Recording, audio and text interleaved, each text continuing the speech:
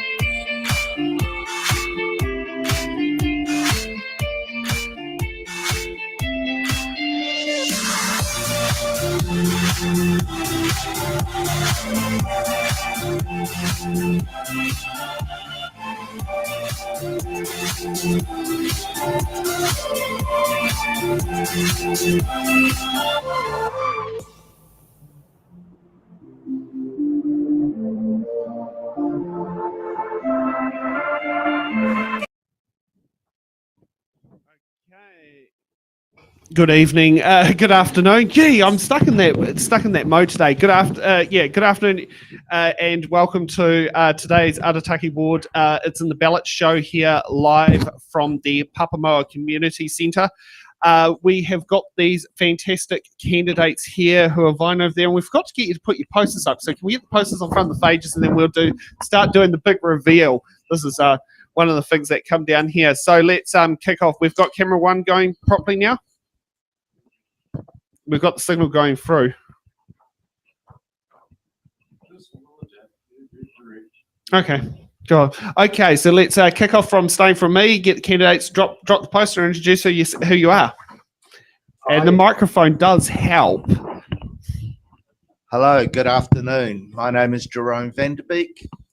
I live in the Arataki ward, born in the Waikato, moved here in the 80s. I think that makes me a local.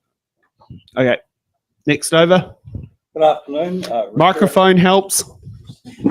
Otherwise, those at home are just going to say. Yeah, hi, I'm Rick Urak. Thank you. Hi, I'm Sarah Jane Bourne. Hi, I'm Teresa Killian.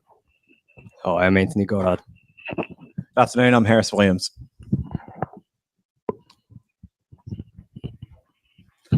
Good afternoon. I'm one of 4 councillors that live in Arataki. My name's Adrian Pearce.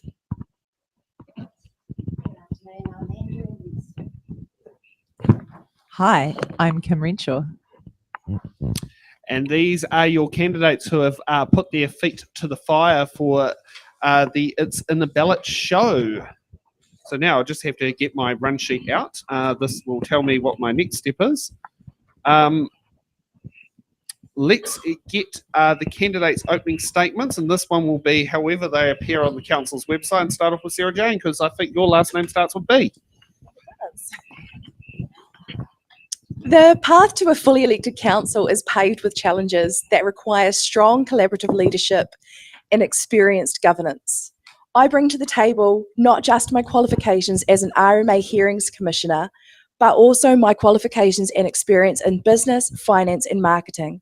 As the only candidate who is a current elected member in local government, I'm intimately familiar with the very latest developments, financial pressure and regulatory changes our council and communities face. Tonight I stand before you not just as a candidate, but as a passionate advocate for our community and its future. Okay, next up, Rick. Hello, Rick Urak. I'm standing in the Arataki ward. I live in Bayfair, which is just outside the ward. But I'm an experienced councillor, but I was not part of the group that was stood down by the minister. That was unfortunate, but yeah, we move on from that. So I'm happy to work cooperatively with whatever group that democracy delivers. We'll all have differing views and opinions, but we need to accept those and move forward to make the city what we all hope it will be. The number one issue for me is rates affordability. A recent KiwiBank survey, the findings were out last week, I think, one in three people don't have $500 to pay for something which comes up unexpectedly. That is frightening. 2 in 3 people are struggling to put money aside. That's actually unbelievable, but that was the finding. So it's due to the cost of living, particularly these days, everyday costs such as rent, mortgage, food. So whether you rent or own, rates is a big bill to pay. God, that's definitely coming up a bit up there. Anthony, Oh, kia ora guys, I'm Anthony Goddard and just hold the mic a bit closer. is that better? Yeah. But let's get into it. Okay, I'm happy to announce my candidacy for the Mayor of Tauranga and also for Arataki Councillor. Look, as a long-time resident here, I'm deeply rooted in the community. I've witnessed both its growth and its challenges firsthand. And my God, shit, honestly, I'm just here to just make this hell of a lot easier than what it is. So it's me. Okay, next up, Adrian. Good afternoon. As I said previously, I'm one of 4 candidates who live in Arataki. I am able to start, if I'm lucky enough to be chosen by the Arataki ward, I'm able to start immediately, and I do see this role as a full-time job. It is an absolute transition period. We're coming back to democracy. 10 new people will be at that table, and they're going to have a big catch-up job to do. So it's really important that you consider that as voters, who you're going to vote for. So I'm asking Arataki to give me their number 1 vote. Thank you. Okay, Teresa. Hi, I'm Teresa Killian. I live a few blocks on the other side of Bayfair, just outside the ward, and I work full-time at the Port of Tauranga. I've had 2 businesses and worked in senior management across aviation, logistics and construction. I've learnt these from the ground up. I was part of the LinksAv panel working to get our street reopened, which we achieved. My vision for Tauranga is to ensure our children and their children live in the most beautiful small city in New Zealand. Not only do we provide the employment, housing, infrastructure and roading, but we make sure there are places for them to go to. Amenities, destinations, places to see, things to do. There's no point in having a beautiful road that takes you nowhere. But in order to do that, we will require a fresh, new outlook on council, a council that is forward-thinking, nimble, collaborative, and above all, respectful. I would like to help form that council, and I plan to work full-time as a councillor if elected. Teresa Killian for Arataki. Thank you. Okay, next up, Kim. Kia ora everyone, I'm Kim Renshaw, and I'm committed to building the brightest future possible. All people deserve to feel they've got a bright future, and this starts with the council being a team of relatable, invisible and accountable and engaged individuals who reflect the diversity of our community. As a mother, I care deeply about the future for my children, your children, everyone's children, and also for our environment. I want us to have clean air, safe, clean water, and plenty of trees to climb. I bring over 20 years commercial and governance experience, and I love the process of group decision making through consensus building, and I'm mostly passionate about building mobilisation for participation in this election and for our community to participate in our local government and our democracy. So I'm Kim Renshaw. Thanks very much. And it's Jerome. I've said it correct. Okay, no, it's good. No, it's always worried when you look at huh? Look, if it's close and it's good news, it's definitely me. Hi, my name is Jerome Vanderbeek. As I said earlier, I am one of the 4 who live within the ward. I don't live elsewhere, even if it is very close. I'm your neighbour. I live here. I see the role as 2 parts. One, obviously, the overall governance of the city, and the second part is representing my neighbour and the needs of the Arataki people. So there's 2 hats here, right? I have a background quite diverse, mechanical engineering. I've owned my own businesses. I've been a sales engineer. I've done some study in marketing after I did my engineering qualifications. I ask you to judge me on me as a whole. Do me a favour, look at the whole picture of who I am, not just the qualifications. Yeah, I've got a few of those. Look at me as the whole picture, right? Number one issue, you have to be able to afford to live here. Simple. It doesn't matter how clear and glossy and bright things are. You have to be able to afford. Vanderbeek, vote 1. Okay, next up, Andrea. Hi everyone, I'm Andrea Webster, and I'm standing in the Arataki ward. I believe I'm the right person, this is the right time, and this is the right place for me to be standing. I'm the right person because I'm from here. I've lived here all of my life and my connections are throughout the community. I believe I'm the right person because I'm solutions focused and I've got a lot of experience in that space, dealing with all sorts of issues and helping communities to come to solutions that work for them. And I'm an expert in governance. I've spent the last 5 years giving advice and guidance to all schools, all principals, all boards across our country around all the matters that they will deal with in governance and employment. This is the right place for me because of my long-standing connections and because my ongoing connections with the community. I am involved, I have been involved, and I'm still involved. I have extensive local knowledge and I'm proud to represent Arataki. I've represented Arataki in my past and I'd like to represent Arataki moving forward. Kia ora. Okay, next up, Harris. Kia ora everyone, my name's Harris Williams and I represent Tauranga's next generation of emerging young leaders.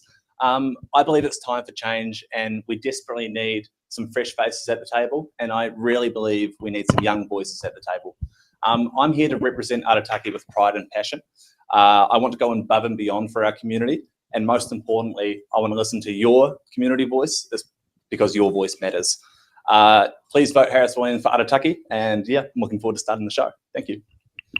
And just before we proceed, do we have a Mike Williams here? I believe we don't know what his situation is. Now, I do have an address from one of our broadcasting partnerships. Hey, Paul, can you get up to speed what's happening with this live streams about? So Paul Ballot has joined us in a broadcasting partnership arrangement, so more voters can find out who's standing in the Tauranga City Council special local bodies, as he also agrees we need to sit down there and get as many voices out as many channels as possible. So I hope that brings you up to speed with what this live stream is about. There's also will be another 2 today, thanks to Paul's cross-posting partnership that we've brought up. Now, let's get to the part I always love, the questions we think you'll be asking after watching today's show. Question number 1, which local company will get rich selling carpets and bags? Will any of the candidates be brave enough to take the shopping centre away from the motorway? And that would be a determination depending what you class as motorway. And will Bay Park Stadium ever get to see an international level sports game?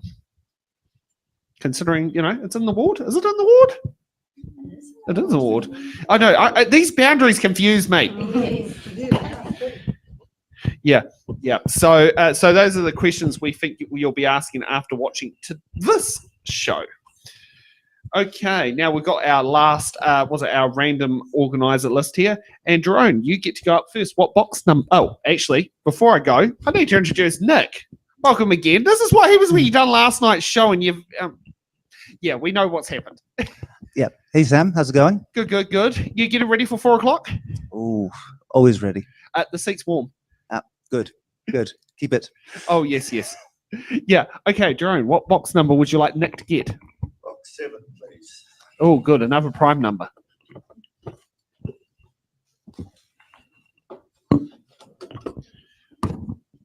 I'm the 7th child of the 7th child of the 7th child. God, that seems awkward. It's quite an interesting number. All right. R for Romeo.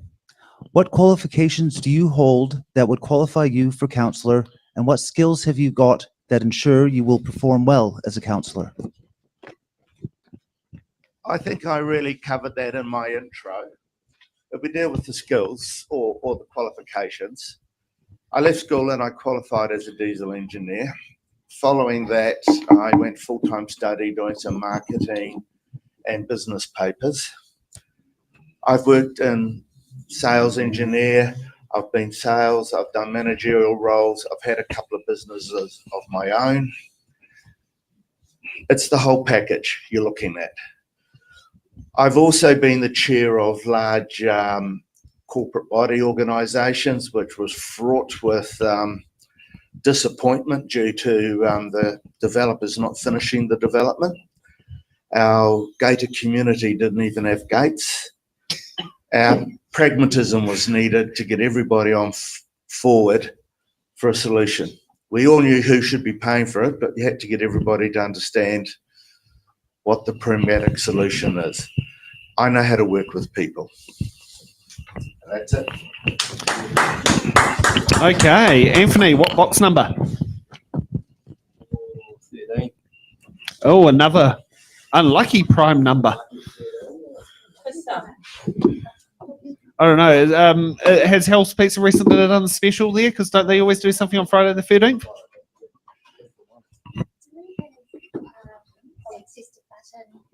I forgot to give them to you, but yes, you do have that, and I'll go and grab them from my box. All right. We have N for November. Do you support a museum for Tauranga City?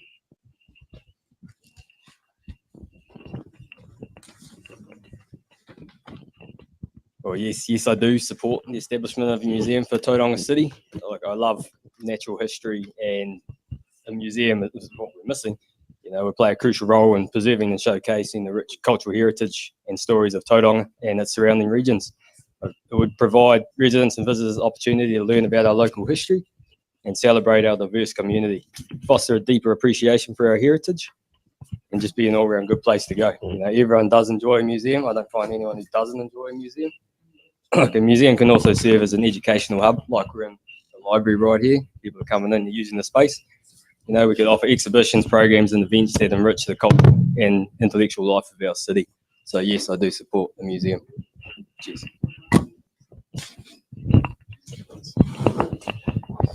And yes, been having a bit of fun, and while the button cards haven't quite made their way down the pile to all the candidates, we've already got a button from Jerome. Yes, go for it. 1 minute.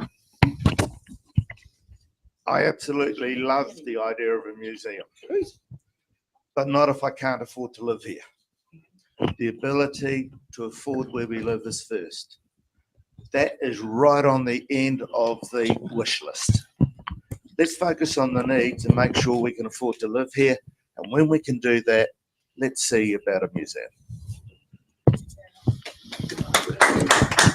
Okay, next up, Rick, and I hope those cards are now getting their way down. 3.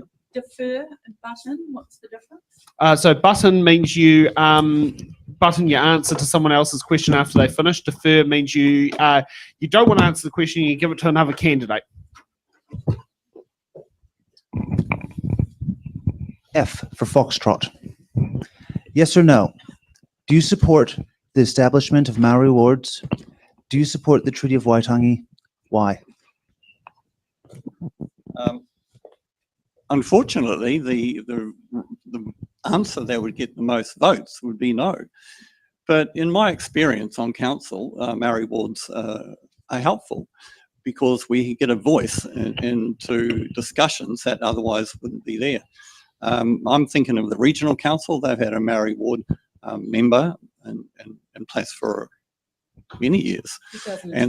2002. And I recall many times that it was quite helpful.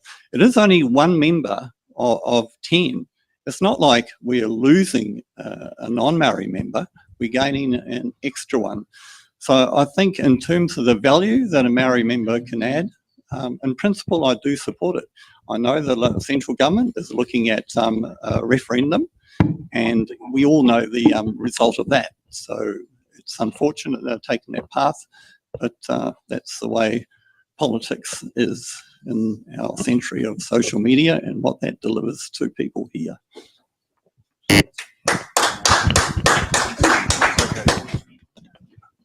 Okay.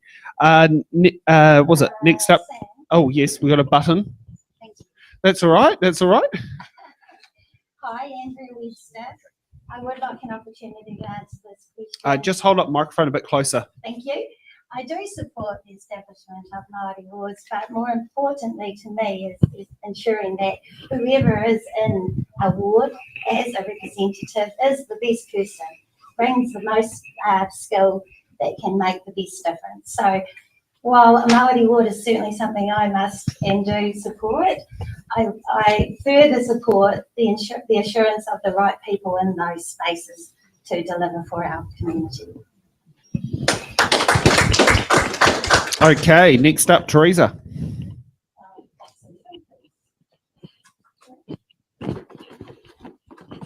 So again, box 11 for those at home who did not hear. Sorry, box 11.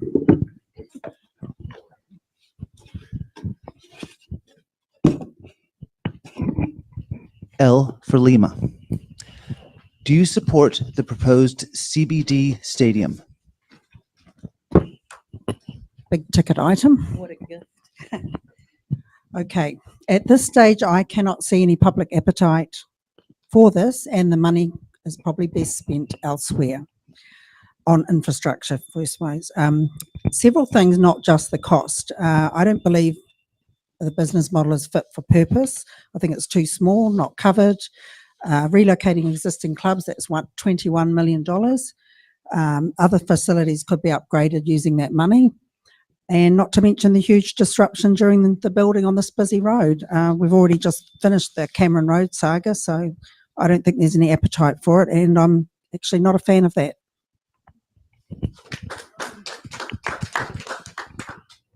Okay, next up, Kim.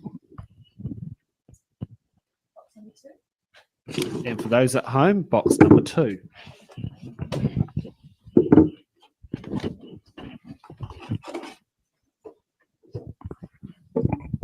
A for Alpha. What political party are you linked to?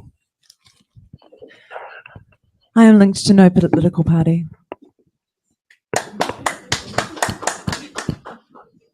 Okay, Harris, what box number?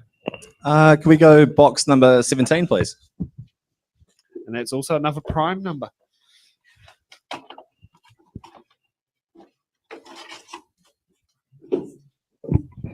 V for Victor. With a CBD that needs revitalizing and a housing crisis, supply and affordability wise, how are cost savings and rate changes going to contribute to this? So firstly, the cost savings, I believe this will result from council defining their role. In my opinion, council's role needs to be as an urban planner and policymaker, and should collaborate and support private sector investment, i.e. to make resource consent less erroneous.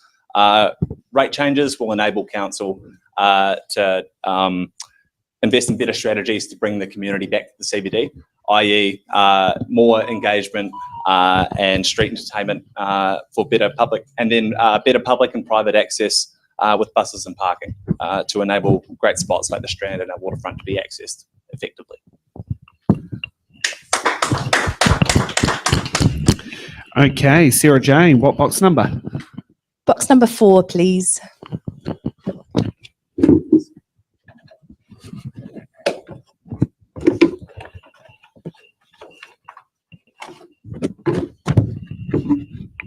Q for Quebec.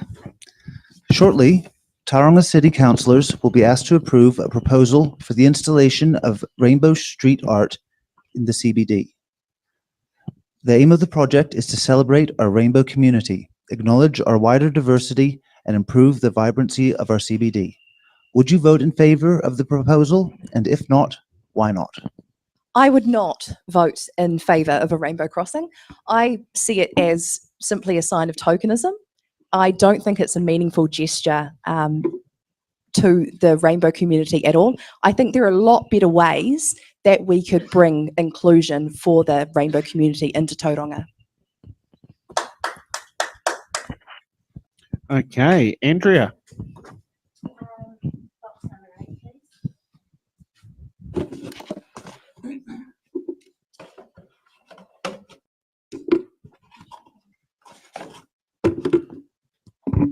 D for Delta. The most vibrant and successful cities on Earth have grown societally and economically in part through abandoning concepts of homogeneous societies and embracing the diversity of our populations. Aotearoa, New Zealand has a population represented by over 1,500 ethnicities, cultures, and social identities. How would you grow Tauranga through actively celebrating all peoples who call our city home? Thank you. I would grow Tauranga Moana through actively celebrating all people who call our city home by role modelling inclusion, by supporting multicultural events, by reflecting cultures of all designations in our environment, and allocating appropriate resources to support that to happen.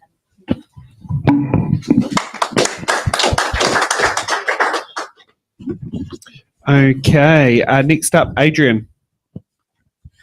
Box number 21, thanks.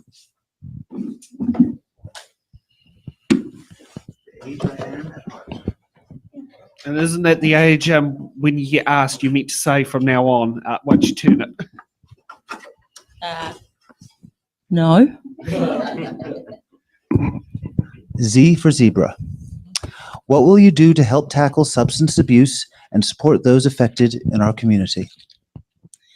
Now, this is an interesting question. And one thing I've been thinking about while everyone's answering their questions, you know, we're going to a total of 10 people. So anybody making promises today, they're going to get one vote at that table.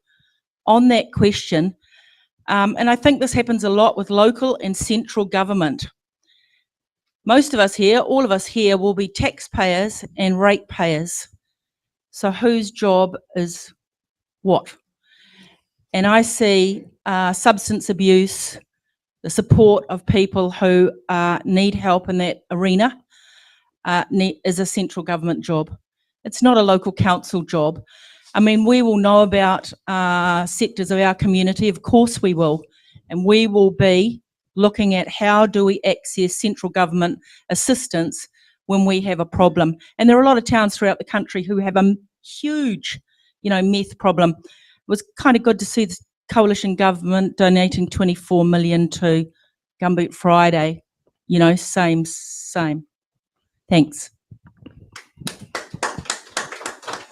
Okay, thank you for that round. So we now have a new list. Kim, you get to go up first. Is that still one of the hard-hitting questions that she just answered? Oh, I'll just check my sheet.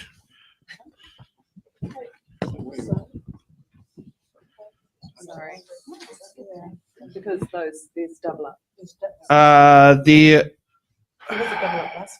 Which number was it on the sheet? Because I do know I think there may have been an update when it went for a verification process. Is it 1, 2, or 3? Oh, they're different. Yeah. Okay. Well, I was prepared for the other question. Okay, great. Box number. What do they go up to? 28. Oh, box number 18, please.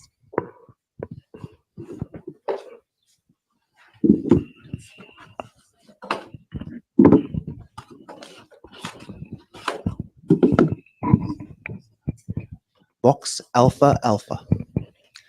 What will you do to improve the relationship between the police and the young people in our community? Yeah, it's a good question. It's really important that our young people can trust our police and that our police have got a working relationship with our young people. I think that they need to work together, but also that our young people actually feel safe in our community. I was just talking with a friend yesterday about her young person who's 16, who asked, Mum, do you think if I was feeling unsafe down the mount and it was like the evening and I couldn't get a ride home and I didn't know how to get home and I was worried, do you think that the police would come and pick me up and give me a ride?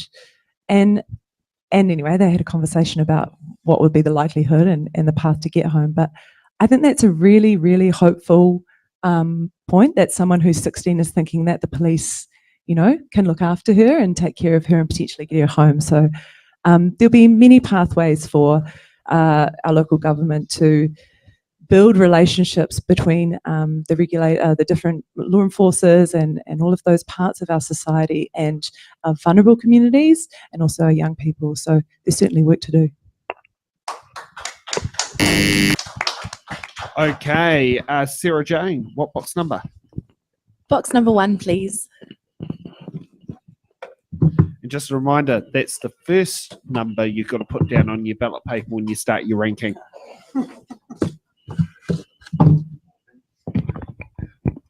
G for golf. Given the well-established evidence globally and within New Zealand that congestion is increased when more and bigger roads are built, and also that congestion is bad for the economy, including wages, what policies would you support to improve the mobility of residents around Tauranga City? So some of the most successful cities in the world attribute part of that success to having reliable and accessible transport. So Tauranga City Council needs to be working with Bay of Plenty Regional Council to improve our public transport network to avoid that congestion. Absolutely. We have a button from Teresa. Not too much to say, but this is about crime, but it is about transport as well. A lot of the people that I'm talking to in the area are telling me that they will not let their children take the bus to school. Now, everyone knows that the school run, in the school holidays, that the traffic decreases nearly 50%. So let's fix, if we could fix somehow the crime, like she was saying, extra surveillance, bus stops that are safer, then we will actually also help fix part of the transport problem. So just to add to that. It's amazing what still hasn't changed, because I remember that was the big thing about Welcome Bay. School holidays, basically you got to the city 15 minutes quicker than during non-school holidays, and I think that was before they put in that underpass tunnel thing that I'm still yet to have driven through. That's been there for years. Yeah. Okay. Harris, what box number? Sorry, you want to... Yep, jump ahead. Yeah, so there is evidence to suggest the whole induced demand thing, right? We make more availability on our roads. They do get swallowed up by more cars. People will drive more. And it's actually the same with energy consumption. So when we produce more energy, we lower the cost, people will use more energy as well. And that's known as Jevons paradox. It's the same phenomena. But we do have people in our city that need to drive. Our city is built on a backbone of construction and tradies, and they need to make their way around the city. They're actually costing people more money by being stuck in our traffic. My partner's a builder, so I'm well familiar with this problem that we have. We've got emergency services and also many sectors of or people within our community that need to drive for various reasons, whether they are mobility impaired or parents with children, that sort of thing. But there are some of us who don't. We don't need to drive. We need to make it easier, have a master plan for transport across our city, which includes a shift to a different mode when we're able to. So it does mean an interconnected network. It does mean more cycling and walking, and it does mean buses and maybe ferries and also rail. But we need to work together with the other councils that surround us and get that master plan happening. So thank you. Okay. Harris. Alrighty, yeah, can we go box number 5, please?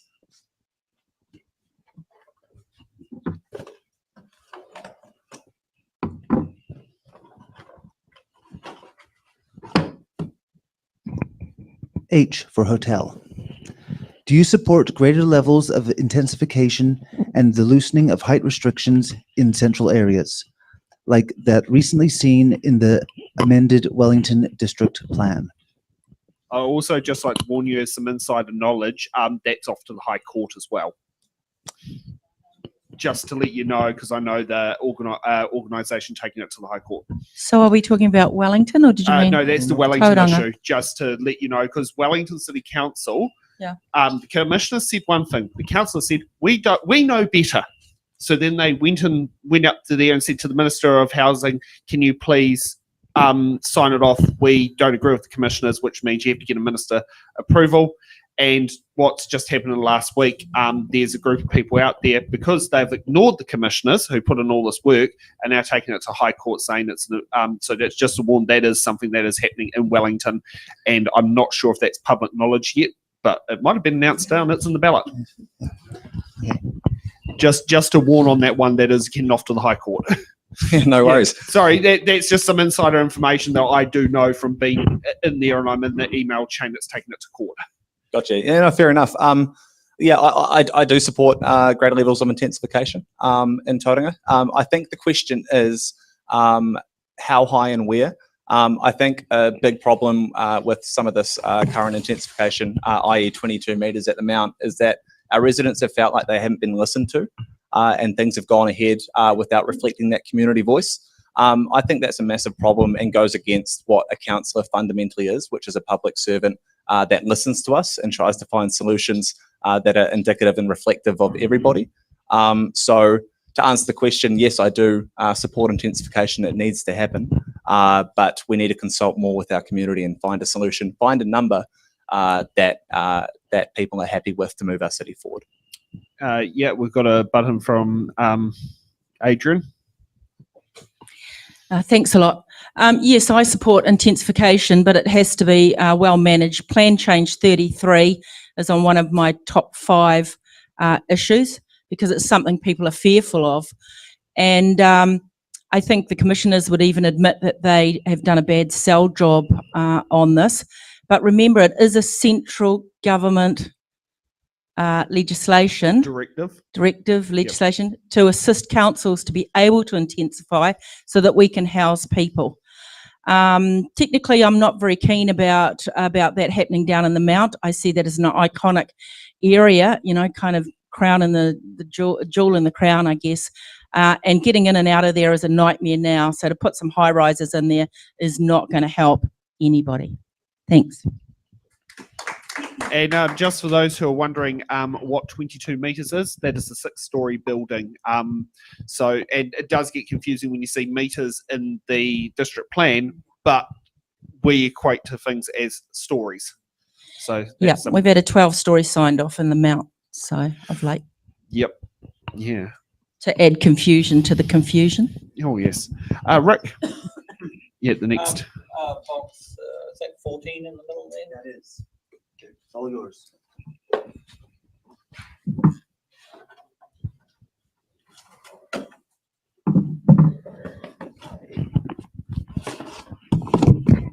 B for Bravo.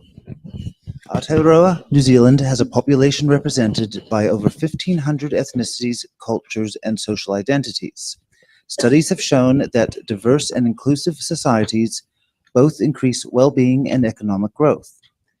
How would you actively improve Tauranga Moana's sense and celebration of its diverse society? Yes, diversity certainly adds vibrancy to the community, and we need to enhance that, because when you go to countries where they have got big diversity and larger populations, they're exciting. You come back to New Zealand, it's a bit of a retirement village. But so I think the council, the main role would be not to put barriers in place. So when we have sort of events, etc., to support the celebration of diversity, that they could be cost barriers and other resources that might not be affordable. So, you know, provide whatever council can provide in terms of what it has to support events and other facilities perhaps that the diverse community might need. Thank you. How many buttons have you used? 1. Perfect. Jump in. I wasn't sure because I know you only just had one just a moment ago as well. I know. Well, it's 2 in a row that are interesting to talk about. I think that the people of Tauranga have got to consider this and the people that they're going to choose to be on their council. To be fair, it's been a fairly one-look kind of council for a really long time. And it's not about us to talk about kind of diversity, because we've done our job. we're looking pretty diverse up here. It's up to the voters in this election to really think about diversity on their council and what they need to be looking for. Thanks.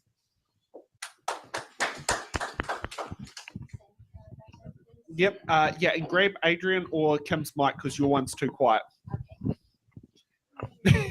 Yeah, that keeps coming up on there. Your mic is the one that I keep having people messaging me saying, Sorry. turn up the volume, and I can only go so high.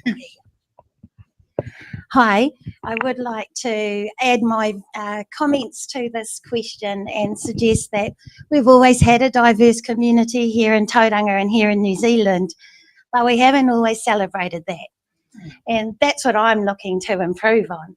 And I think the way to actively improve on that sense and celebration is to get to know the people in your community and go to them and ask them, you know, what is important to them, so that we can celebrate with authenticity in a genuine, with a genuineness that means that our relationships that we will create will be enduring and we will all benefit from that. Okay. Next up, Anthony. Now, is that a magic date in the calendar that we work? No, it's not in the voting calendar. 15th's not a magic number to think about. K for Kilo. In regards to the Plan 33 change for residential density around the city, where do you stand on the changes? Well, that's it, isn't it? The changes that have been provided to us, it's a very fucking hard thing to say. Like, I support building high rises, just not down the mount. You know, the mount is a tight spot as it is. So in Tauranga, I'd say do it. It's the only way we're going to get people in there, because shit, I was there last week and there was no one there. It is a very derelict, unhappy place. And bringing more people in there, having high rises there, people will be there, you know, just not down the mount. You know, we need to be listening to people, and we haven't, you know. So going forward, needs to be a public vote on any of this sort of stuff. So that's where I stand. Okay, Jerome, what box number? 27. And for those at home, it's 27.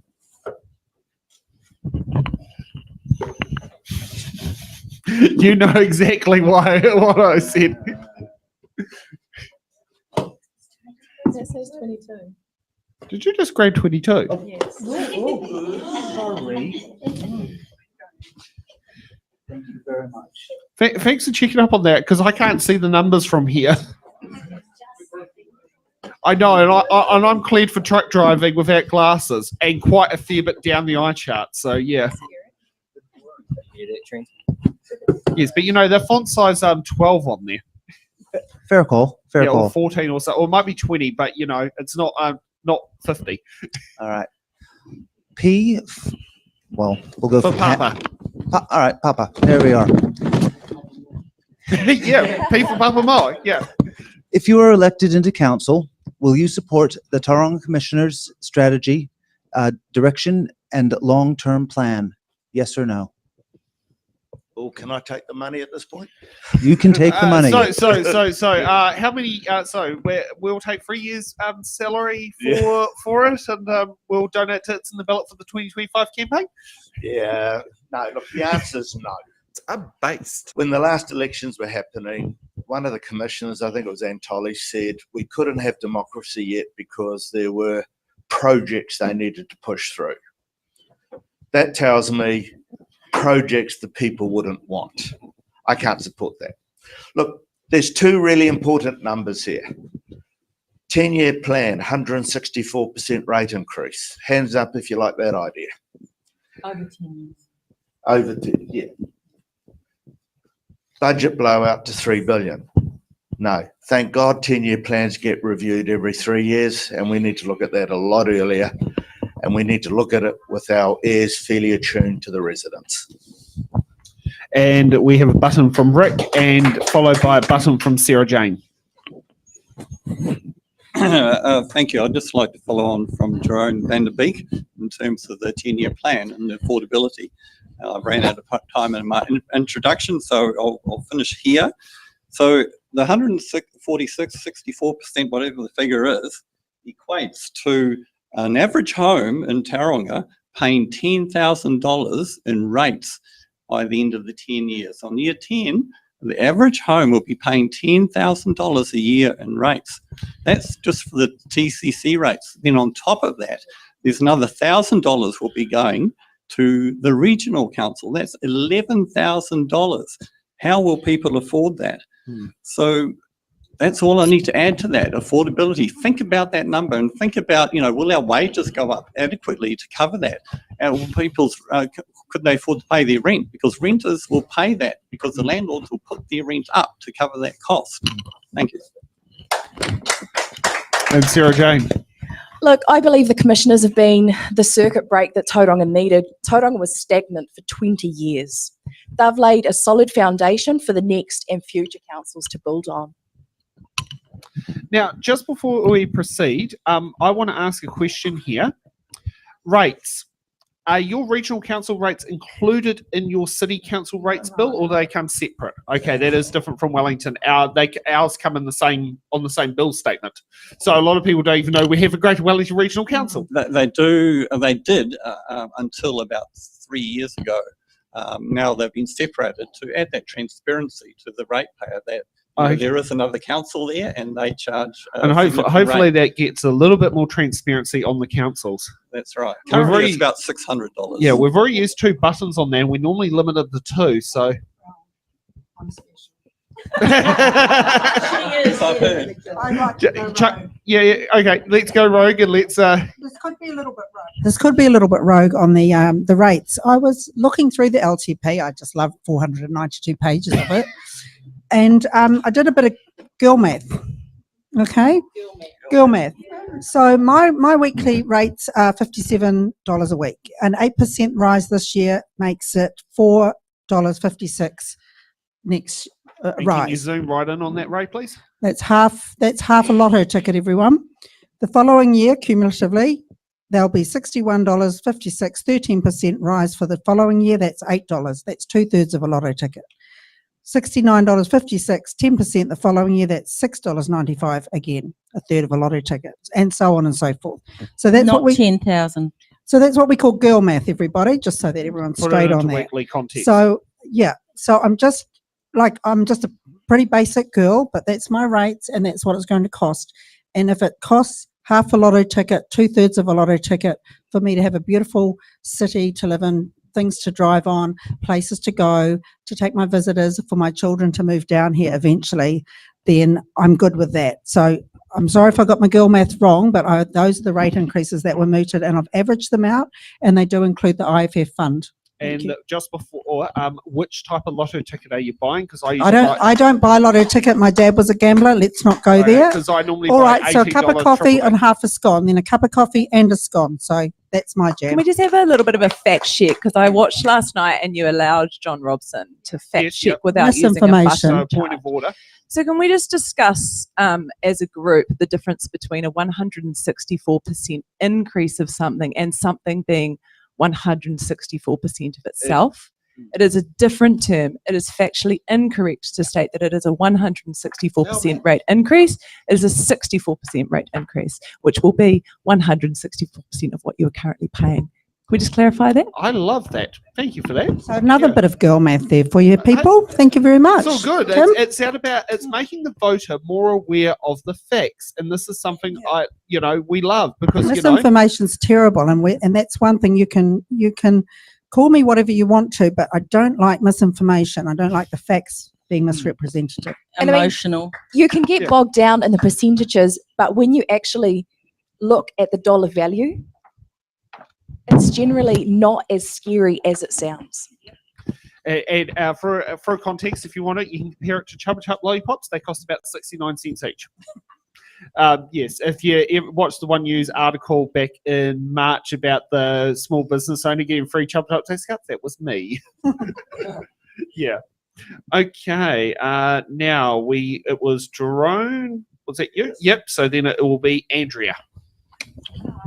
Box number 12.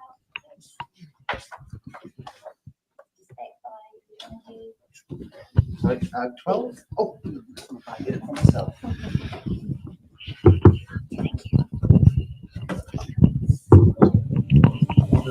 The desired effect. E for With Echo. over 8 million International broadcasts studies have and shown over that an 600 active million appreciation viewers of engage monthly. society's Restream is diversity the #1 boosts tool to both increase your live positive audience. well-being and economic growth. Some might argue Tauranga City has in past overly represented a specific demographic. How would you ensure Tauranga City Council actively reflects our whole society? I'd like to defer. So which candidate would you like to defer your question to? And you're welcome to defer it to someone who's not here as well, who's not here today, if you really want to be cheeky. I'd Well, like who to do you defer this question to Jerome Vanderbeek, please. Oh, that's grab your microphone. I'm actually reading the question again. Fair enough. I'll read it for you. Oh, I'm reading it. You got it? You got it?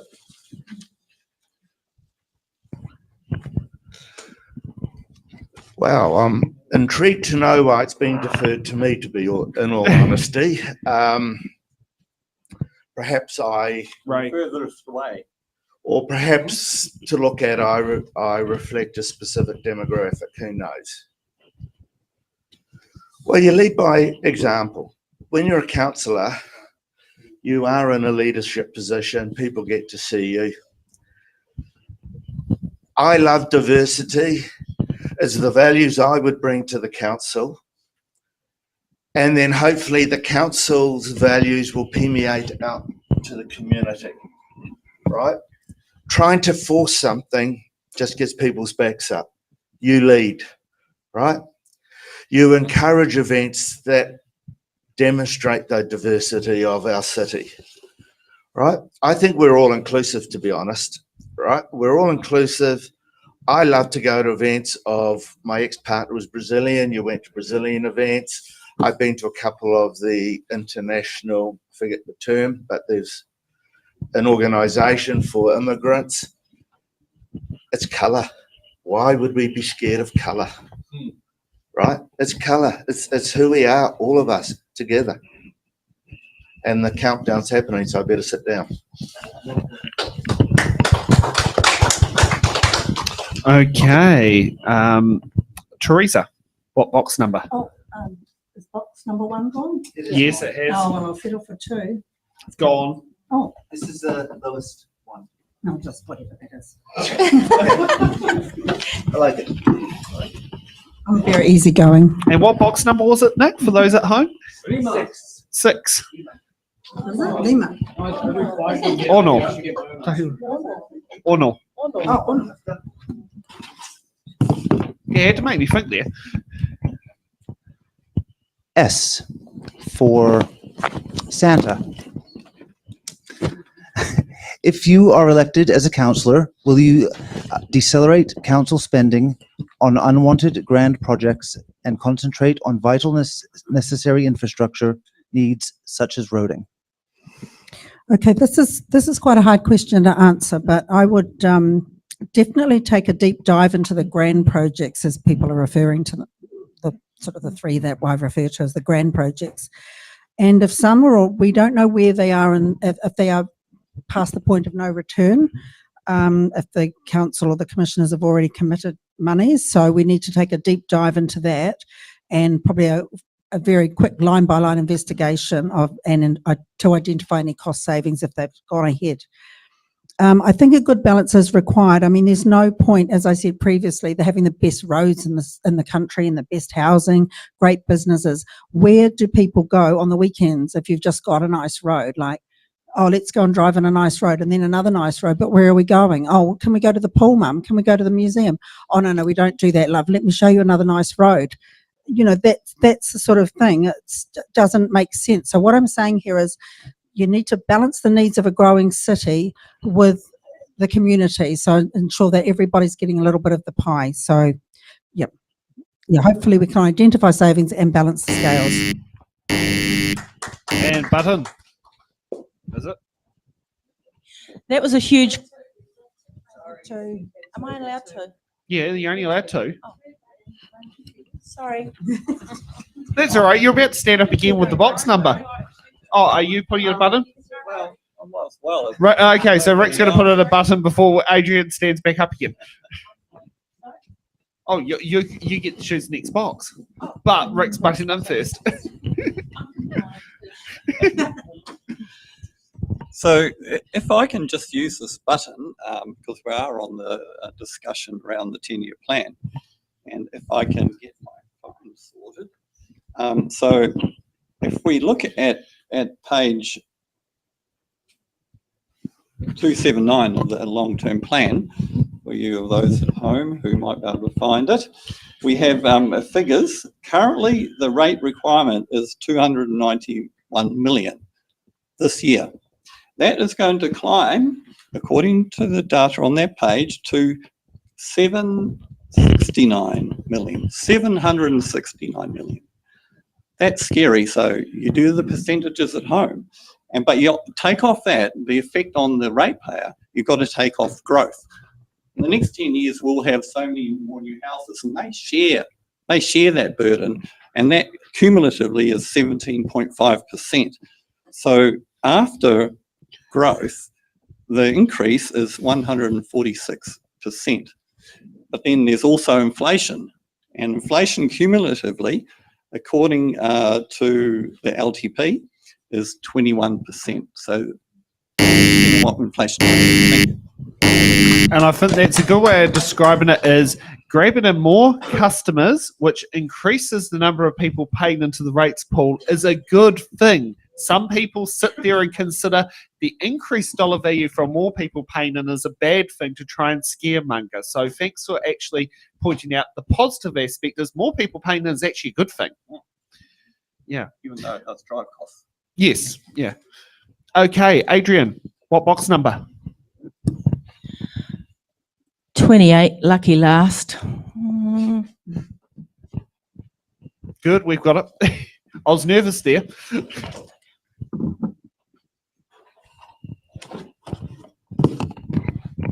I for Indigo. Do you wish to promote or delay public transport measures for Tauranga?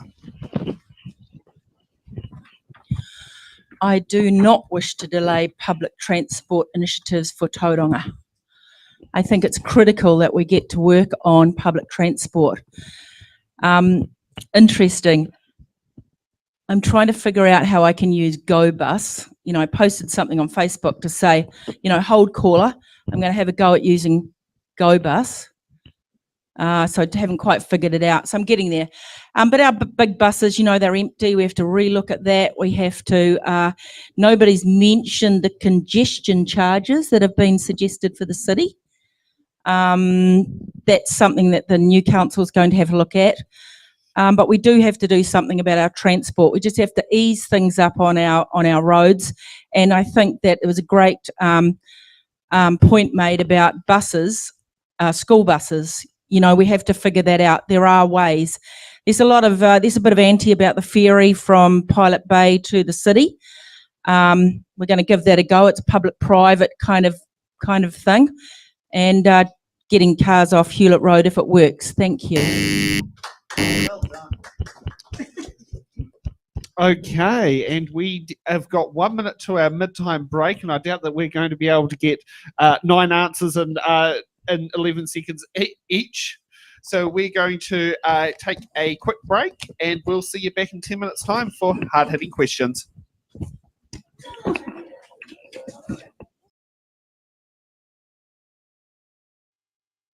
Okay, and welcome back to It's in the Ballot. Now let's get ready for hard-hitting questions.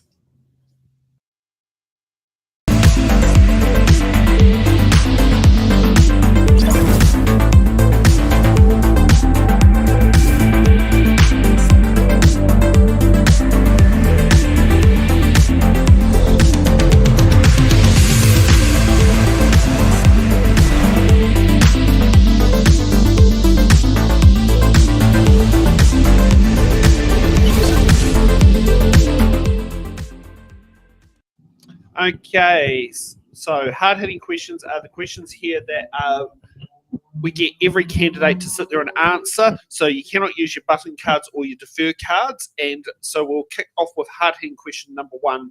Do you support the Tauranga City Council's long-term plan? And I'll just get to my random order sheet. Adrian, you get to go off first. Thank you very much.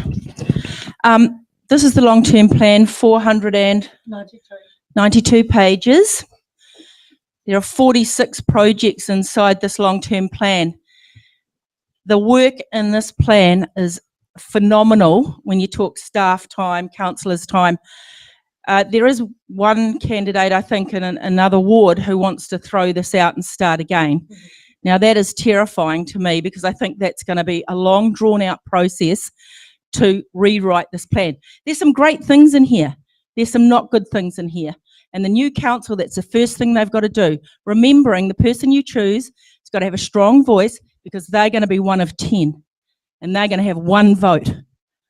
So the person that you choose is going to have to know what to do with this plan.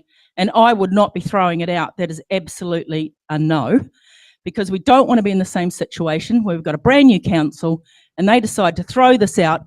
So then the government's thinking, holy moly, did they not learn anything? Thank you. Okay. Rick. No, I certainly wouldn't throw it out, but you can amend 10-year plans. It is a plan, just a plan. It's not a budget, which happens each year in terms of the requirement to do so, to strike the rate, to how much to tax the people. An annual plan does that job. The 10-year plan just looks forward to establish what projects we need to do, or initiatives or whatever, and space them out over 10 years to know that you're heading in the right direction. So the idea would be to amend it. When this plan went out for consultation, it was earlier than other councils because of this commissioner going and the election. When they went out for consultation, compared to what they finally adopted, the rates number was 50% more than they went out for consultation. That's significant, and that needs reconsideration by the new council. So part of that was the 3 waters got chucked out. So 20% of that 50% extra that they finally adopted was that water cost. So bear that in mind, but still they should have factored that in. But to deliver a plan 50% more than going out for consultation is not acceptable. Okay, Jerome. Okay, I think I actually answered this question earlier on with one of my box choices. I should have got somebody else to choose the boxes for me because I did a lousy job. I got fact-checked on my numbers. And I'm not saying the other person's wrong or I'm right, but what I'm suggesting is perhaps there's conflicting information written. And that would suggest to me we do need to go through the long-term plan if there is conflicting information.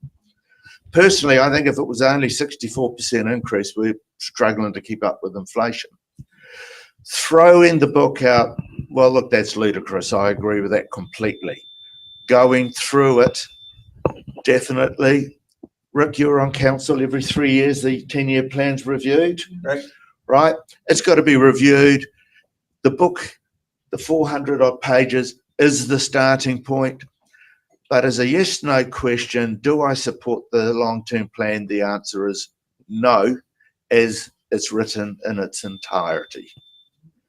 But new council needs to go through it. Thank you. Okay, Anthony. Do I support the Tauranga City long-term plan? Yes and no. Like, there's some good information in there, but it needs to be modified to suit what we're doing right now. There's some massive dollar values in these projects, and I know the cost of $1, and everyone's minutes the same time, you know, like we need to be going out there, we need to change what their term plan is, but it still needs to happen. You know, we've got to have a long-term plan, and there's no point going in blind like people think we're doing. There has to be a plan. We're going to follow some sort of plan, but we just need to modify what is there. Otherwise, we're just going to go down a rabbit hole of just wasting money, you know, and that seems to be what we've done so far. So let's not change it. Yeah, cheers. Okay, Teresa. Yeah, I think this question is a very black and white question, and I don't think we live in the black and white, we live in the grey. Now, that might sound a bit waffly, but parts of it we support and parts of it we don't support. But I think what we're saying when we don't support it is let's have a good look at it, like everybody said. But we need to, if we're going to do that, we need to be relatively speedy about it, not waffle around and, oh, what does everyone think? We need to get probably some really good financial gurus in there, hopefully one of us. But, it'll need really high level, a quick look at, decide which projects we're going to proceed or not proceed with, and then also decide which ones we can find some cost effectiveness. But there are some good things in there as well as not so good. What I think is a good thing? Yep. So what I think is that, things like the cancellation of the increased sports fees for the field charges. We don't want a society where only rich kids can go and play soccer. So they listened to that and they reversed it. Now, you never hear about the good things that sometimes the commissioners or the council do. But I will not live in a society where you can't afford to go and play sport, and the poorer societies will be disadvantaged. Next up, Andrea. Hi, I do support the Tauranga City Plan as it is at this point, but I actually recognise and understand that one of my key roles, if I'm elected to council, is to undertake our due diligence and review the decisions that are going to impact us next and continue on a schedule of review so we understand as a council exactly what's required of this plan, and together we can ensure that the plan that we move forward is a plan that's appropriate for our community. Okay, Harris. Yeah, great answer, by the way. I do support the long-term plan, but we need to be more transparent as councillors. We need to be active in our community, showing you here are the projects that are on the table, what the cost is going to be to you, what benefits are you going to get from it, and more importantly, what do you think about these proposed projects to bring our city forward?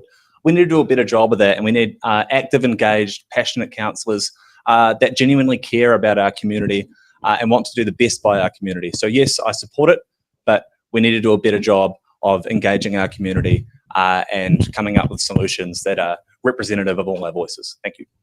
Okay, Kim. Yeah, what Harris said, I feel like you took my answer. So it's because we're both young, we stand for the same things. There's some things in the long-term plan that I don't think we're well consulted on, and those are issues that are sitting festering in our community. And the first thing that our councillors will need to do once they're inducted is to go out and speak with the community about those festering issues. And then I think probably the right thing to do, and we definitely can't throw it out because there is so much work that is involved in that plan, as Adrian said, is that we will need to prioritise how the big spends and the smaller spends impact our communities. And I think that looks like maybe a committee, because council has committees that are set up, that looks at how we can address how the projects impact our wellbeing. And I think that every single decision that comes across the council table should be looking at the impact for our community, also the impact on our environment, how things cost, how much things cost, and when they need to be implemented.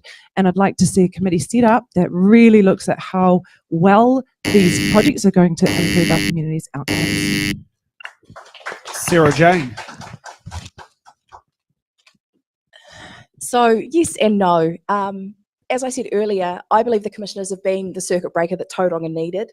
We've been stagnant for 20 years, and it is fantastic that there are projects in there to get our city and our communities moving into the future. Any suggestion of throwing out the LTP is absolutely ludicrous. I've just gone through one with Matamata District Council. The time and effort put into it by staff and councillors is enormous. So any suggestion of doing that before the next long-term plan is due is just ludicrous. So within the 6 months of the new council being elected, they will be putting together an annual plan. So that is definitely the perfect time to start looking at prioritising a lot of those projects within the LTP. And building on that foundation that the commissioners have set. Okay, now we'll get over to hard-hitting question number 2. How will you support mental health services for youth in our area? Okay, and for Ray, hit Y on the chirons, not HH2. Okay, Rick, you get to go up first.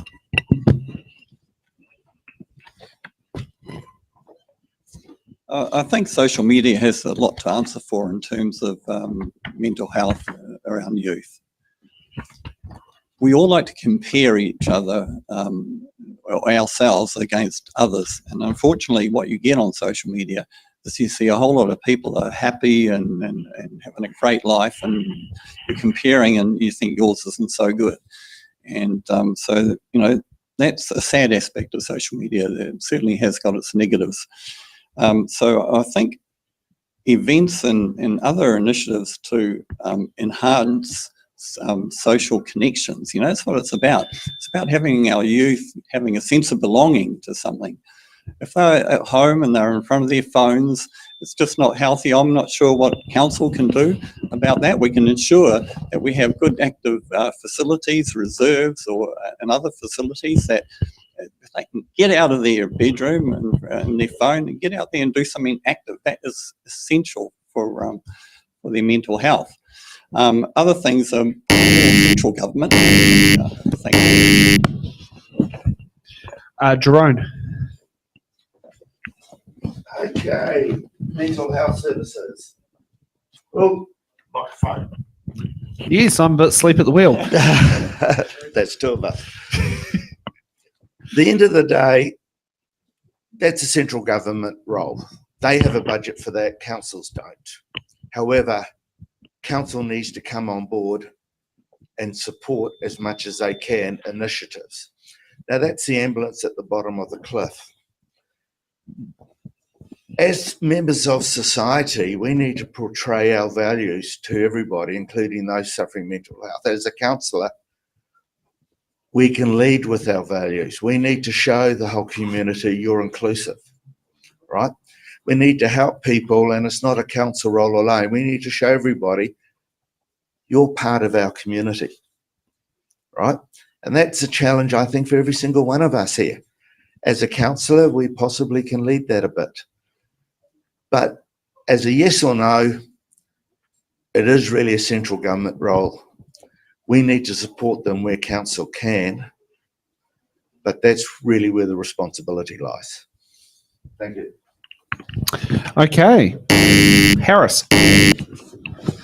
Great. This is one I'm really passionate about. I don't see a counselling facility as a mental health service. I also see I do see that as a mental health service, but what I also do see is a sports club as a mental health service. Why? Because what do our young people need? They need a sense of belonging, a sense to connect with people, and they need a purpose. And as council, we need to support these initiatives. We need to support our sports clubs. We need to create more places and spaces for recreation, like skate parks, so kids can get out after school and not be on their phones and go play with their friends. We need to support our culture and arts. Not everyone plays sport, but they love to paint, they love to sing. We need the places and spaces. We need to really incentivize these things. There's also some great work that's been happening on the local level. I was just at the historic village the other week with a few other people here at Arataki, and they're doing the most amazing work with our youth. And their voices aren't heard, they're not supported. And as councillors, we need to put our hands up collectively as a group and say, we need to help make a difference, and what can we do?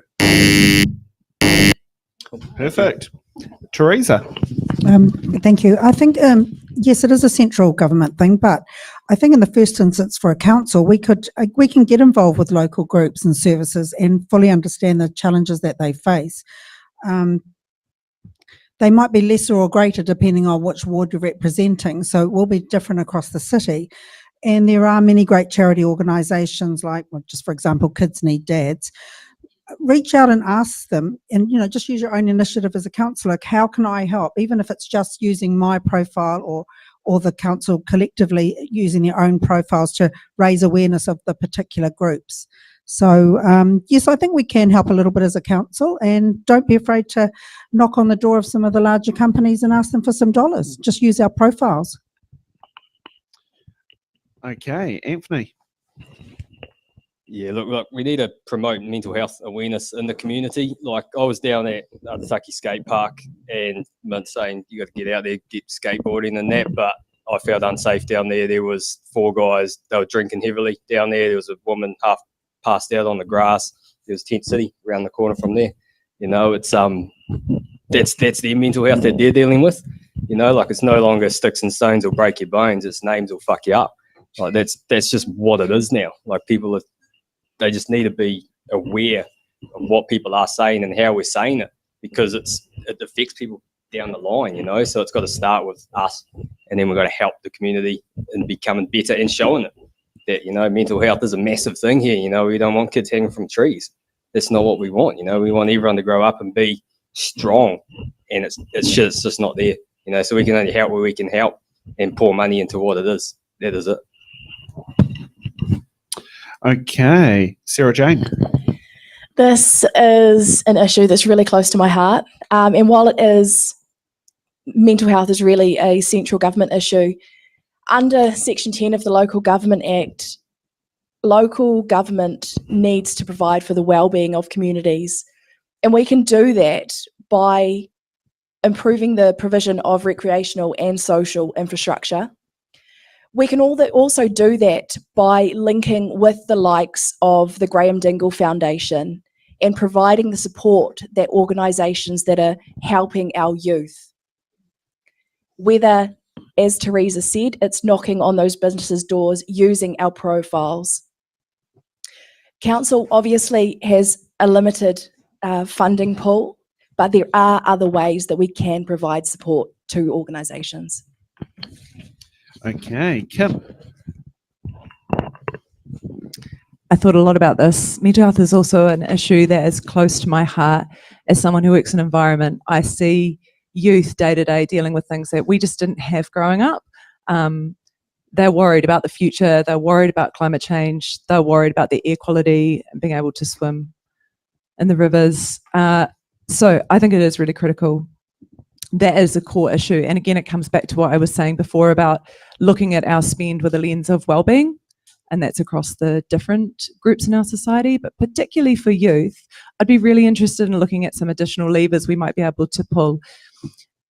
As Harris mentioned, sport is really important. So is access to additional facilities within our community, art galleries, all sorts of things that add to improve our mental health. So could we look at things like reducing fees, making things free for people that are struggling with their mental health if they are under a service or part of an organisation, or even if they're not in some way.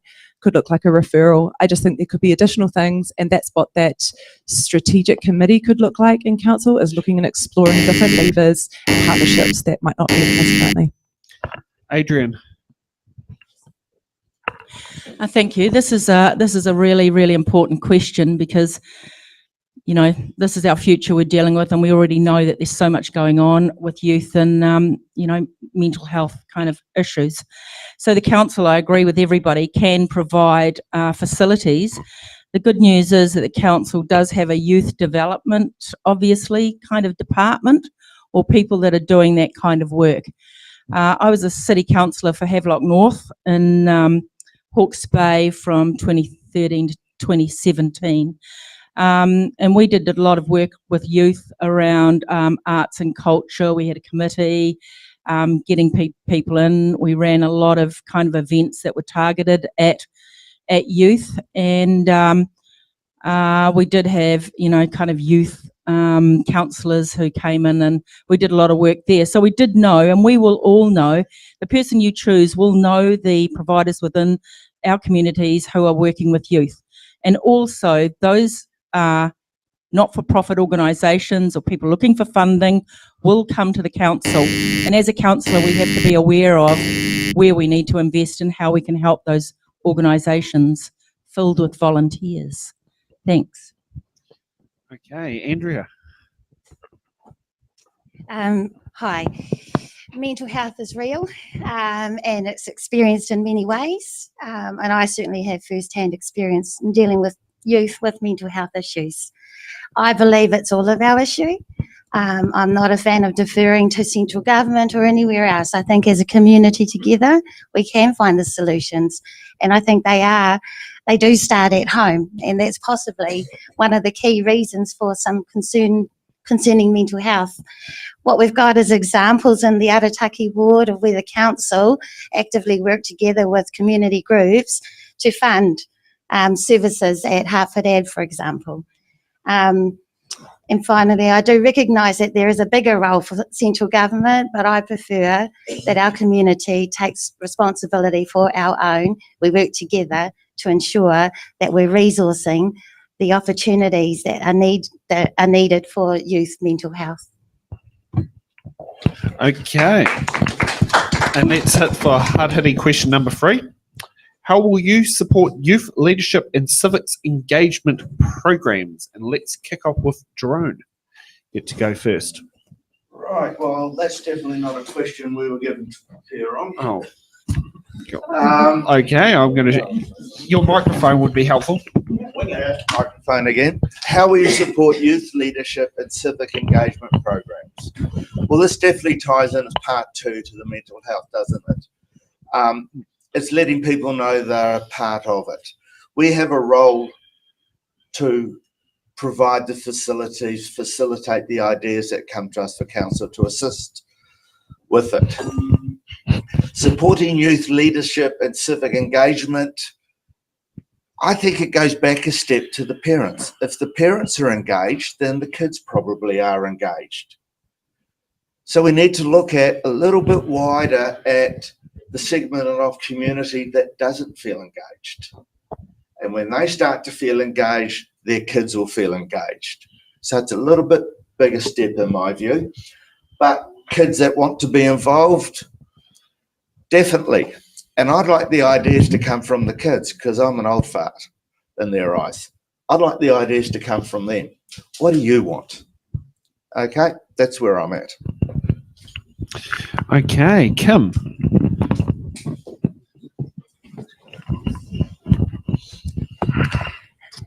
Yeah, one of the things that I think is really important is that we have a team of councillors sitting at the table who are relatable and who young people can see, who are visible. And I think that's something we can do by electing people who are relatable. In terms of specific levers within the council's mandate, I know they've had a youth council in the past. My understanding was that it wasn't particularly effective because it was held in council chambers, and it didn't work really well. We had a conversation about that on Wednesday with some people that work in youth. We were down at the historic village.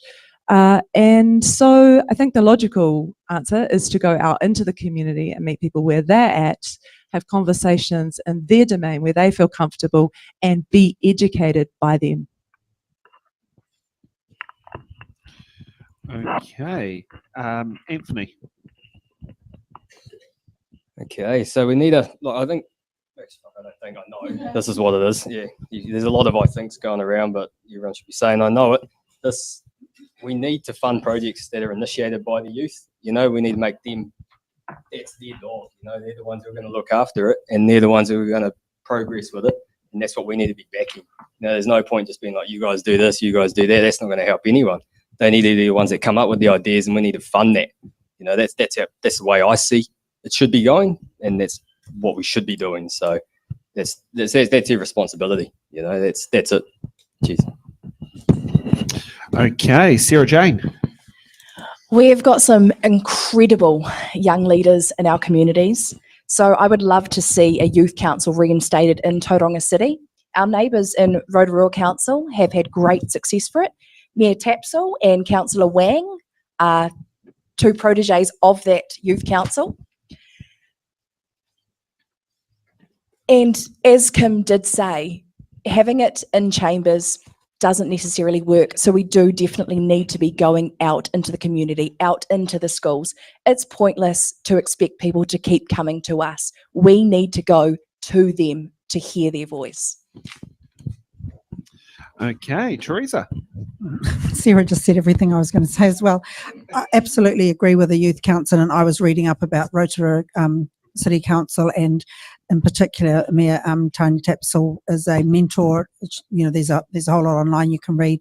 She mentors a young lady who looks amazing. We've got amazing ladies and gentlemen, or kids, I suppose, and Tauranga as well. So let's let's find them. Let's ask them what they want us to do, and let's do it. Let's just put our money where our mouth is. Okay, Rick. I think a youth council needs to be representative of those who are probably in more need of assistance than those who probably don't require that much support. But what happens in a council, a youth council, is quite often you get the kids from the more well-to-do schools whose parents are wealthy and can give them the opportunities. And this country's getting a bit like that, isn't it? That disparity. So I think the focus needs to be those of lesser means to make it a nice, effective council in terms of its decision-making. Youth council, I'm talking about, and so that would be the aim, and also for that council to deliver outputs rather than just talk. We need them to walk the talk. It's actions, not words. And so there needs to be a lot of thought put into the development of that youth council. But boy, if you can get it to work, it would be great. Okay, Andrea. Hi, I'd like to absolutely support youth civic engagement, and that's by ensuring we make it relevant to them. And to make it relevant, we need to hear from them. My daughter, who's eligible to vote, she says, well, it's not relevant to me, Mum. It doesn't come across my social media. It's because we're not attaching the things that matter to them to the council and what we can do in council. So there's an education piece, but most importantly, it's making it relevant to the youth. Okay, Adrian. The good news is in central government we have a Ministry of Youth Development that has their own minister. That's the Honorary Matt Ducey at the minute, who is actually the Minister of Mental Health, which has never been put in place before. So feeling optimistic about all that, and hopefully the new council will be working closely with local central government, and we'll be getting some sort of crossover pollination on that. As a Havelock North City Councillor, we did have a Hastings Youth Committee in our council in Hastings. I didn't have much to do with them because I was on other committees, but they did have a councillor who was assigned to that committee. So they got their own kind of staff support. They had a councillor who came back to the table and reported to us, every couple of months on the projects they were working on and what they were looking at. And I am 100% crystal clear that Tauranga City Council needs to make that happen. Thanks. Okay, Harris. Thanks. To support our youth leadership and gain engagement, we need to inspire. We really need to inspire. These kids need to feel like they're looking up to somebody that espouses the same ideas they do. They're passionate about the same things they are. And we need a councillor that is active on boots on the ground in our community, really engaging and asking questions. What do you care about? How can we make change happen that is important to you? I don't want to be a councillor that gets elected and then lock myself in an office and never seen again for 4 years. I want to be actively engaged in Arataki, be it at our sports clubs, our community meals on Tuesdays, sport and arts with the surfers at the beach, engaging with rangatahi and saying what is important to you, what are the issues that matter, using my platform to promote messages on social media in person that really activate engagement and make youth want to stand up and have their voices heard. So that's really what I believe about that. Thanks. Thank you for that. Okay, now we get to the, shall we say, I'd say near the end of the show, the closing statements. And each candidate will get 1 minute on why they should get your number one preference vote, Arataki voters. And let's kick off with Anthony. Number one, look, like I'm deeply committed, guys, into ensuring that every voice is heard and every concern is addressed. Like, there's no point going out there promising shit that we're not going to deliver on. You know, I'm going to be that honest voice, and you probably hear the way I do speak is that I do speak honestly and I do swear. You know, it is what it is.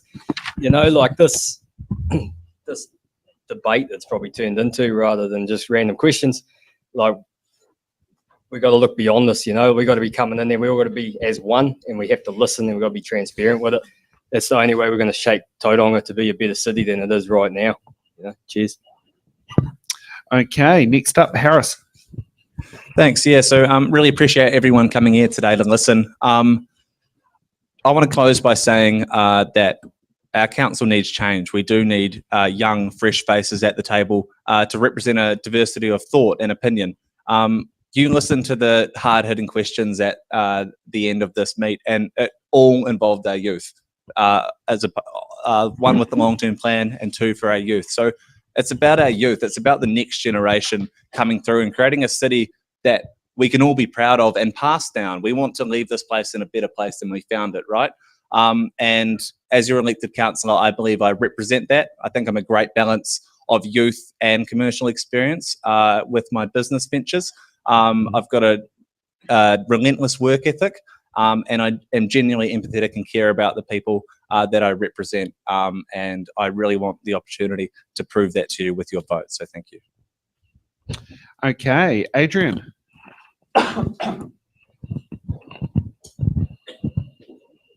Yes, thanks everyone for coming today. Thanks for organising the opportunity. It's been great. Okay, we're coming to the end of a perfect storm. You know, and we can't forget why we got commissioners put into our city. We're really mindful of that. Now we've got this transition from commissioners to a democratically elected council. So you need to appreciate youth, and I'm all for it, but you are going to need to think about councillors who will have the courage to be your voice, to stand up for Arataki at the table, to be able to work with other people, to be able to form and fit into that team, to actually be able to work with the CEO and the management staff that are there so that we can be moving forward. I think that's really critical. And I think I bring that local government experience to the table. I resigned from Havelock Hastings District Council. I was selected as the National Party candidate for Palmerston North. So I also have some experience and knowledge of central government. And I think this business is so huge, you need to think about that. Thank you. Okay, Kim. Start the clock. I was just thinking, I think that what I can offer is, I think that's what I'm supposed to pitch to everybody, is that I genuinely care about equity. And I think that that's what we need from our next team of councillors. You do need to have the business acumen. You need to have, I think, some governance experience, although even if somebody doesn't have governance experience, they probably can learn it. But it's that genuine commitment to work together to build consensus for better outcomes for all people who live here. And I have that. I also genuinely care about the environment. And we haven't even talked about the environment. In fact, there were no questions on the environment today. And that's really, really important to me. So I would just ask everybody, please take time to talk to your neighbours, your children, your grandchildren, and ask them to vote.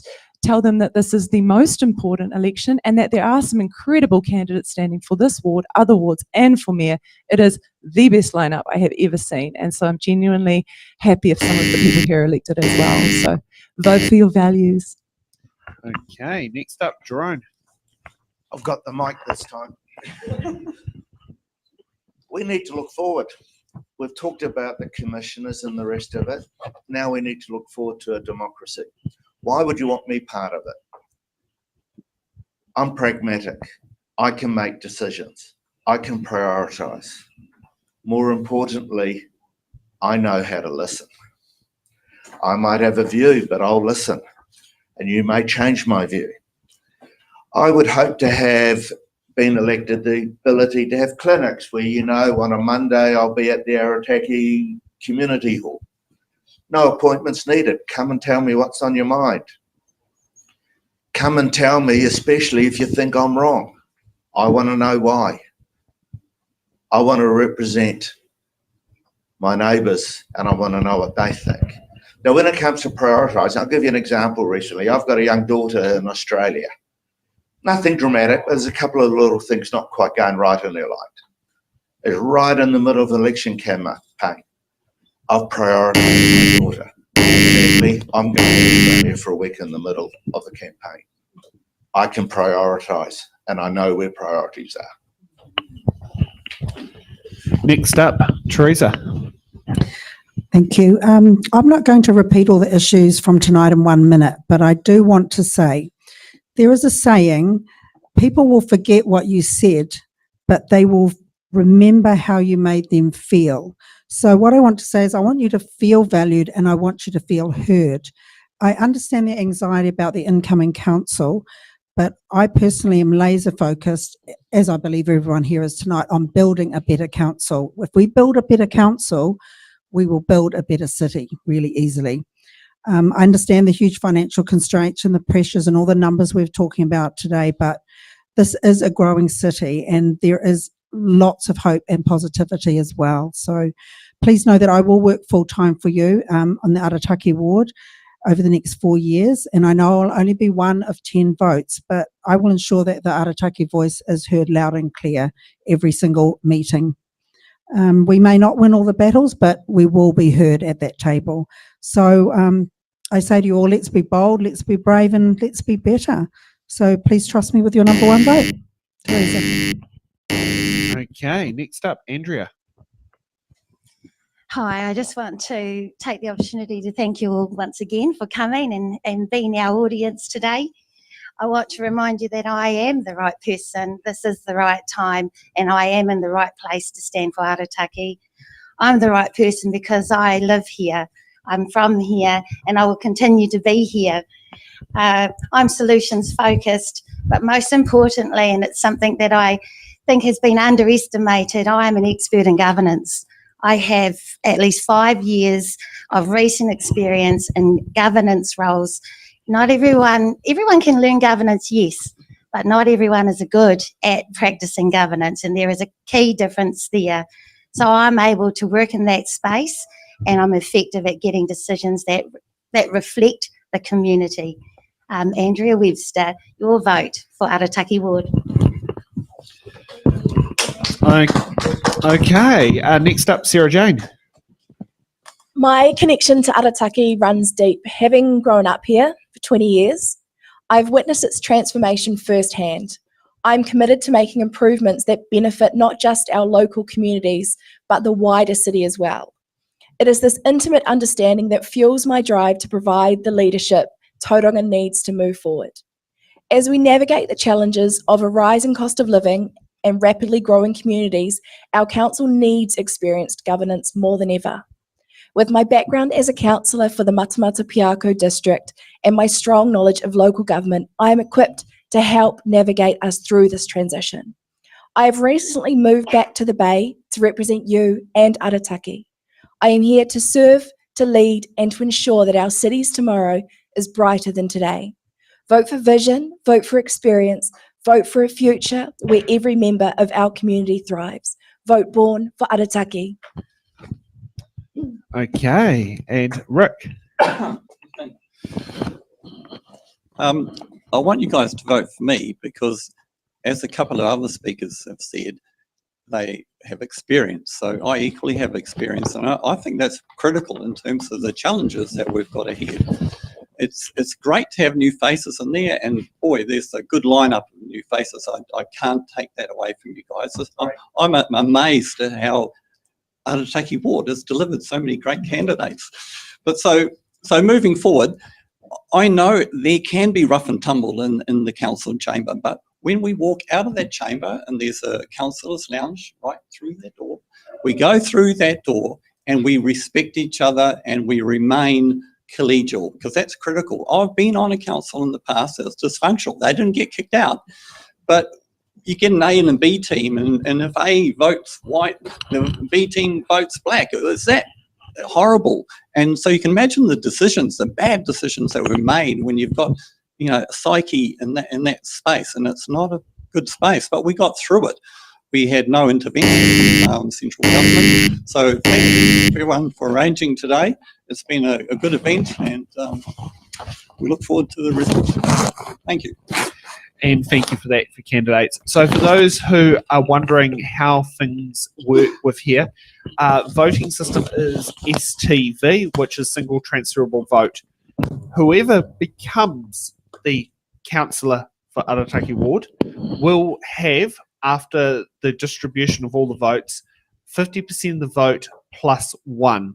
So make sure you go out there, not just rank your first preference, but rank down the list of who you'd like to be as your candidates as you go through that list there.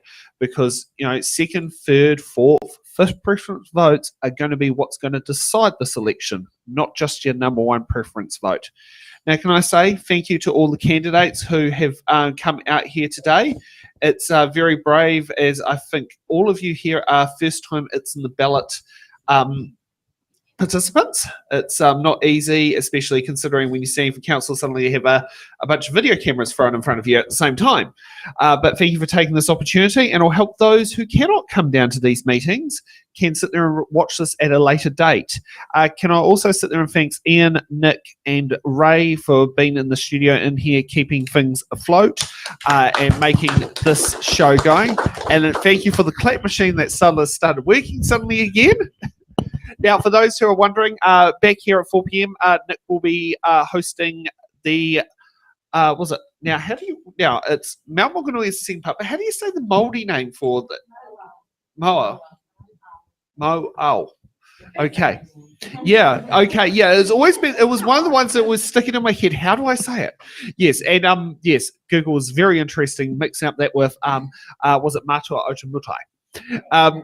Yeah, yeah. Actually, I put the neighbour awards as well, with Body of Sea in the middle. Yes, so Nick will be back here at there, and then back at 7 p.m. tonight, I'll be back doing the Pāpāmoa ward for tonight. So it's going to be a bit of a long day in here, but it's a lot of fun. So let's see you all back here at 4 p.m. and you get to see all these fantastic candidates back again. Different ones, different ones. Different ones, yeah, different ones, yeah. The rain bar's open.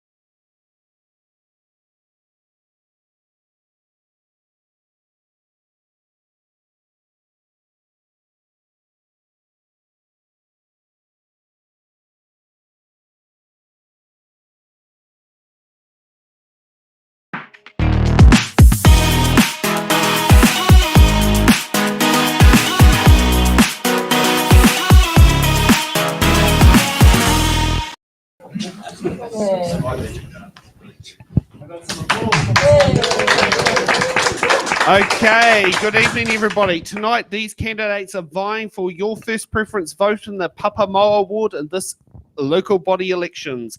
But with every election, there's one thing standing in their way, and that's your vote.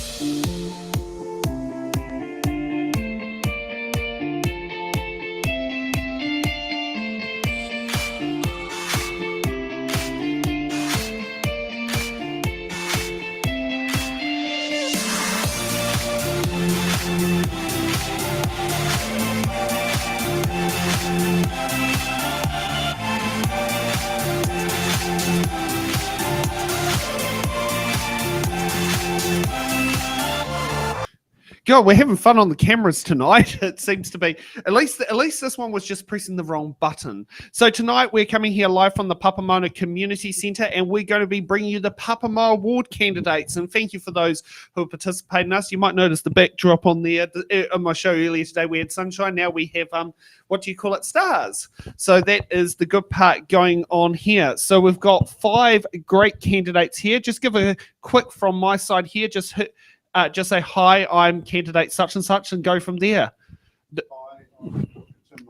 And microphone. Oh, sorry. Otherwise, those at home. 1 minute or the. No. Just say, hi, I'm candidate. I'm Dr. Tim Maltby. Hi, I'm John Bowden. Hi, I'm Shelley Robb. Kia ora, I'm Rhea Hall. I'm Brian Archer. Okay, and thank you for that for candidates. Normally we'd have reveal posters, but we've lost one, so we decided it was unfair to sit there and do that, because it's in the ballot here about fairness and making sure everyone has the same equal opportunity. That's on, who has put their feet to the it's in the ballot fire.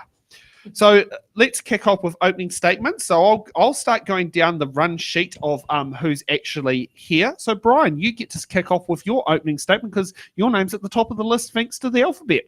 Sometimes that's good, sometimes that's bad. Well, thank goodness with voting papers and local bodies, they mix up the orders now. But yes, that used to be the case a few years ago. So yeah, kick off, 1 minute. Evening, everybody. Why am I looking for your vote? The last council betrayed our trust. Our voices were taken away from where decisions are made. And I'm standing because I want to see a cohesive, unified council functioning with respect and dignity towards each other. I'm standing as an independent, not for a political party or an ideology or for my own agenda. I want to see our money used as wisely and effectively as possible. You need a representative who cares about the long-term decisions they make on your behalf. Like you, I live in this area. Therefore, what happens matters to me as it matters to you. Gee, that's quick and sharp. And going from there, next up, John. Hey, everybody. Hey, thanks for coming. I'm an old boy of Tauranga. I grew up here when I remember running, actually, in Pāpāmoa. I'm a runner, representing New Zealand, and I got my competition from the Sandhills of Pāpāmoa, and my coach killed me from Tauranga Boys College. So then I went away, went to Auckland, got my degree, and have come back. And I live with my darling wife who couldn't make it. She's looking after our young family. We've got little Phoenix, and he's 9. And we've got Mercedes, who's 10, and we've got a special needs boy, Jackson, who's trying to make the Paralympics. So look, we love living here. It's made a huge difference to our family, especially to Jax. So I'm running because I think I've got a lot to offer. I love achieving. I love compromise. I know it's a funny word, but we need to work as a team. I kind of work for Athletics New Zealand, developing policies, picking teams for world championships. So thank you. Okay, next up, Ria. Oh, kia ora, everybody. It's wonderful to be here with such esteemed company, and of course everyone watching online too. My name's Ria Hall, born and bred here in Tauranga Moana. Grew up in Maunga Tapu, went to school there, Tauranga Intermediate, Tauranga Girls College. So I'm here through and through.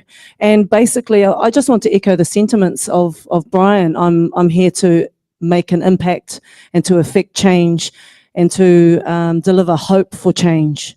I have a background in political science. I'm currently finishing my Masters of Regional Development, and I have a vision for Tauranga, a much needed vision to deliver for Tauranga. More to the point as well, I have the energy, I have the capacity, I have the drive and the ambition, and I know that Pāpāmoa and Tauranga need that in order to progress into the future-focused, progressive, modern city that we deserve to have as part of bringing up our children, your mokopuna, and the generations to come. So my strategy is very much intergenerational and forward-focused. Kia ora tātou.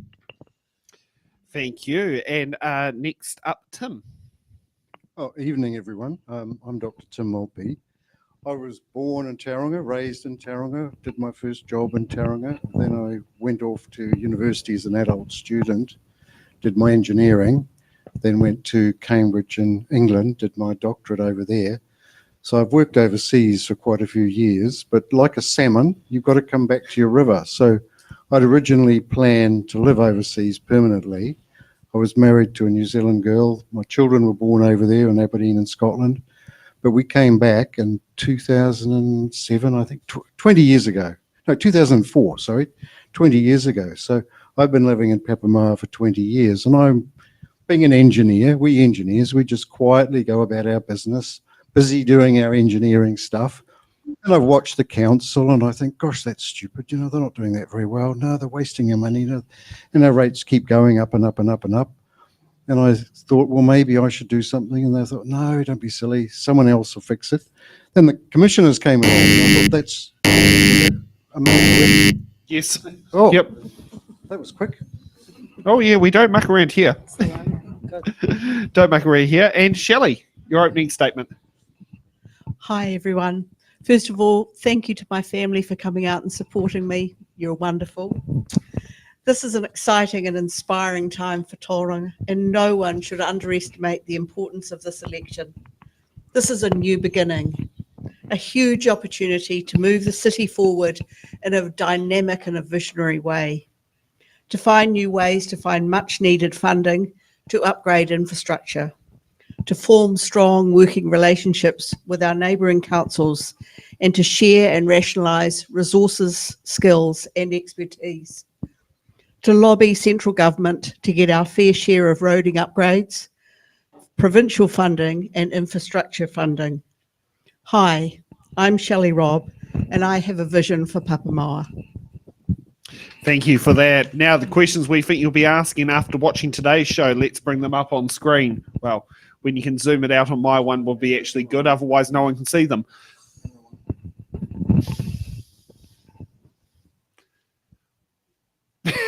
Well, they ain't camera one. Okay, so let's kick it off there. Will Rotorua to Pāpāmoa drivers soon be heading via Tauranga to avoid a toll road? Will Buckingham Palace be opening a branch in Pāpāmoa? And is Pāpāmoa about to become the most public transport-friendly suburb for wheelchair users? I've been told that they have nice concrete pads between instead of berms at bus stops. So let's kick off with the start of the show. So how we do things on here is each candidate gets to sit there and pick a box number, and then they get 1 minute to answer the question. Every candidate gets given 2 button cards and 1 defer card. If a candidate wants to use a button card, they present the button card and button their answer after the other candidate has finished their answer, because otherwise it's very, very rude to do that. And it's, we don't want candidates talking over the top of each other. And we've got Brodie, who is coming here to sit there and be local, question host. How is things going this evening? Ai, kia ora tātou. Very well, thank you. Pai kiti kiti a koutou. Good to see you all. Thank you for coming out tonight. Ko ai oe tuakene, who am I? No kōtirana o kutupuna. Engari, i whānau mai ahau ki Tauranga Moana. My bones hail from Scotland, and I'm blessed to say I'm born and raised here in Tauranga Moana, and it's my pleasure to be your buxom host this evening. Thank you for that, and thank you for sitting there doing it. We finally have a show where you and I are hosting it after a few little rocky starts. Okay, now my random order sheet has put Tim at the top of the list. What box number? 13. 13. I love that. I love that. Don't have to remind people about the microphone.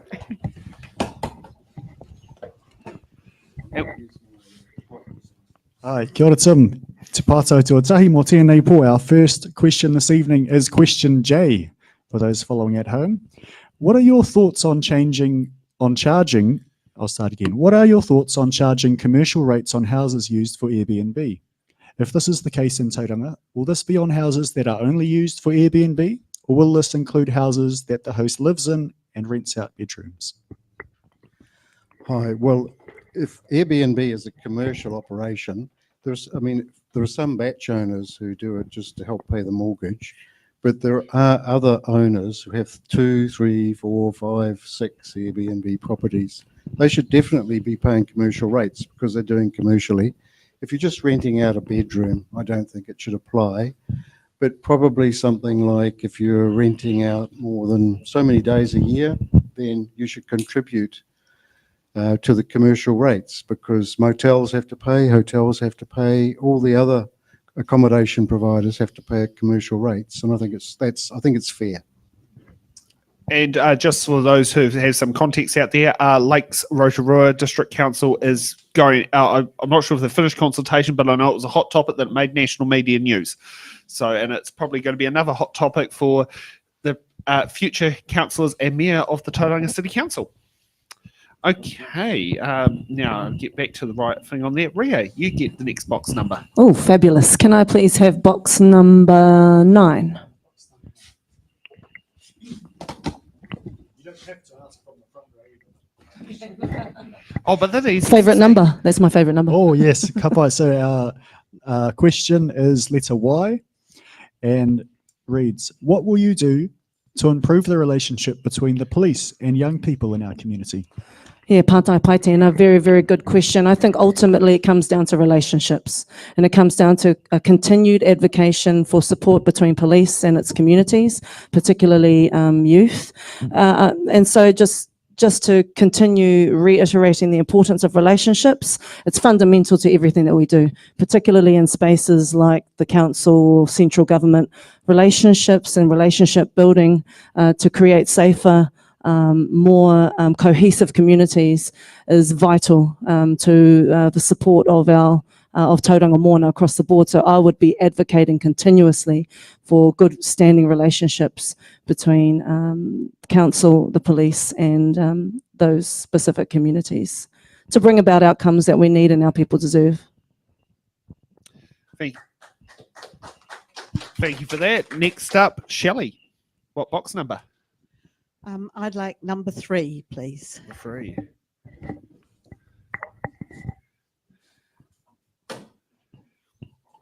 And is that, was it what you asked after number 1 and number 2 for the preferences? No, definitely 1 and 2. And your Pātai Shelley, letter G, your question reads, given the well-established evidence globally and within New Zealand that congestion is increased when more and bigger roads are built, and also that congestion is bad for the economy, including wages, what policies would you support to improve the mobility of residents around Tauranga City? One of our biggest problems, and one that I'd like to face the minute I get into council, is these raised crossings. It has been already shown that raised crossings create problems for police, for ambulance, and for our older people. And having to take my husband to hospital over a number of occasions over the last few months, I have found that the raised crossings have been absolutely unbearable for him.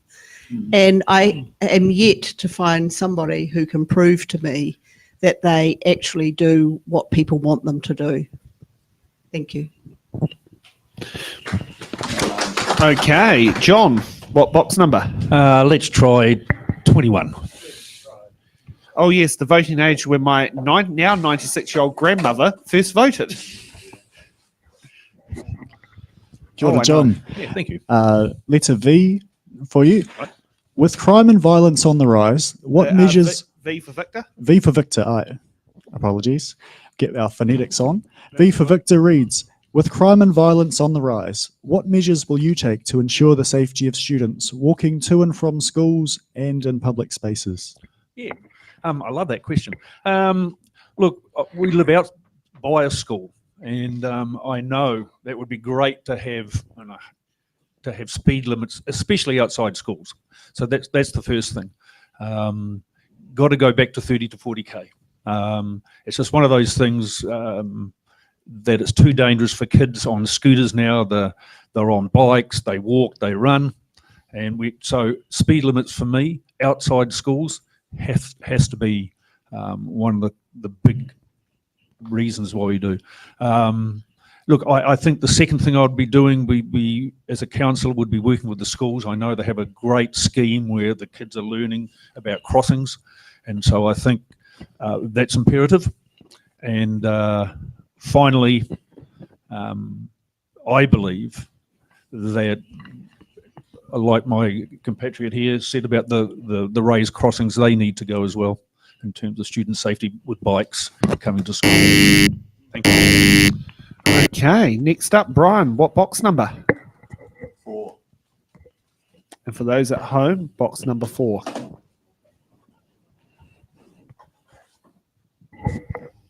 Kia ora, Brian. Box number 4 has letter AA, and your question reads, how will you support youth leadership and civic engagement programs?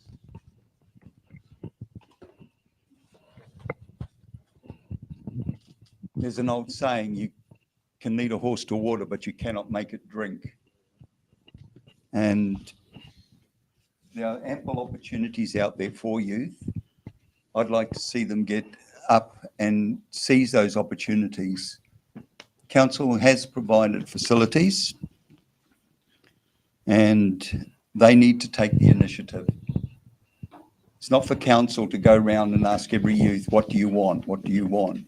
There are opportunities out there. I would like to see the youth stepping up and taking those responsibilities and exercising initiative. Yep, we've got Rio with a button. Yeah, further to that, I think it's more about the systems that are provided for our rangatahi to be able to engage in democracy. And so for me, it's more so about being able to create the conditions so that youth can thrive in these spaces. So things that are central, such as citizen assemblies, where youth are able to come together as a cohort and then feed in directly into council, using direct democracy and accessibility to their councillor and their mayor. Brokering opportunities to support civic engagement, I think, is fundamental to our youth actually engaging in the process, because as we all know, the youth don't know what's going on with this particular election. So it's important that we, create the conditions and provide opportunity for our youth to engage. You going to chuck another button? Yes, please. Go ahead. Look, I'm on the World Mountain Running Council, and I started an athletes commission. I'd love to see a youth council or something similar, because I believe then you hit the schools. So you hit Pāpāmoa College, you hit the intermediate schools, and you get representatives by starting a youth council, which, and in special meetings at the council, we invite a representative from that youth council to come in and speak on behalf of young people. So it's important that we form relationships with schools and set up a council. I'd love to see a youth council be set up so we can use that as well. Okay, and now we're for round 2 on the questions. Rhea, what box number? Let's go with box number 15.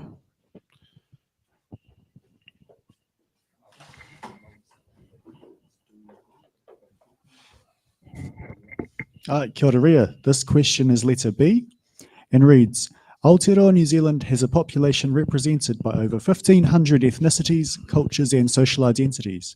Studies have shown that diverse and inclusive societies both increase well-being and economic growth. How would you actively improve Tauranga Moana's sense and celebration of its diverse society? Pātai tino pai tērā. Great question.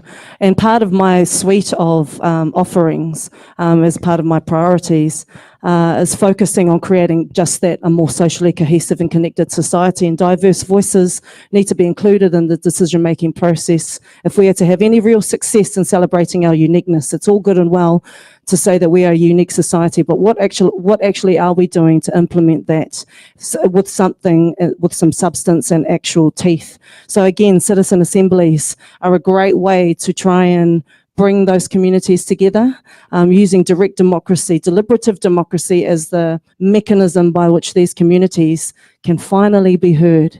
Because as we've all experienced, or as we've all seen, that's not necessarily the case, particularly at local government level. So I'm really energized by creating those kinds of conditions again. I think you can kind of cut and paste these situations and apply them to so many different scenarios.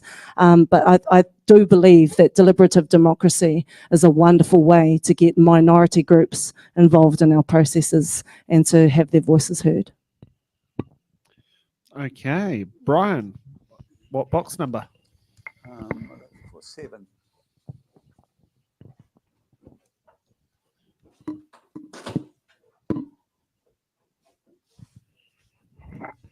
Hi, kia ora Brian. Your question is letter T and reads, how will you support mental health services for youth in our area?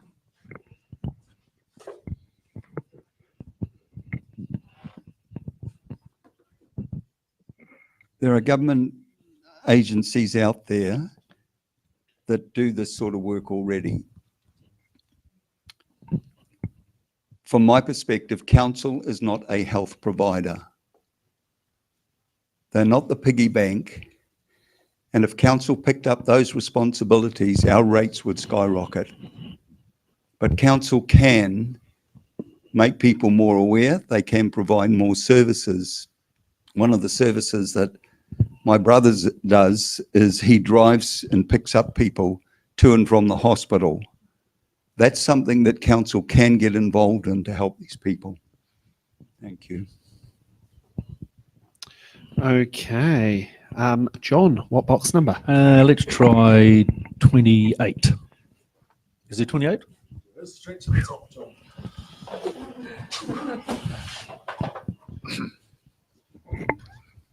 Your pātai reads, letter X. And we have for you, what initiatives will you implement to reduce crime and make our neighbourhoods safer? Right. Like Rita said, I think relationships with the police, I've started chatting to some of them already in Pāpāmoa to find out really what is going on in our community. And I'm going to do more of that. I notice at Ted and Henry's, where I frequent, they're always there at 10:30 having a cup of coffee. So my first practical solution is actually talk to the police in a setting where everybody can have a chat. And I know they do that really well. Secondly, I think developing close-knit communities in our neighbourhood. I know we speak to our neighbours really, really well. And it's hard because, for example, our double garage door was left open all day until, well, it would have been all day. I'd left, I sat on my butt and pressed the button to the garage door. Fortunately, our neighbour saw it, rang us up. We said, go into our house, there's a button on the wall, can you put it down? But nobody had stolen anything for 4 hours. So I think because we've got a neighbourhood watch type of thing. So thank you. Okay. No problem. Shelley, button. I'd just like to add to that. First of all, I think we have the most amazing neighbourhood watch working, particularly in Pāpāmoa, and a big shout out to the work that they do. I think it's absolutely incredible. And the second thing is that I think we need to continue to promote good lighting in areas and also cameras to help with the crime and to reduce some of that crime and to make our people feel safer as they move around. I think one of the most beautiful things about Pāpāmoa is that we can and should feel safe in our community. Okay. Shelley, what box number? Number 27, please.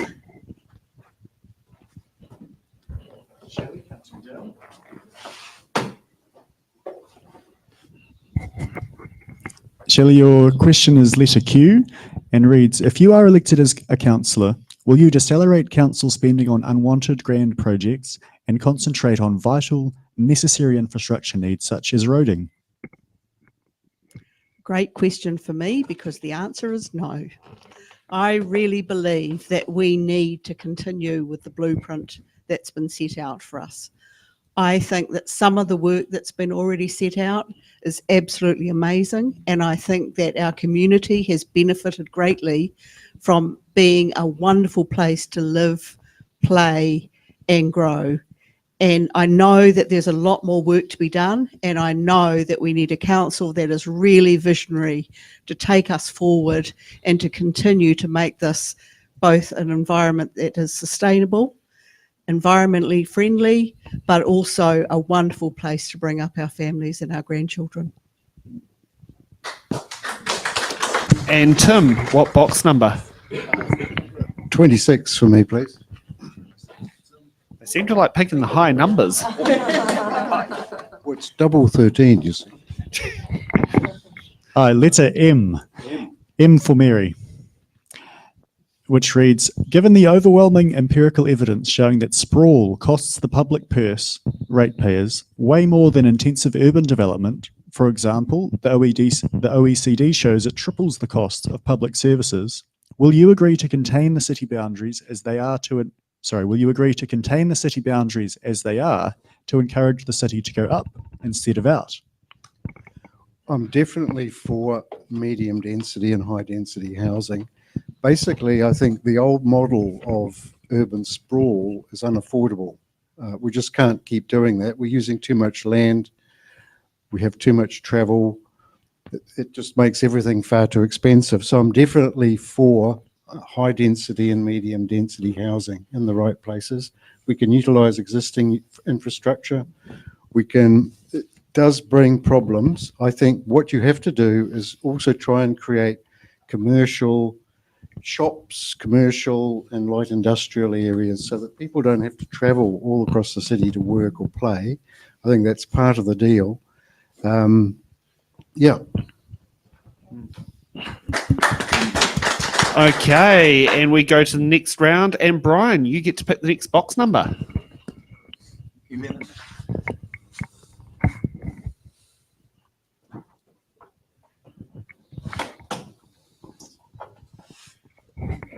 Hi, Brian, tēnei tōpātai. This is your question, letter K. I have recently visited Gisborne and had the pleasure of eating at Tahu Restaurant, which now sits atop the new Midway Surf Club. Would you consider allowing licenses for the Mount and Pāpāmoa surf clubs? Why or why not? To me, that's a very short answer question. They're a volunteer organisation. They get their funding from people like you and me. They're not supported by government. If they are providing meals and there's alcohol, then I have no objection to that. I'm quite happy with that. If it's a bring your own, then the liquor merchant is making the profit. I see that Surf Lifesaving Club should have that profit. But if it's a straight out bar, then I'm definitely a no. Okay, Tim, what box number? 10, please. 10, please.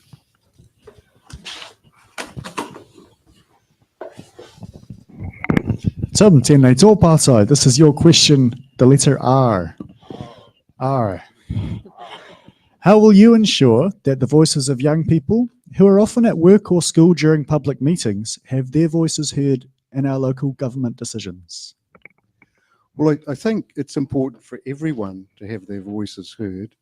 I mean, the whole of Tauranga has a problem getting to meetings. We have a big problem with participation when we have feedback and consultation. I think a lot of people really aren't that engaged. So I think we can encourage young people. I mean, young people, it's a great time to get them started. So I would encourage young people to take leadership, get involved in politics at school, get involved in clubs where you've got leadership. We can create some sort of mechanism for them to contribute directly. But really what we're trying to do is grow young citizens, not just sort of some special program. We want young citizens who are prepared to take responsibility, take leadership, and get involved in the community. Thank you. Okay, Shelley, what box number? I'll have number 8, please.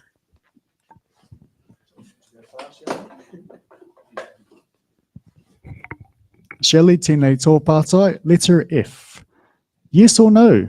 Do you support the establishment of Māori wards? Do you support the Treaty of Waitangi? Why or why not? Another great question for me. I like the idea that we have a Māori ward this time, and it's going to be really interesting to see how it works and to give a very valuable voice around the council table. And I also support a referendum should it be made to have one before the next election. Okay, and we've got a button from Ria. That's a very on the fence answer there, Shelley. You either support it in its full capacity and its democratic standing as a ward, or you don't. With this situation, you can't be sitting on the fence saying that you support a referendum and then but you support the wards, because that doesn't politically that doesn't make any sense. There's no cohesion in that kind of response. So what I'd like to encourage is a clear response that shows that you're decisive in what you offer up to the community. Okay, and Ria, your microphone's back up again for another box number. Excellent. Can I please have number 12? All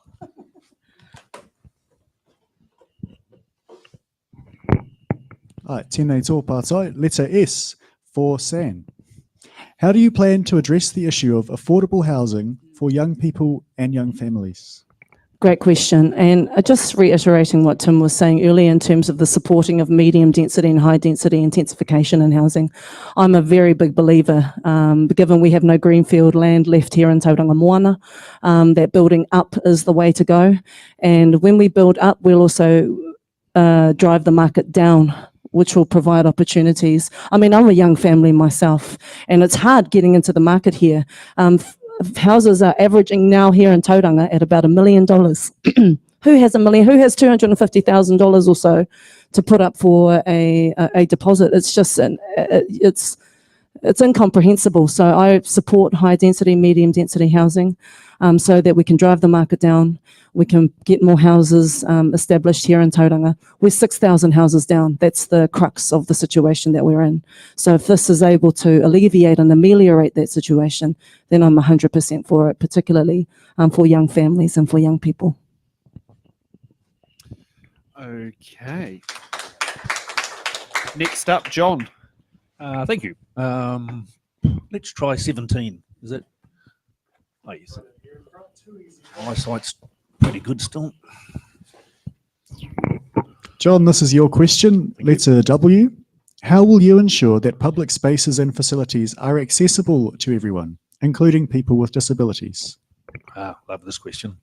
Well, the bike paths which I walk on are not very good for wheelchairs, I can tell you that much. And so I don't know what we can do there, to be honest, other than pavement that we've done with the, the bike path, which is down on the coast. That would be good for our parks. I mean, I'm a great believer in health and exercise for the community, and I know practically I want to see water fountains. And when you go overseas, you know this, when you walk, there's always water fountains along our pathways. There's none except seats, which is fantastic. But for people in my age group, I'm in my 60s, and for mums with strollers, you need water. And so my practical thing would be to have water fountains along our bike paths. That would be fantastic, and more area, and public bathrooms. Not enough. You kind of have to be a Dr. Sherlock Holmes to find out where the blooming bathrooms are along Pāpāmoa. So I'd like to see more public bathrooms that are well kept. Thank you. Certainly understand about the public bathrooms. Just want to ask, is the bike path, is that kind of more of a gravel type rather than a concrete type? It is on a lot within Pāpāmoa that there are. The only sealed ones are on the roadside. I want to see them where they're beautiful, because a lot of people use them, dogs and bikes. Yeah. Not wheelchairs so much, but to get them accessible, we've got to pave them. Yeah. Which is I know that's a curiosity thing for me, just like, because something on there, and I certainly relate to the bathroom part as someone who does fruit and vegetable deliveries during the week. So it's always fun trying to find a good quality, clean bathroom. Some people say I'm fussy as the ladies are when it comes to the bathrooms, and I would agree. No. Yeah. Okay. Next round on the order list, and John, you get to go out first. Dear, oh dear. Let's try 14. Is that still there? I love it how all the candidates here are so observant on the numbers. And this is across multiple shows. It's not just this board. Appreciated. John, tēnei tō pātai. Your pātai reads, it's letter Z for Zulu. What are your plans for implementing sustainable practices and green initiatives in our area? Man, we have to get this recycling done much better. Look, I'll be honest, I got told off for putting the wrong stuff in my bin. I've got to look at the numbers. It's an educational thing, I think, and we can start young at schools. And for example, I've got my two littlies doing the recycling at 9 and 10, because then they have to read at the back so I don't get into trouble with my recycling man who told me off. Quite nicely, he did. Very nice. But so we have to educate. I have to take personal responsibility in doing it properly. Love the idea of recycling, but it just it's up here first and foremost, and you need to do it. I think we're fortunate that we've got a great recycling centre next door to Pāpāmoa, really, so that's fantastic as well. So I want that upgraded and made more available. Thank you. And for those at home, it's the 1, 2s and 5s. Is that what is the 1, 2s and 5s? Yeah. No, I can't read do number the same 5. job It's for just Grandma hopeless. as well, having to ask me what the numbers are. I've had to start getting glasses. Yeah. Brian, what box number? Number 19.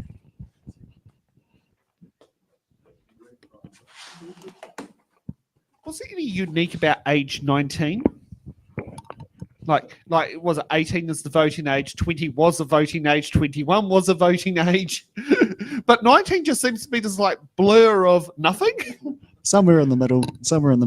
And our pātai for you, John, it's P for Peter. What is your position on fluoridating Tauranga's water supply? That is a hot topic.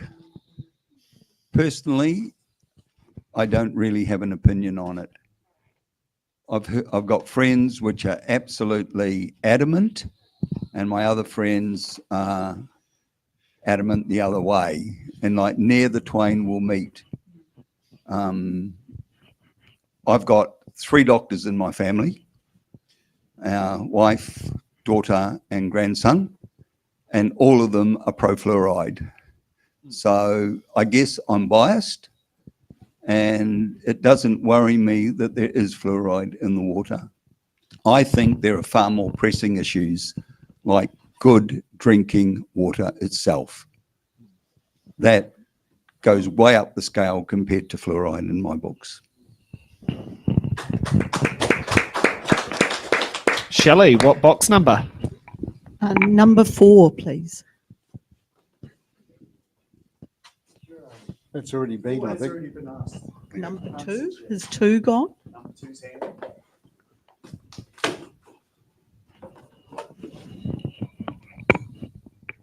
Number 2 for you, Shelley, letter H. For Harry, do you wish to promote or delay public transport measures for Tauranga? I would like to promote more public transport for Tauranga. I think that it's in Pāpāmoa particularly, the buses do get used quite a lot, and I walk from our place up to the mall fairly regularly, and there's always people in the buses. I also really like the idea of the ferry from Mount Maunganui across to the main city. I think that would be just a really fun thing for people just to jump on and do as much as anything, as well as relieve some of the congestion on those roads.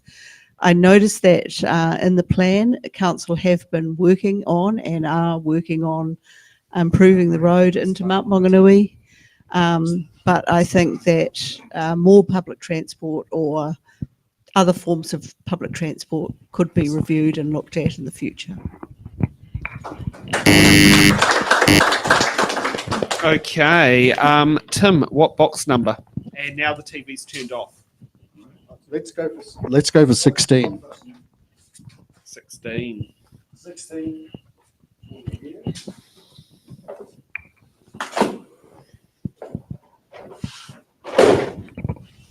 Number 16, letter U for uniform reads, what is your stance on supporting local businesses and entrepreneurship among young people? Well, I think it's a very good thing, and it's something that kids can start doing at school. It's also something that really has to come from themselves, but we can give them a little bit of assistance.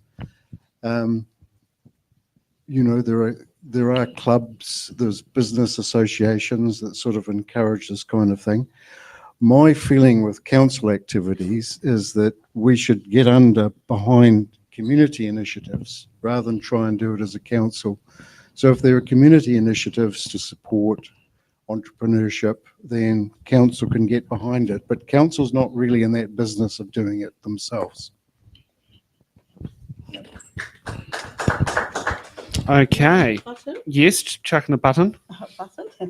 I would just like to say that one of the concerns that I have is that with the opening of like the Sands, that the Pāpāmoa local community, the Plaza, Fashion Island around here, that they are not lost in that transition to opening a new shopping centre. I totally support new business coming into the area, but I just think that we have to empower council to ensure that those business communities are also strongly supported, and so we don't lose and end up with another area of people not using it. So I'd just like to make sure that that is in line with where we're moving to as as new areas, new commercial areas come online. Okay, Ria, what box number? Box number 5, thank you. Oh, the good old age you start school at. Should we lower the voting age to 5? I'm sure my 5-year-old would say yes. Have they lived in the ward for 28 days? Tēnei tōpātai, letter I for Indigo.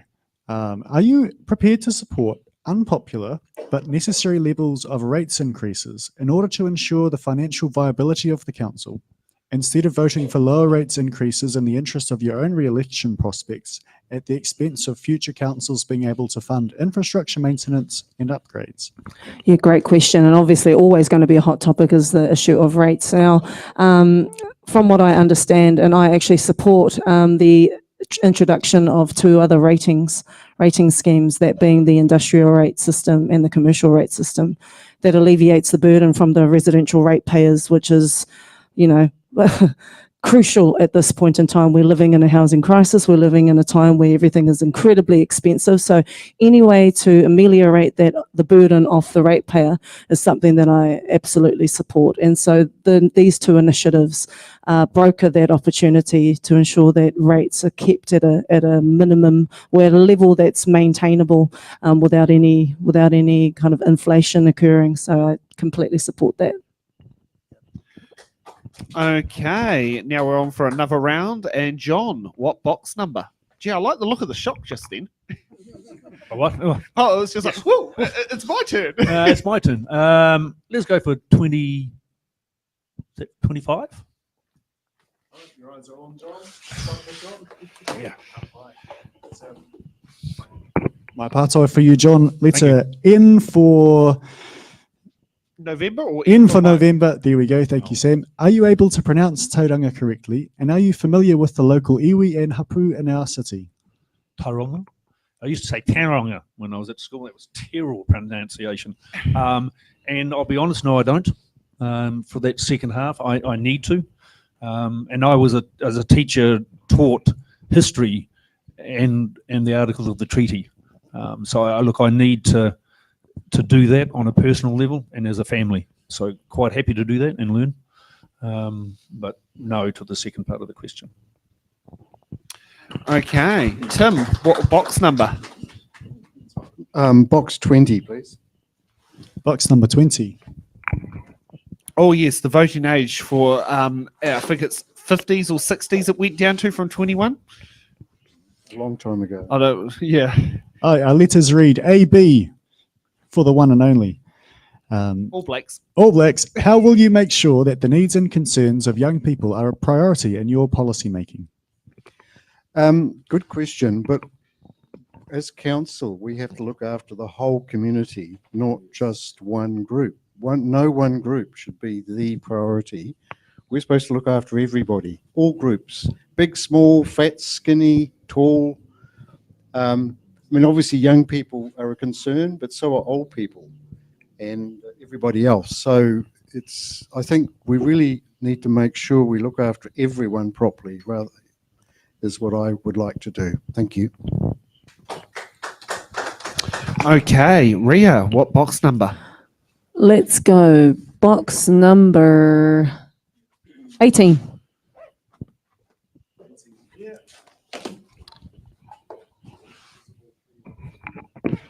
Your question is letter C.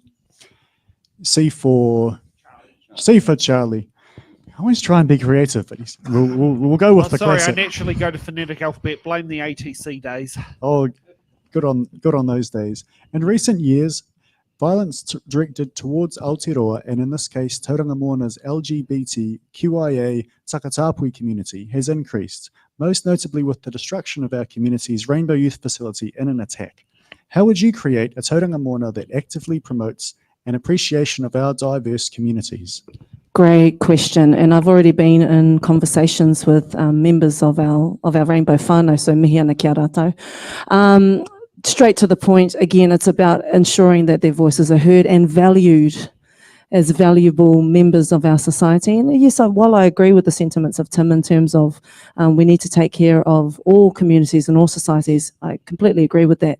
But at the same time, our societies and communities are incredibly nuanced.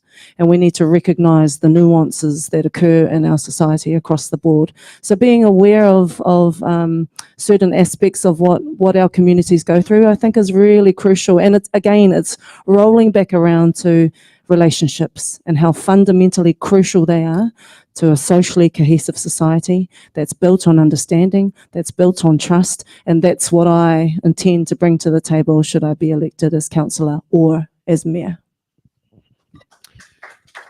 Shelley, what box number? Number 24, please.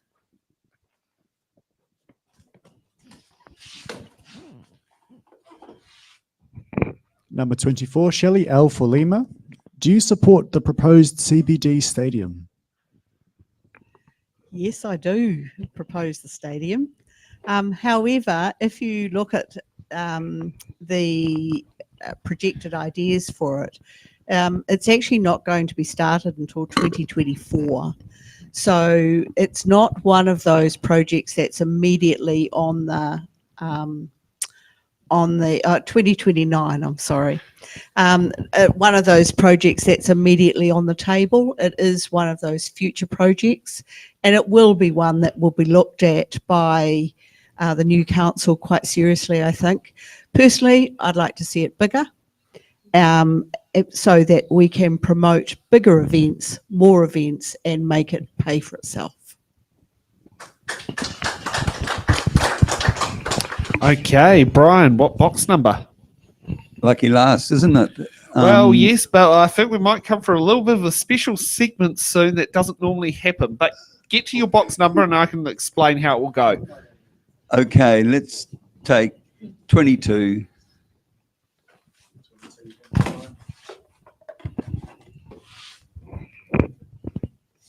Oh, it's a long one. Bear with me. Tēnei tōpātai. Brian, your question is, letter D for Delta.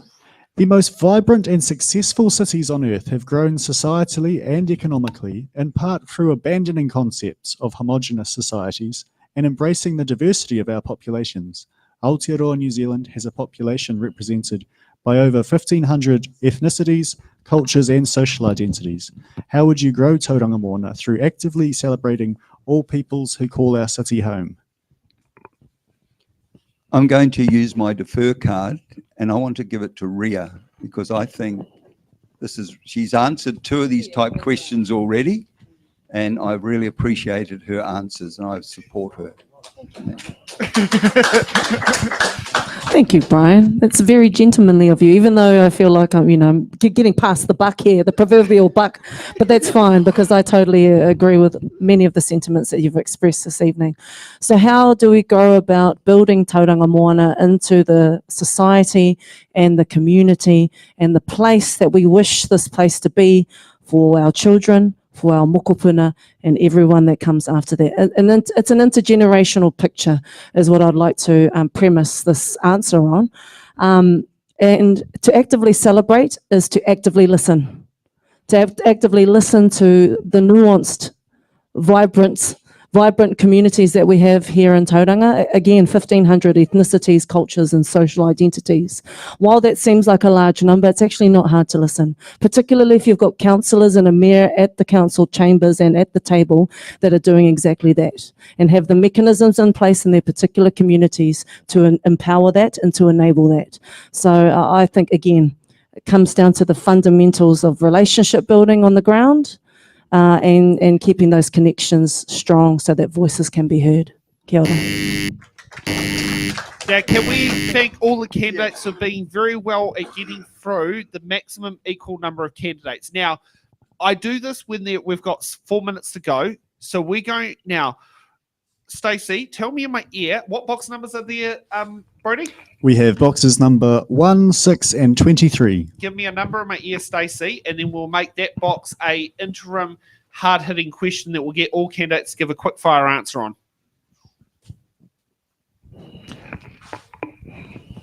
6, is that one that was in there? Yes. Yep, go for it. Sorry, a little bit quiet. This question has the letter A for Alpha. What political party are you linked to? I think this is perfect. I agree. Okay, kick off from Brian.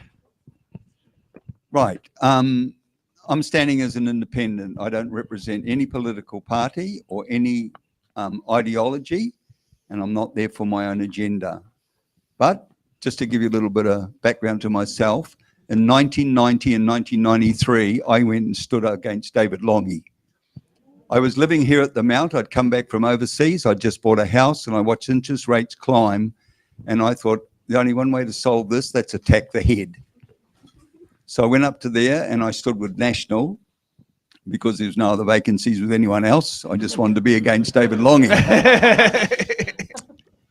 I have the dubious distinction in New Zealand politics of having created the biggest swing in political history without winning a seat. I stole 8,404 votes off him. He only won by 261.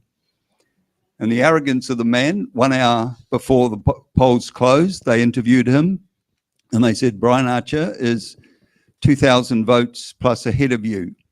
And he looked at the camera and he says, Mangere Central hasn't been counted and I own it. And he won. Ria. How do you follow that? I don't know. This is like gold. How do you follow that? You know, my studies brain is just like on quick fire with the information that he just fed. He actually told me all of that earlier in the piece and I'm just like, oh, who am I sitting next to? Amazing. I get asked this question and it actually it pops up quite frequently on my social media spaces. I'm not linked to any political party. What I am interested in is how we advance tauranga. That's precisely what I'm interested in. I'm not left, I'm not right, I'm not red, I'm not blue. I am tauranga moana. And that's what should be premising all of us trying to get this city into the space that it needs to be in. So kia ora. Shelley. I would have actually liked the question to be extended, not just to belong political parties, but along affiliations, because I think that there is a lot or from what I can see on social media, there seems to be a lot of backstabbing and undermining going on. And I just think it would have been amazing if everybody had stood up, been proud of what they were standing for, and if you'd been put up as part of a group, that you would stand up and say, I'm affiliated to that group. I'm not. I'm standing purely and simply because my husband told me it was time to go and find something useful to do. and to use the skills that I've got. And so I'm standing as an independent for Pāpāmoa. John. Similar to you, actually. I don't know if your husband and my wife have been talking, but she told me to go and get a real job instead of working for Athletics New Zealand. And so none. It was going to be my answer, and it's still none, and it'll always be none, because I love this place. I've always said to my wife I wanted to come back here and retire and spend time with the family, because I just love growing up here. As you said, I went to Tauranga Intermediate. Still got friends from all those years ago, from 1968 and 9. Start doing maths, you lot. Stop it. And when I was at Tauranga Intermediate and then Tauranga Boys, still got friends. I'm the Tauranga Old Boys Reunion committee. So yes, none. But my wife did tell me to go and get a real job. Thank you. And Tim. Well, I'm really the same. I don't think, none of us are involved with political parties. I'm just standing because I want to do something for Tauranga. If I'm elected, I think ratepayers, we need to get value for money. We're not getting value for money. Mm-hmm. So as an engineer, I see the waste, I see the mismanagement, I see all the rubbish going on. So I'm just standing for Tauranga. I'm standing because I love this place. It's my home. I've raised my family here and I want to see the best for it. Thank you for that, and I think that was the perfect box made into hard-hitting question. I think I'm really happy with that selection. Thank you, Stacey, for that. Yes, and Stacey did respond with a thank you. Okay, we're going to take a 10-minute break now, and we'll be back for hard-hitting questions right after the break.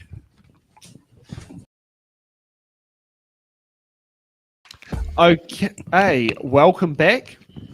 And now let's get ready for hard-hitting questions.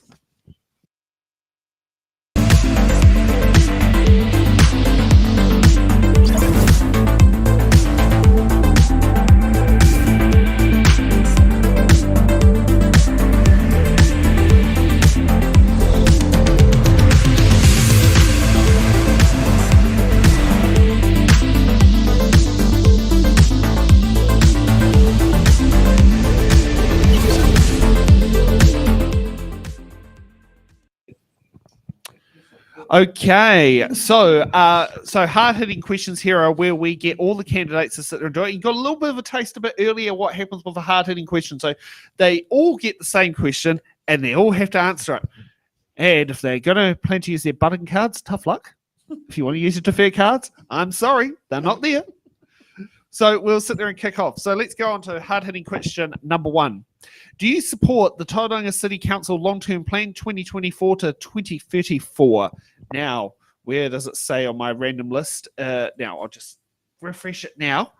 And let's kick off with Tim. Me again. No is the answer. We've got to amend it. It's too expensive. There's too much wasteful spending.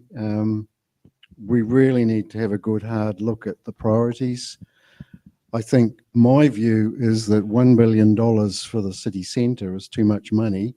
And on top of that, the contracts they've got, they seem to be 2 or 3 times more expensive than they should be. So I think council's job when it first gets in is to have a really good hard look at the city plan and try and get some better value for money for the ratepayers. Okay, Brian. I have a yes and a no answer. Yes, I do support the necessary infrastructure that we have to do. Stop that and our society collapses. Then we have health issues and other things. And the second part of my answer is no, because I think there are things in that plan, and this will be one of the taxing points for the councillors and for the mayor. We need to look at that plan and look what the commissioners have committed us to and work out what is necessary and what can be delayed and what we need to scrap.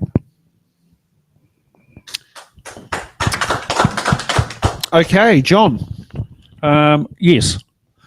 I won't go yes or no. Well, plans don't look good on paper, let's face it.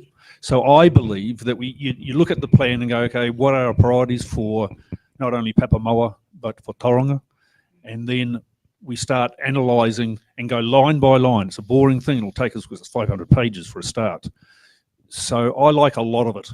But like any plan, when I've done plans for World Championship teams, there's always other voices to be heard and things to change. So I like the idea of the long-term plan, and obviously we'll have to change a little bit once we get elected. Thank you. Ria. In principle, yes, I support the long-term plan. I do echo the sentiments of what Brian has said this evening. I think a lot of it, though, is we are basing our forward progression primarily on funding from the ratepayers, where actually we can advocate for more funding to central government, which is primarily the reason why I believe in my capacities as candidate for both Pāpāmoa and for mayor that I'll be able to deliver, because I have a direct line of sight to those spaces. So I think those conversations are very, very important, and we need to continue to look outside of our usual scope of how we would manage and work to our funding, because there are other options that we can take on to continue progressing our city into the city that we deserve to live in. Shelley. Yes, there's some areas of the long-term plan which I really like and I would like to see go forward. And there's other areas that I would like to see removed or delayed. I do feel that I don't want that to stop, though, or hinder the council also coming up with their own inspirations and their own aspirations and their own visions for the things that we want to do to move forward. So I see the two things as being concurrent, and that it just be as important that the new council look for new ways forward. And the most important one is new ways of funding. Yep. Not just from central government, but from private public partnerships, from tourism, from international students, or any way that we can look at other ways of bringing funding into our community. Well said. Okay, let's kick off to hard-hitting question number 2. What will you do to support and promote arts and culture programs for young people in our community? let's kick off with Ria. You're a bit of an expert here, aren't you? Well, I'd like to think I've got a little bit of knowledge in this space. Obviously, as part of my priorities, the arts and culture come to the fore here. We have a prime opportunity to become the city that is the capital of the arts and the capital of tourism, because look at our environment, look at the space that we live in, and we haven't utilized it to its fullest effect. Tourism, we've got opportunities to broker some amazing relationships and some amazing opportunities to really dig deep into what we have, utilizing our environment. But to promote arts, culture programs for young people in our community, we partner up. We've got the incubator here, we've got the historic village and all of the amazing work that Simone does out of that space. And we just continue to broker those relationships. Creative Bay of Plenty, Creative New Zealand down at central government. We create conditions and we create opportunities for the arts to thrive by brokering relationships. Yes.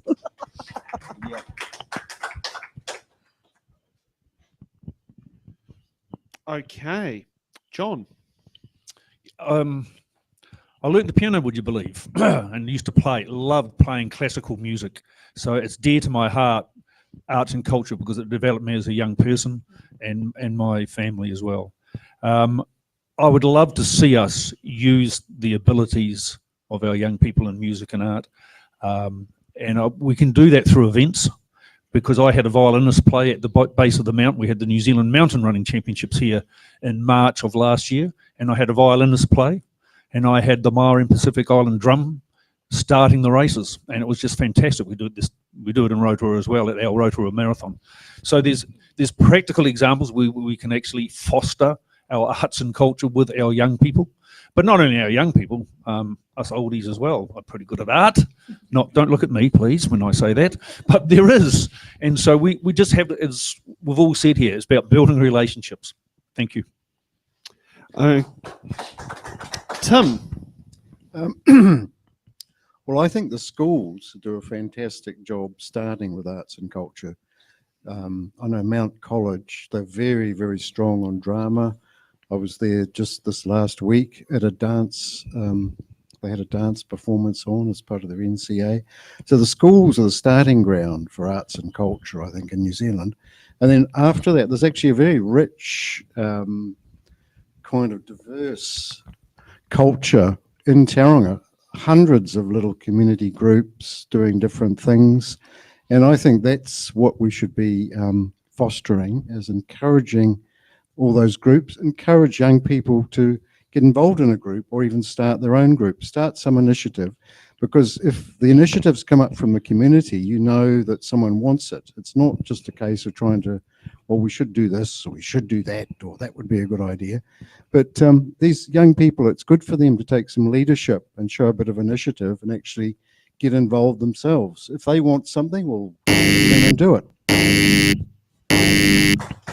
Brian. Every Easter, we do the jazz festival here. We already have the foundations that are required to expand on the potential of this question. As Ria said, we live in such a beautiful part of this country. There's so much more we can do. And it is probably the one exception I would make if I was ended up on council, as to where we actually spend money for something that is not all-embracing for everyone in the community. I would support this, the answer to this question, what I would do, I would support the promotion and the cultural programs that young people came forward with, because we are the ideal place for this to happen. Shelley. Yes, I'm quite strong on this one too. The new civic centre that's being built is going to have a large cultural part of it, and I think that that's a really good and exciting opportunity for us all. And I also think that the historic village is being very underutilised at this point, and I would love to see some revitalisation and some development, further development money allowed for that to become a real cultural centre for our community. I think that there's a huge opportunity there. It's an amazing place, and it not only allows for arts, but also allows as a performance space and an opportunity for people to grow in that area. So I'd like to see that some money being put forward for that. Okay, so now let's move on to hard-hitting question number 3. What steps will you take to make sure local government is transparent and accountable? That feels like Penny Bright wrote that from the dead. Yes, I did have some good work with that, and that would be something that she would sit there and ask. Shelley, you get to go up first. I would really like to see that our new council shows a diversity of not only culture but of ages. I'd like to think that we have a broad spectrum of ethnicities and of age groups on our council, and I know with 10 people that's going to be difficult. But looking at some of the wards, there are some very talented young people standing. And I'd like to think that you can look at our ward and see that we have some very talented older people standing who bring a whole new set of wisdom to the council table. And I hope that that we get that diversity. I hope for robust, respectful debate, because I think that's important about how we make decisions. And then when we leave the council chamber, we leave acknowledging other our differences, but acknowledging that we've made the best decision for Tauranga and the greater community. Brian. When I looked at this question, the key words to me in this are transparency and accountability.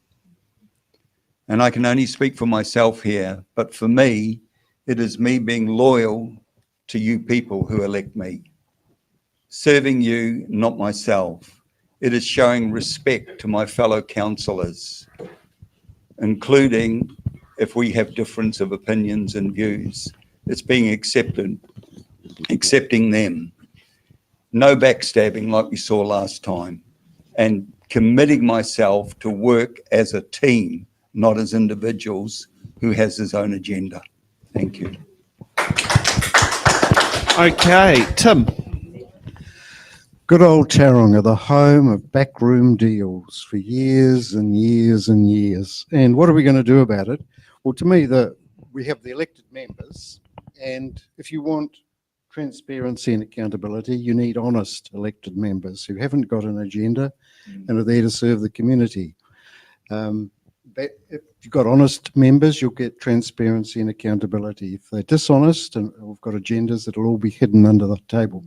In terms of the council staff themselves, for years they've got away with murder. There's no accountability with the council staff. Nobody's holding their feet to the fire.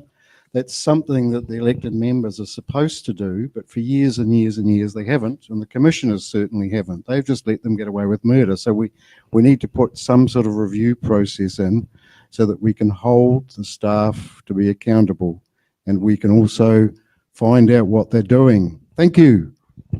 Gee, that sits there and sounds like we need to have some hot camera live streams of these secret meetings. There's a lot of secret meetings go on, tell you. Ria. I think the good thing about someone like me is that I have a really fresh viewpoint and approach to this particular next iteration of council. And I believe that if we are all on that same way of thinking, this will transpire into a council that is transparent and accountable. And so while I agree with what's been said here this evening, I'll be encouraging our council to engage in a direct democracy approach. I'm big on this with our communities for open and honest conversations to occur. Clear communication is tantamount to any successful relationship, and that is no different for a council and its constituents. And further to that, frequent and regular engagement on key issues and proposals bestowed policy development during and after. And our community must be at the helm when we drive change and when we go to impact and affect change across the community.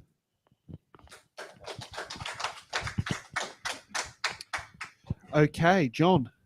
Yeah, well, I agree with everything that's been said. I'm going to have two practical things. I'm going to have a meeting every 2 weeks at Robert Harris and one at Ted and Henry's. So when the community actually asks me something, I'm going to have a regular that's my office, by the way, those two offices. I don't pay any rent, so it saves the council money. But that's what I'll be talking about, the issues that affect them and the decisions we have made. So I've got to justify it on behalf of the community. So it's not me, it's them. Second thing, after those local meetings, every month I'll be having those. Third thing will be survey monkeys. They're free. I've done this with a whole lot of stuff that I've done before, and the feedback I get from people, you can go small groups, you can go large, but we've got to hear from them. And if you don't meet them or you don't actually engage with them, it's going to be the same old story that 10 people are going to make the decisions. And I agree with what you said. We've got to do the community. So thank you. Those are the things I would do. Now, just to let you know, we're running ahead of time. So while we're going to be going to Robert Harris for a coffee, because I own been here and it's been a barista, I'd like to find out what is each candidate's favourite coffee. So we have a bit more of a personal touch. So if you said and went to Robert Harris, or you came to Bean here and you asked for a coffee, what would it be? Let's kick off with Brian. I don't drink coffee. And you want to know why? Go. In 2015, I went to South Sudan and built a house for 2 missionaries over there. While I was there, I got a double dose of malaria. I came back to New Zealand in Tauranga Hospital. I ended up with Giardia. At the end of 2015, I walked out of that hospital weighing 47 kgs. I was like a prisoner of war person. The side effect of all that is I cannot stand the taste of coffee anymore. Oh. I drink a weak herbal tea. Yeah, fair enough. Yeah, don't blame me on that one. Ria. How do you follow the act? How do you follow the act that is Brian Archer? My goodness. It's simple for me, long black with a side of cream. Kia ora tatou. Shelley.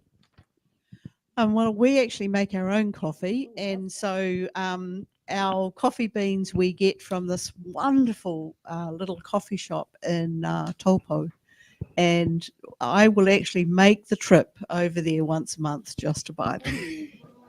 Nice. John. Me, it's easy, flat white, no sugar because I'm sweet enough. Well, my wife told me I should say that. And a chocolate chip. Oh no, sorry, I tell a lie. That's raspberry and chocolate chip muffin to go with it. You just can't have coffee without supporting your local cafe by whatever they've made. I like the philosophy. Tim. Well, I like making coffee at home. It's what I have to do every morning before my eyes open properly. So I just have plunger coffee at home. And that's just pick and save, cheapo coffee. But if I do go to a cafe, I just get a latte or, whatever I feel like on the day. Fair enough. And open for transparency, I am allergic to dairy. So it has to be an alternative milk. And I'm a big fan of either the coconut mocha or a coconut hot chocolate. And I've even got our candidate liaison here hooked onto coconut flat whites. Yeah. I think, did you ditch the sugar with coconut? Yep. Yeah. He's, ditched the sugar on it. That's why his skin is so smooth. So yes, that's my little fluff question for the show where we get to sit there and do it. Now let's get to the fun part of closing statements. And Ian, can you hit the 2-minute countdown clock instead of the 1? If you'd like to give, so I'm going, because we are running ahead, I'll give every candidate a 2-minute closing statement. How does that sound? Sounds good. Okay. And I'll just get a random order number. Brian, you get to go up first. I started first, so I guess I finished first. Right. I thought carefully about what I wanted to say here. And I'm probably the eldest person here. But my age brings experience, wisdom, and calm rational thinking. I'm not ego-driven. I can engage in debates without taking things personally. I can respect different points of view. I know how to work as a team, and I'm a good listener. For 3.5 years, I was the private project manager of Council's downtown Edgewater development project. And believe me, when you talked about in-house deals, I saw it all happening there. I have experience with their systems. I know how they operate. I have a well-rounded knowledge of roading, infrastructure, and housing, building. I am not starting from scratch. My background is in accounting, as well as being a builder and running a drone pilot business, and I can read a balance sheet. As to change, change is inevitable for us. I'm not against meaningful change. My concern is what is necessary and practical change for us, for our city, for our ward, both now and for future generations. Thank you.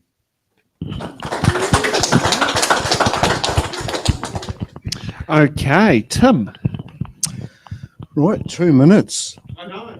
Well, I'm an engineer, so I bring an engineering perspective to what's going on in council. So problem solving, looking at things and thinking, well, that's could be done better.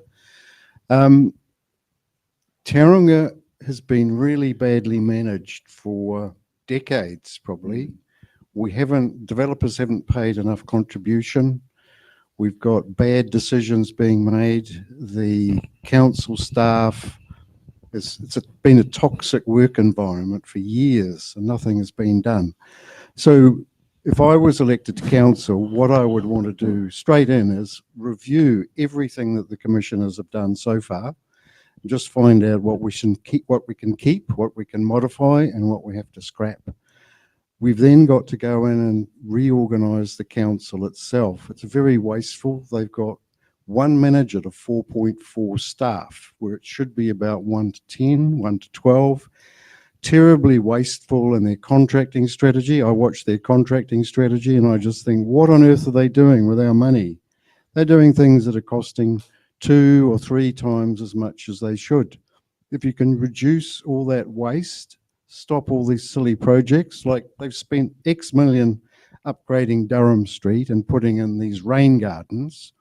Well, now they're going to put the buses there and they'll pull the rain gardens out. So it's cost them millions of dollars to put the jolly things in, and it's going to cost them millions of dollars to take them back out again. Well, I mean, to me, that's just stupid. That's just a lack of planning, a lack of thinking things through, just really bad management.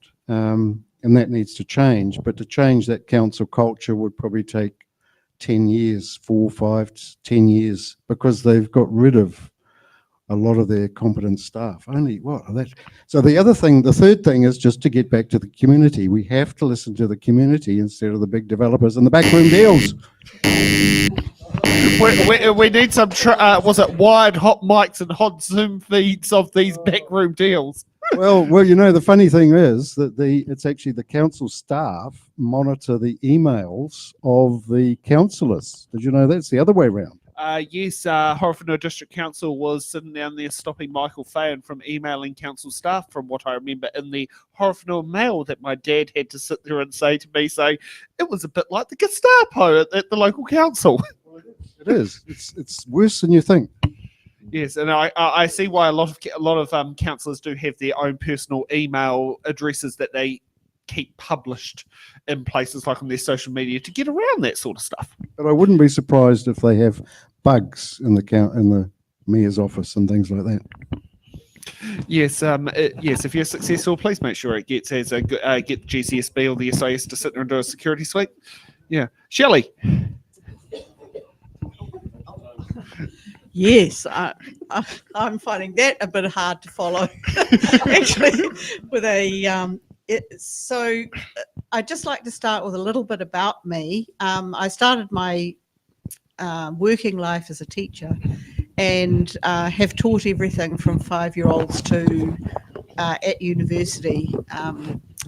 So I have spent my entire life jumping from one side of the desk to the other. So I got a master's in education and then thought that business education or the business of education was important to be pursued. So I went and got an MBA from Waikato University and ended up doing some lecturing there as well. And so I come from a role of not only education but also governance. I've sat on a number of non-for-profit boards as well as boards of big companies. I've been part of IOD both in Auckland and in Waikato for a number of years, and recently retired during COVID, which is why now we've done all the lawns and all the things that need to be done around the house, and it's time to move on in our big wide world. So I believe that the commissioners have left us with a blueprint for moving forward. The new council will have to review it, but I don't want that to hold us back on being progressive and innovative.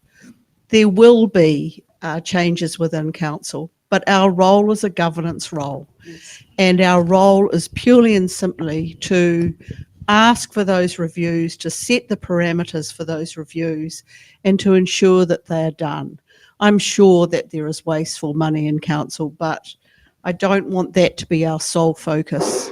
We want to stay visionary, and this is an opportunity for us to move forward. I look forward to meeting the people of Pāpāmoa. Vote Shelley Robb for a strong voice around the council table, because I am standing for you. John. Yeah, hi. My dad always told me I had one mouth, two ears. So he said at an early age, what do you think, John, that you should do with those three things? So I learned to listen.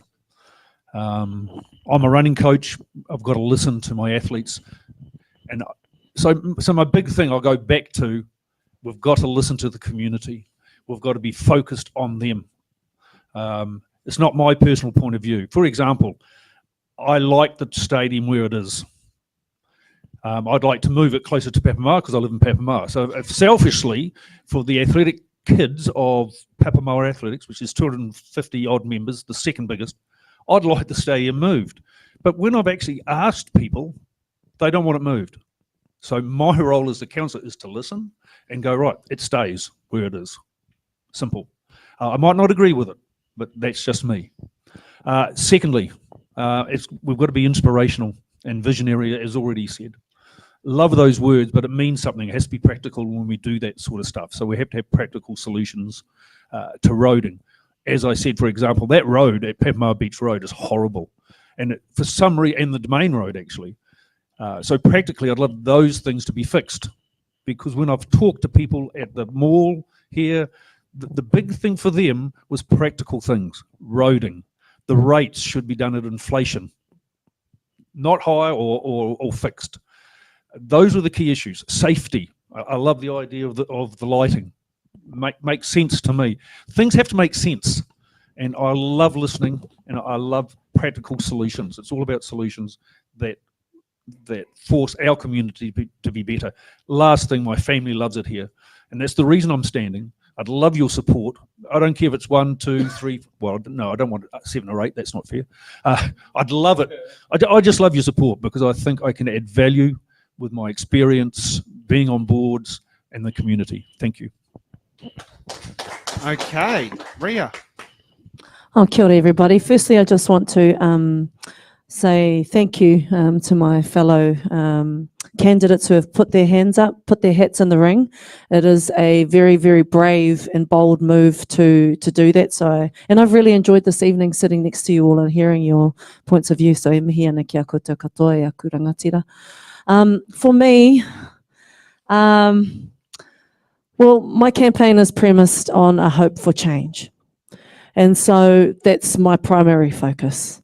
And while some discussions may appear in the passive, I'm very much focused on solutions-based outcomes. And so my mindset will always be moving towards a more positive way to look at how we can solve the issues that have plagued our city. We have a primary opportunity right now to engage in a process that hasn't been engaged with adequately. I think Brian and I were discussing before some 40% turnout last local government elections. They're hoping this time round for around 50%, but why only 50%? How come we can't get other people involved in this process? Well, I believe that this particular version of elections will garner so much more support. And I'm really excited about that, because what that means is that democracy in its fuller capacity is returning to Tauranga, because people want solutions, people want vision, people want councillors and a mayor at the helm that can say what they're going to do and get the job done. Of course, with the community at the head of the table as well, the community being the focus point for every single decision that comes out of that house. I have governance experience. I've sat on a number of national boards. I am a business owner. I've owned a business for nearly a decade. So I'm not just some young face that's come out of the song books. I'm actually a practical a person to vote for. So I do encourage you to vote one for Ria Hall. Kia ora.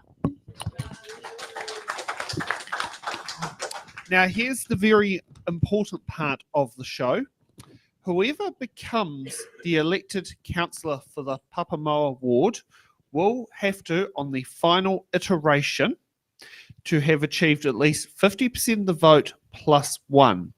So when it comes to ranking your candidates, your second, third, and fourth and fifth preference votes are just as equally as important as that number one. But make sure you put the number one on the ballot paper, otherwise the computer reads it as an invalid vote. Just to sit there and do that. So when you come down to voting, you know, use the tool here of It's in the Ballot. This is what it's about, is to help they're doing it. I'm sure people here in the room are going to happily share our live stream along with the candidates. You use it as a tool there, and you rank in there and you rank your voting papers, because this election is going to be coming down to second and third and fourth precinct votes, not just number ones. So that will be the big key thing to go through there. And can I also say thank you to the candidates for coming tonight. It's not easy to chuck yourself in front of a camera. Many people who have come onto our show have started off going, it's a bit daunting walking in the door and walking out feeling like they're ready for Jack Tame on Q&A. You know, I think that's a big way. And Jack, if you're watching, here's some great candidates to interview. And I'm very sure Q&A is actually going to be watching this content, considering they have used our footage in the Port Waikato by-election, and I'm very happy that they have done that. So, yes, so going through that, can I also sit there and thank Stacey, who's been our remote editor from Wellington, for Ray, who's been doing our cameras, for Ian, who's been doing the editor desk, for Nick being candidate liaison, and for hosting the 4 p.m. show. It's not easy to sit in the driver's seat of one of these shows, and it's it's not easy for me to let someone else drive my car, as that can be sit there and said. But you did a good job, and can also thank you to Brody for coming in for question host. Some of the comments that have gone on there saying you've got the right voice for was it radio or TV? So. Get your microphone up so those at home can hear. Sorry, those at home. Can I just say on behalf, and I hope you don't mind me putting words in your mouths, thank you, Sam, for putting this together. It has been a wonderful evening. Thank you for the team who've supported him. And thank you, all of you, for coming out and clapping, supporting, smiling, and helping us and encouraging us to try and answer the questions better for you. And if you do want to help It's in the Ballot, we are a unincorporated non-profit, and we rely on small dollar donations.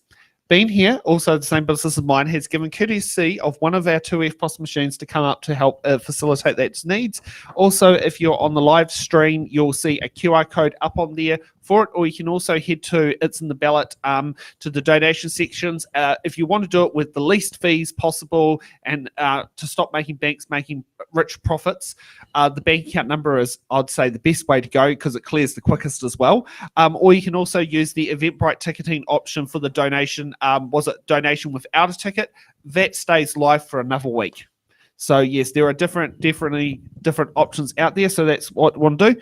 So tomorrow we will be in Welcome Bay covering both Tauriko Ward and Welcome Bay Ward. Tauriko at 4 o'clock. get the times right. And Welcome Bay at 7. So if you want to come and see the candidates there, and I believe we're going to be having, both shows are going to have 100% confirmed candidates, because I've just sat there and seen one of the emails that have popped through during today has signed off one of those candidates who is a bit unsure, but the candidates who participated in the ballot today sold the show. So we'll sit there and do that. So, yeah, and join us at 7 p.m. on Friday for the mayoral debate. This is going to be very interesting because I think it's the first time we have 15 candidates. We're going to make a very interesting job. We're probably going to run on overtime, but hey, you know, we've got to give everyone that fair chance to say, and the local paper will be live blogging it. Was it now? Is it called Sun Live, or is it called The Sun, or what is it called? Sun Live. Sun Live. Yeah. It was like a couple different names, but it was the same crowd. Yeah. Yeah. So yes, so doing that. So thank you for watching, and we'll see you all tomorrow on It's on the Ballot. Have a good evening.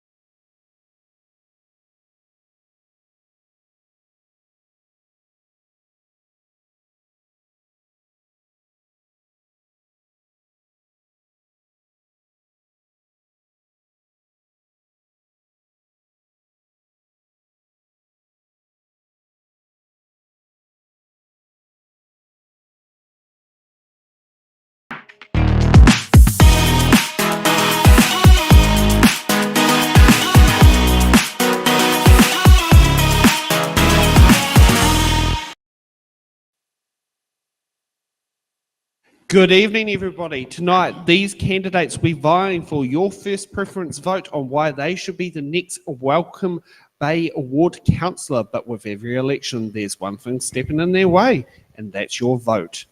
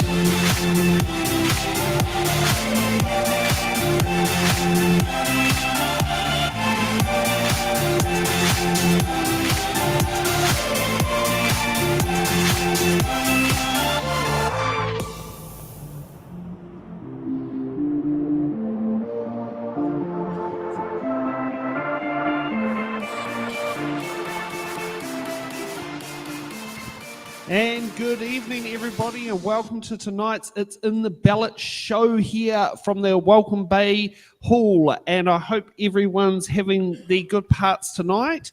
So we'll get there. And just as those who are probably a little bit noticed, I remember when I was a much younger kid spending a lot of time in Welcome Bay at my dad's place when he was living up in Shady Lane. Oh, God, that's about 20 years ago now, so they're thinking about it. But I've been told the hot pools are still virtually the same.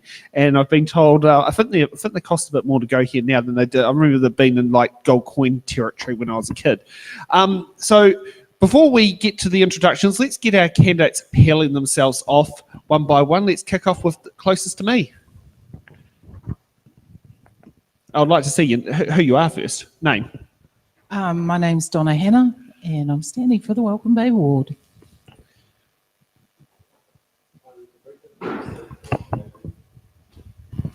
I'm Robert Coe, and I'm standing for Welcome Bay as well.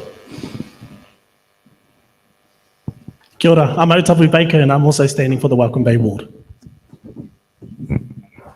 Hi everyone, my name is Cameron Templar, and I am also standing for the Welcome Bay ward. Hello everyone, my name is Aurel Braguta. I'm standing for Welcome Bay ward and for Mayor of Tauranga. Thank you. And thank you for that. So what would you say, before we get to opening statements, is the best thing about Welcome Bay? Oh, all of yous. The fish and chips. Yeah, I can certainly second that. For me, it's the people, by far. No one does community better than this ward. Here. Also the great view of Moa on the way to work in the morning. Always brightens my morning. Okay, so let's kick off with opening statements. Now I want to get this right. Hautapu? Hautapu, but very good. Hautapu, okay. You get to go up first. Choice. Oh, kia ora, kia ora everybody, good evening. My name is Hautapu Baker, and as I mentioned earlier, I'm standing for the Welcome Bay ward. For reasons why. I have two little girls and a boy on the way. They were born and raised in our community, and they go to kohanga in Maungatapu. They are the reason I'm running. It's our kids. They are the reason I'm running. Once upon a time, I was one of the Hautatu kids of our community. On a Wednesday and Friday night, was delivering pamphlets up and down the streets of Maungatapu and Haerini, and every other night was kicking a rugby ball around the streets, parks, and reserves of our ward. If in the early 2000s your car was kicked or hit by a stray rugby ball, it was probably me or my little brother. To cut a long story short, and because we've got a bit of an intimate setting tonight, I'm going to mix things up a little bit. You're going to hear about who I am and what I stand for as the night goes on, but I want you to know more than anything that I'm about relationships, because that's everything. Building authentic relationships with people and community so we can leverage those abilities and resources to achieve collective good. The only way to do that is to actually get to know the person sitting next to you. So with the 30 seconds I imagine I've got left, I'm going to get us all to stand up and go and introduce ourselves to someone we've never met before. Your name, where you're from, and the reason that you're here. Ready, steady, go.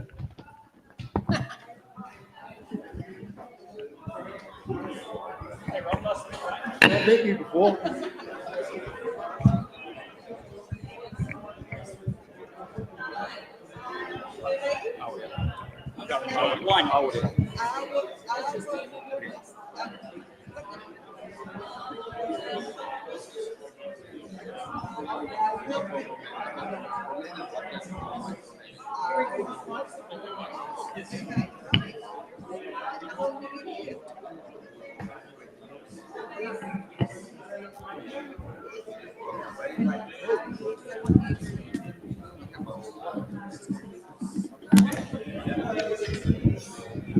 I imagine that's my time, but thank you all for participating, and I hope that gives you a little bit of an insight as to who I am and what I stand for, because I genuinely believe that collectively, with your strengths and my strengths, we can achieve great outcomes for our ward and city. Kia ora.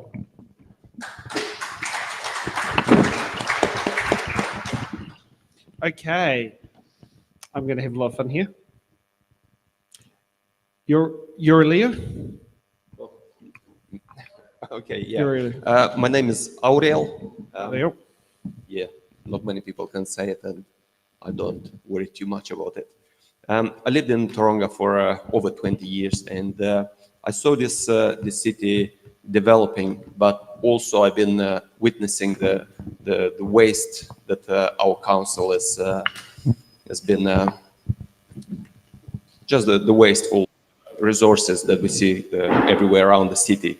So my campaign is very simple. I'm standing to try to eliminate the wasteful spendings in our council. So this is my main reason why I'm running. So thank you.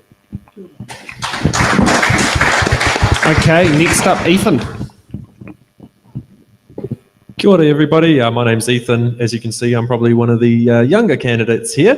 I've lived in Mongatapu for 16, nearly 17 years, and just wanted to give back to the community that's helped raise me. So yeah, I'm young, so I want to bring in a fresh youth perspective and really push hard for the issues that face all of you, not just in Mongatapu, not just in Haerini, but across the whole ward together.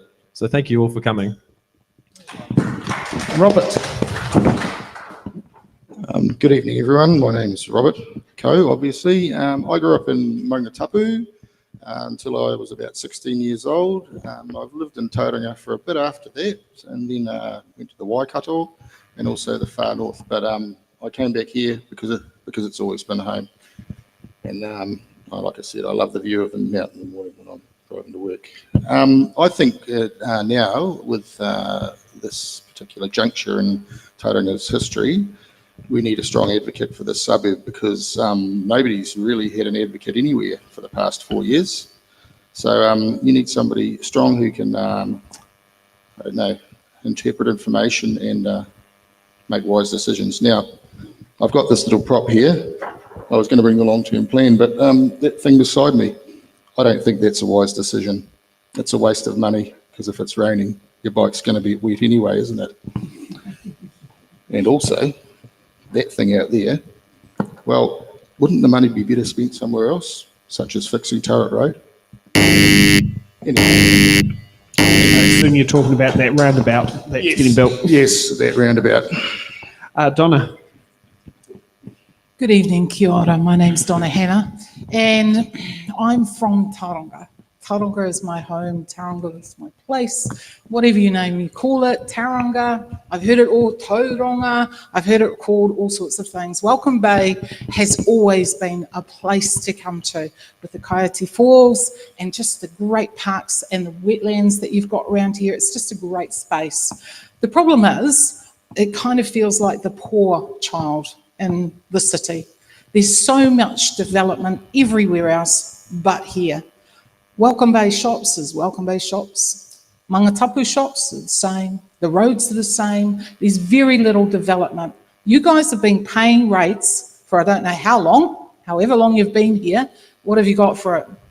And I'm here for ratepayers, for accountability and viability. There's no point making promises if you can't afford to pay for it.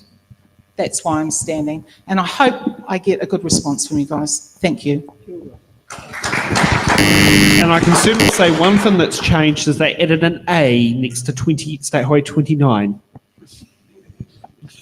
Okay, and Cameron. Ooh, right. I'm glad I didn't have to follow up Hotapu over here. Hi, everyone. My name's Cameron Templar. I'm an entrepreneur, a local business owner, and a community advocate based here in Tauranga. I'm standing for the Welcome Bay ward, as it's the place I grew up in and have spent 20 years of my life. I'm currently the owner-operator of Tauranga Indoor Sports. I'm the CEO of tech startup Scored Manager, which is also based here in Tauranga. My top priorities on the council are to deliver better transport networks, revive our CBD, unlock our economic potential, and ensure Welcome Bay ward gets that much-needed supermarket. My vision for Welcome Bay ward and Tauranga City is a smart, vibrant, connected community that is a great place to live, work and play. Thank you. Okay, and with the game of musical chairs with the crew tonight, I see you've been given the back door keys this time, Nick. Yes, I have. Had no problem giving you back the front door. Well, or the, car key. Oh, no, the car keys? The car keys, I enjoyed driving, but being my second time, I was too worried about crashing. I understand that feeling very, very well. But hey, as I say with driving, learning, practice makes perfect. Yeah, yes, it does. And at least you didn't have a creepy supervisor standing over your shoulder. No, I didn't. No, I didn't. Okay, so we're up to our first section here with the question boxes here. So each candidate gets to pick a box number, and then they've got to answer the question in it. Each candidate gets given 2 button cards and 1 defer card. If another candidate gets a question they want and they want to stick in their answer, they use their button cards. And if they get a question they really don't want to answer, they can use their defer card and give it to another candidate. Now, I'd love to sit there and say defer it to a candidate who didn't come here tonight, but that's a bit impossible on tonight's show when all 6 candidates turn up. And I think, and I'm proud, this is a great achievement. So, all the boxes are sealed there, Nick? Oh, which pesky number is that? 9. There we go. Okay. So, Ethan, you get to pick the first box number. What would you like?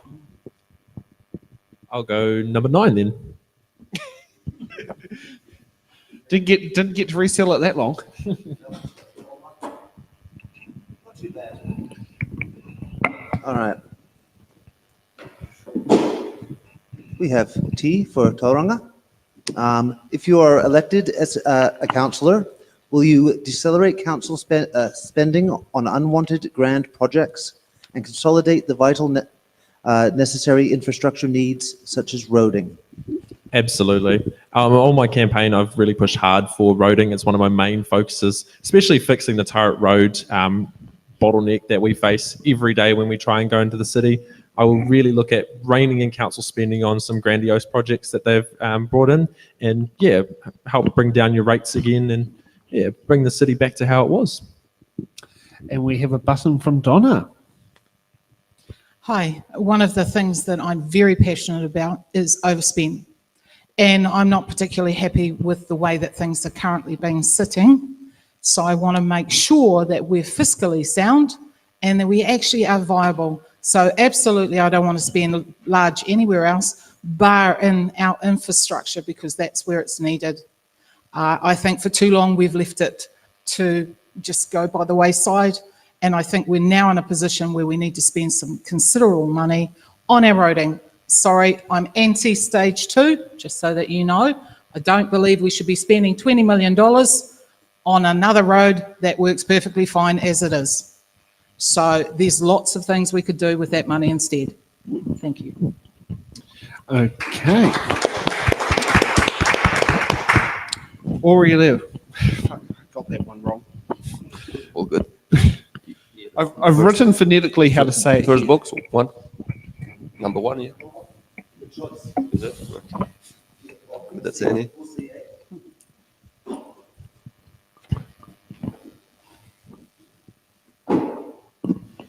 Alpha Bravo. How will you support youth leadership and civil engagement programs?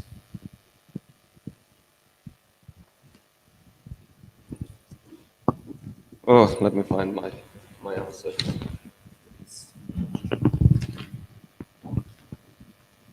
Changes.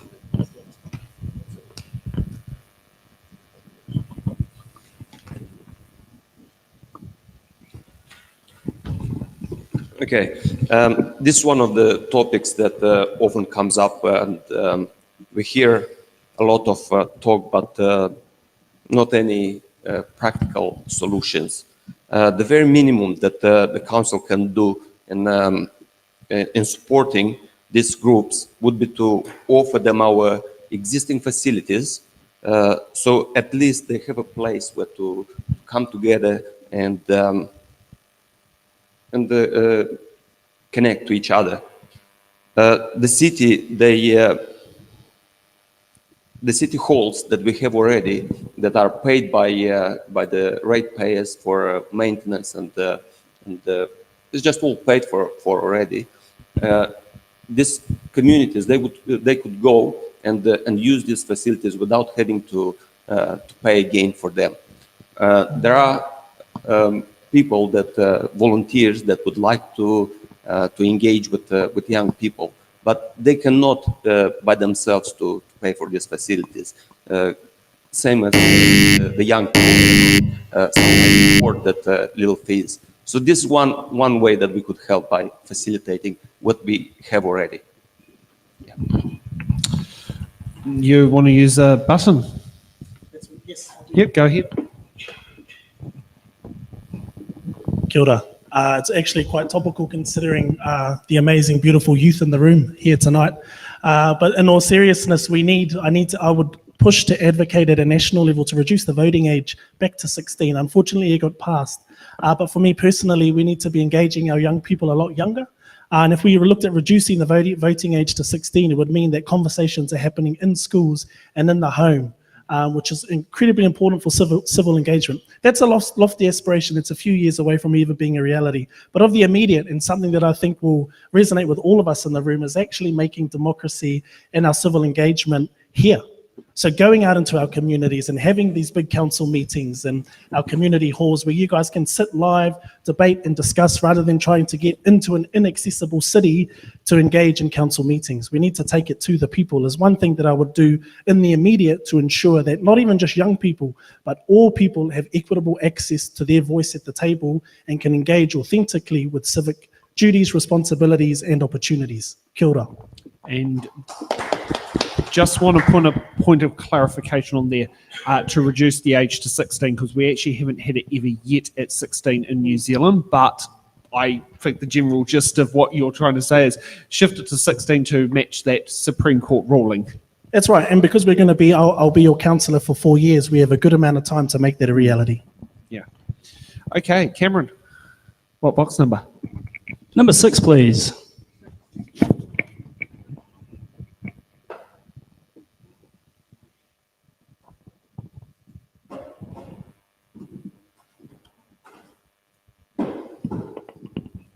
V for Victor. Auckland Council has recently shifted to taking away recycling bins of people who mix general waste with their recycling. Should Tauranga consider doing the same thing? Yeah, of course. I would consider it. It's pretty much common sense. Although in Tauranga we have one of the best waste management and recycling units in all of the country. So I don't really think it's an issue here. It's probably an issue with how intelligent the people of Auckland are. So, hey. It was topical in the news. But in short, if you don't discard your recycling correctly, you don't deserve to get your bins removed. But of course, if we were to do that, people are just going to put their recycling in the rubbish bins and it's going to cause the same problem. Thank you. Donna, what box number? 16. 16. So, would you support the voting age going to 16? No. Okay. Yes. Sorry, their frontal lobe is not developed. They make, yeah. Okay, well, since she's saying that, I feel like I have a right to justify the response since there wasn't actually one related. Hey, I get it. I get that point, genuinely I do. But the reality is, at the age of 16, many of our kids work. That means that they're paying taxes. Many of our kids also, because whānau need it, actually have to pay in some way, shape or form for board, which contributes, then goes into your rates. So by that extension alone, as a ratepayer, they have a right to have their voice heard. And why can't it be heard on equal terms with the rest of us? Food for thought, te whānau, food for thought. Okay, so Nick, what question? A for Alpha. What political party are you linked to? I am actually not linked to any political party. From my point of view, I stand for what I stand, and I feel that sometimes political parties tend to want to group in a mass and come up with, they make decisions, decide to say X, and suddenly it gets changed because other people in their party says, you need to change. Sorry, that's not me. I would stand up right now and say, I'm for the ratepayers, I'm for accountability, and I'm for viability. And if any of those are out of whack, I don't care who says what, they're out of whack. We need to make it right. It sounds very much similar to the late Penny Bright, because that was very much what she stood for. Okay, Robert, what box number? Number 2, please.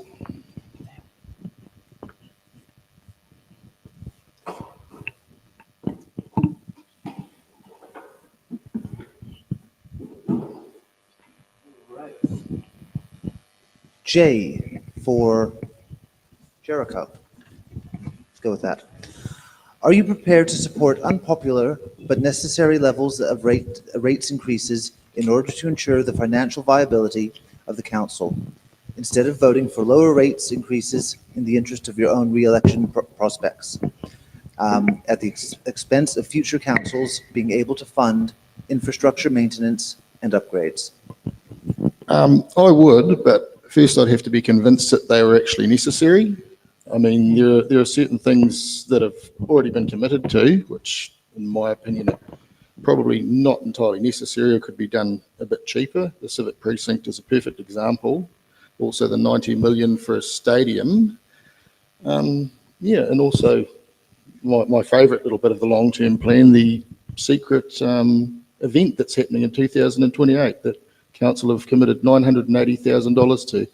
I mean, it's spread over 2 financial years, but I think the ratepayers have the right to know what their money is being spent on, and they're currently being denied that.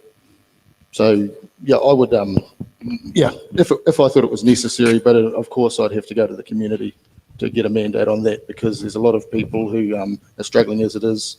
Rates are high enough and they should be kept as low as possible.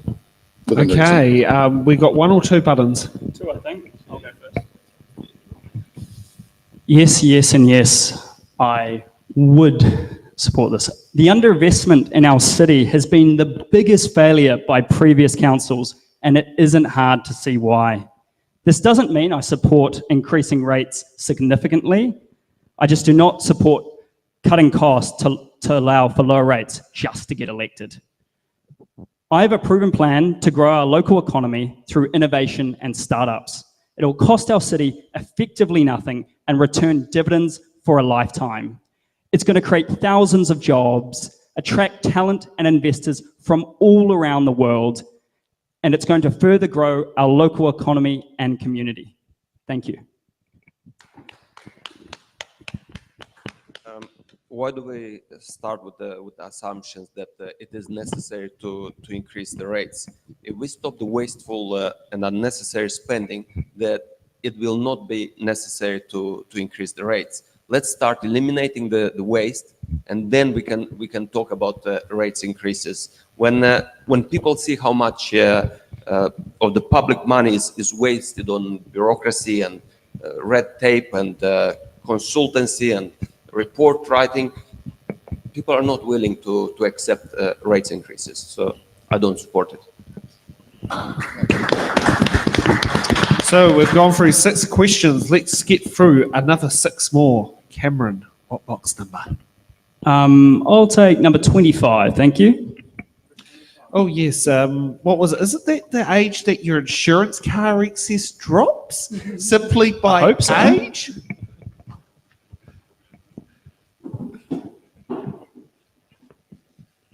M for Mike.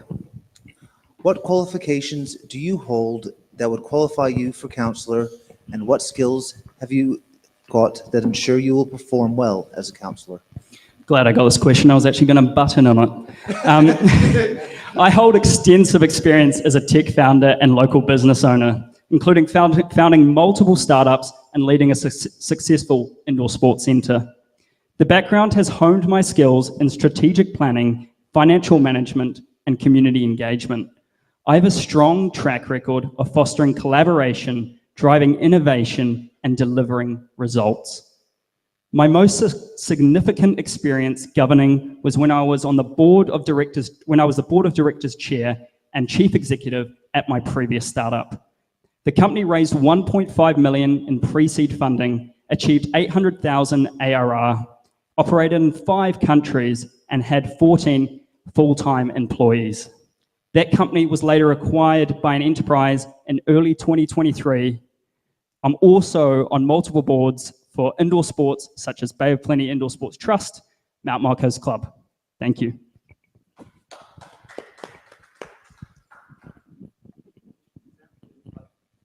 Hold on.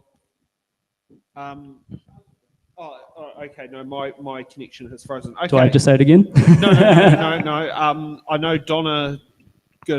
So I've got 2 buttons. Who's going first? Ladies. Here we go. All right. So what makes me qualified? I became an adult, number one. And I think running a household, you pretty much know how to manage that. You know how to work with inside your budget. You know when you're in the proverbial, when things don't match, and you know when you've got creditors on your door. From that experience, I've also raised 5 adult children. I have 17 grandchildren, and I like to hang out with them. I also believe that they are part of the community, and you need to raise good adults, good young people into good adults. It's the only way you're going to build communities. I also have been an IT manager for the Girls' College, did that for 10 years, worked in the MOE. They are very structured about what happens to taxpayers' monies. I worked for Western Bay District Council, working in the community space, and again, was accountable to ratepayers. I now work in a not-for-profit organisation in Katikati as the operations manager, and I'm now accountable to funders. I am accountable every step of the way. I have to be, and that's why I stand by being accountable. I want to know what your money goes for. Thank you. And continuing on with buttons. Your buttons? Yeah. Kia ora. Haven't you So used 2 already? Yeah, this is my second one. This was actually No. one of the ones. No. Oh, no, sir. No, you right? That doesn't count into my time, eh? Sorry, Yeah, it no. does. I'm seeing stuff here, but the cameras don't see it. No, all good. All good. Kia ora tātou. I did my undergraduate in political science. And then I also pursued my master's degree in Indigenous studies with a huge political science focus because it's a passion. I started my professional career in corporate banking, actually, where I learned how money works and how to manage significant amounts of debt. I then moved into the health and social service sector, working with individuals and families on the ground during hard times and supported them from the negative right through to positive. I moved into the machine of Tauranga City Council, working in community engagement, again, accountable to ratepayers and achieving really good community outcomes. In that space, I understood quite clearly the machine of council and how it works and how to best unlock the potential of a council to work for its ratepayers and community. I now sit in a multi-million-dollar national science challenge on the directorate of the Resilience to Nature's Challenge National Science Challenge, responding to natural hazards and disasters. There I'm accountable and responsible for scientists, researchers, students, engineers, technicians. And in that space, I work at the interface between relationships with communities and all that cool work that gets done at the Science Centre to make sure that our people who need that work the most actually gets there. So I've had a good time. It really feels like the buzzer doesn't work because we all seem to be going over time anyways. But I hope that gives you a bit of an insight into who I am and the credentials that I carry to carry an agency of this magnitude. Kia ora. I don't quite have a long resume like that, but I'll let people to decide whether I qualify to be in a council. So I just want to say I've been in New Zealand I came to New Zealand when I was 23, and at the age of 26, I built my first home and I started my first business. By the age of 37, I had 7 properties, farms and commercial buildings and houses. My kids go to private school, ACG, that probably many of you may know. It's not a cheap school to send your kids to. I take my family on overseas holidays every year. So, people say that I did well for myself and for my family. How did I do it? Very simple. Work hard and be very careful with my spendings. And this is what I want to bring to this council, to bring the spendings under control. If we can bring that under control, we can achieve all those dreams and all those wishes that we have. Without that, I think. And don't sit down, you get the next box number. Am I getting it? Whatever. The one closest to you, Bill.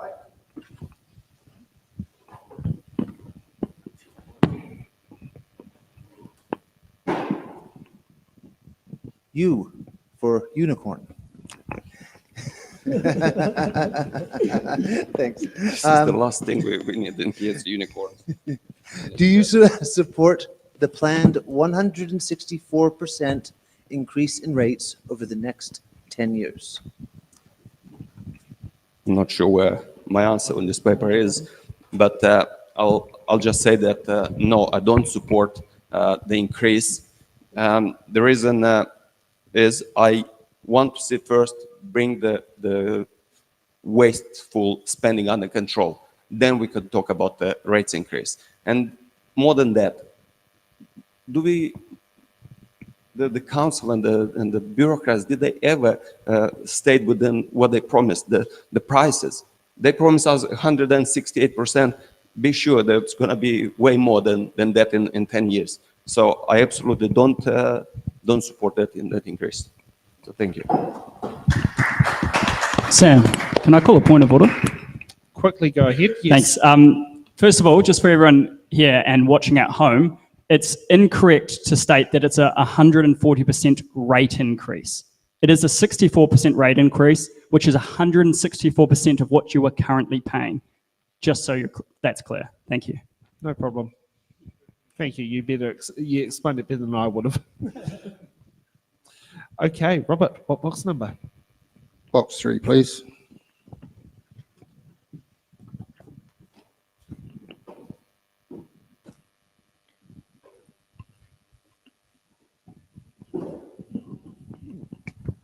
Z for zebra. What will you do to help tackle substance abuse and support those affected in our community? This is a bit, I suppose, difficult. It's not really a council matter as far as funding goes. It's a central government issue. All I could say is that there are some great private agencies around Tauranga doing good work with substance abuse. Handma Clinic springs to mind. I think really the only way that council would be able to help them is perhaps giving them a bit of a break on their rates bill, because I'm pretty sure they'll be paying commercial rates, which is a differential, which means that it's more than residential for the same thing. And yeah, maybe some of the people around town, like parking wardens or whatever, who might see some of the homeless who do suffer from substance abuse issues, could perhaps point them in the right direction. Ethan, what box number? I'll go box number 21, please. Yes, the voting age when my grandma first started voting in 1949.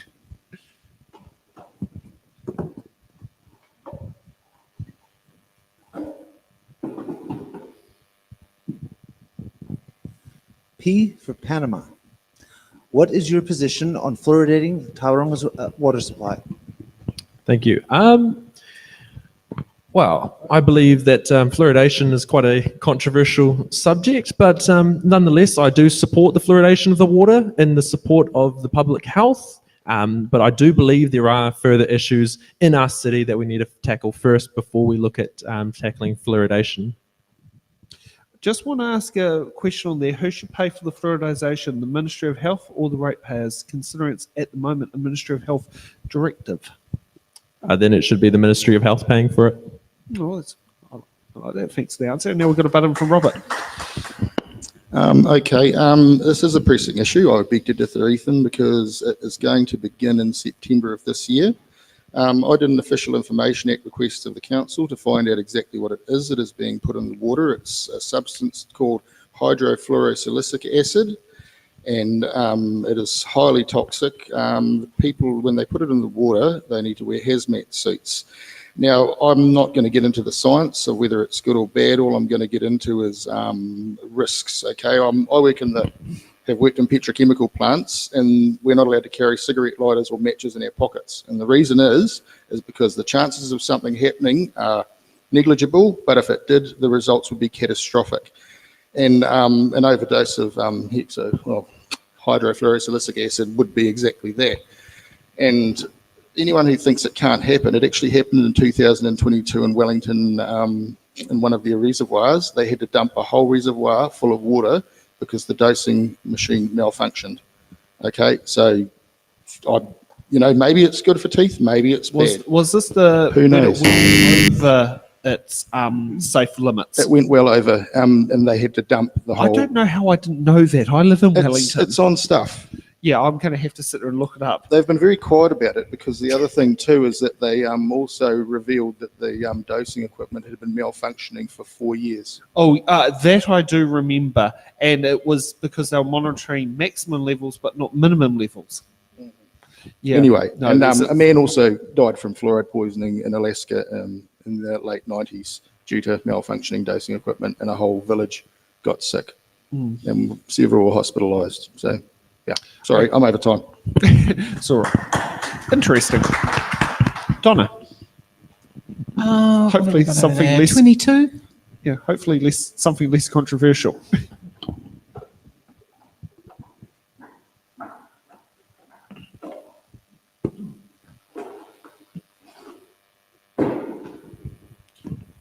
C for Charlie. In recent years, violence directed towards Aotearoa, and in this case, Tauranga's LGBTQAI community has increased, most notably with the destruction of our community's Rainbow Youth Facility in an attack. How would you create a Tauranga that actively promotes an appreciation of our diverse communities? To be honest, I think it needs to happen. You know, I think we cannot sit in judgment of other people. Who made us righteous? Who made us decide who is the right person or the wrong person, or the right person to fall in love or the wrong group to get together? Who made that decision? Because I'm pretty sure I didn't, and I'm pretty sure everybody here didn't. So why can't we live in a diverse community? Why does it have to be one thing or another? So from my point of view, I'm very strong about this. I work in Katikati right now, and I'm very passionate about making sure that Rainbow Youth have a voice. And you know what? They're just as much a right to have a voice and a say about what goes on in their city and their community. They're the same as everybody else.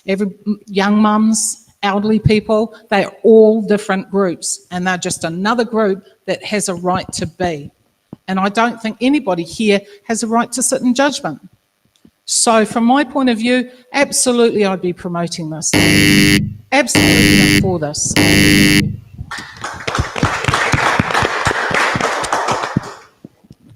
Tapu? Yay, 5. 15. Oh, the age I got my driver's license at. How many people here got their driver's license at 15? How many got it on their first go? Okay, it was just me then. Okay, just me. And that's both class 1 and class 2 in a manual, and 100% indicating off at the roundabouts correctly in the class 2. Bring back the manual, man. I tell you. There's a van out there that's manual. All right, Q for quilt. Given the overwhelming empirical evidence showing that sprawl costs the public purse ratepayers way more than intensive urban development, for example, the OECD shows it triples the cost of public services, will you agree to contain the city boundaries as they are to encourage the city to go up instead of out? Kia ora. Yes, I was hoping I'd get one of these questions. Yes, I do. I believe in intensification over sprawl. But more importantly, I actually believe that we need to invest in our communities, like our Welcome Bay ward, and create more amenities. We need more education facilities for our kids. If we take Toyohomai, which is technically just outside of our ward, but really should be included in our ward, there's massive opportunity there for an extra high school, for healthcare services, for health and social service providers, for a business hub to extend on the existing one there to actually reduce congestion and the reason for the many of us to actually traverse into the city. So we can build the city up, but let's also invest in our community here and create more opportunities for us to connect face to face through mechanisms like that. Kia ora. While you're talking on topic of high school, what was that, bro? While you talk top of high school, where is the nearest high school from here? Is it still Cameron Road? So yep. Yes. Absolutely. Yep. Oh God. You think some things may have changed? They haven't. Well, it actually depends, I suppose. We've got a full immersion Māori school out the back, which I technically think might be like a K closer than Tauranga Boys, but that goes from Kohanga Reo right through to college. So that was there when my dad was living here as a kid, so Yeah. it's been there for a very, very long time. It's good community, I think. Well, would you like to stand back up again and choose another box number? Me again? Yeah. 16? This random order number sheet sits there and throws out some curveballs. No, 16? I'm pretty sure I said 17. Yes. What's important about 17 as an age? I don't know. I think you joined the army. Oh, you never know. These Not boot too camps early coming up. I think you can get a tattoo with parental permission at 17. Could be wrong.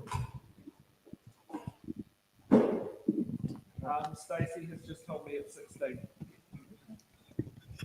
Thanks, Stacey. Cheers, Stacey. Thanks, Stacey. All right, L for Lima. Shortly, Tauranga City Councillors will be asked to approve a proposal for the installation of Rainbow Street art in the CBD. The aim of the project is to celebrate our rainbow community, acknowledge our wider diversity, and improve the vibrancy of our CBD.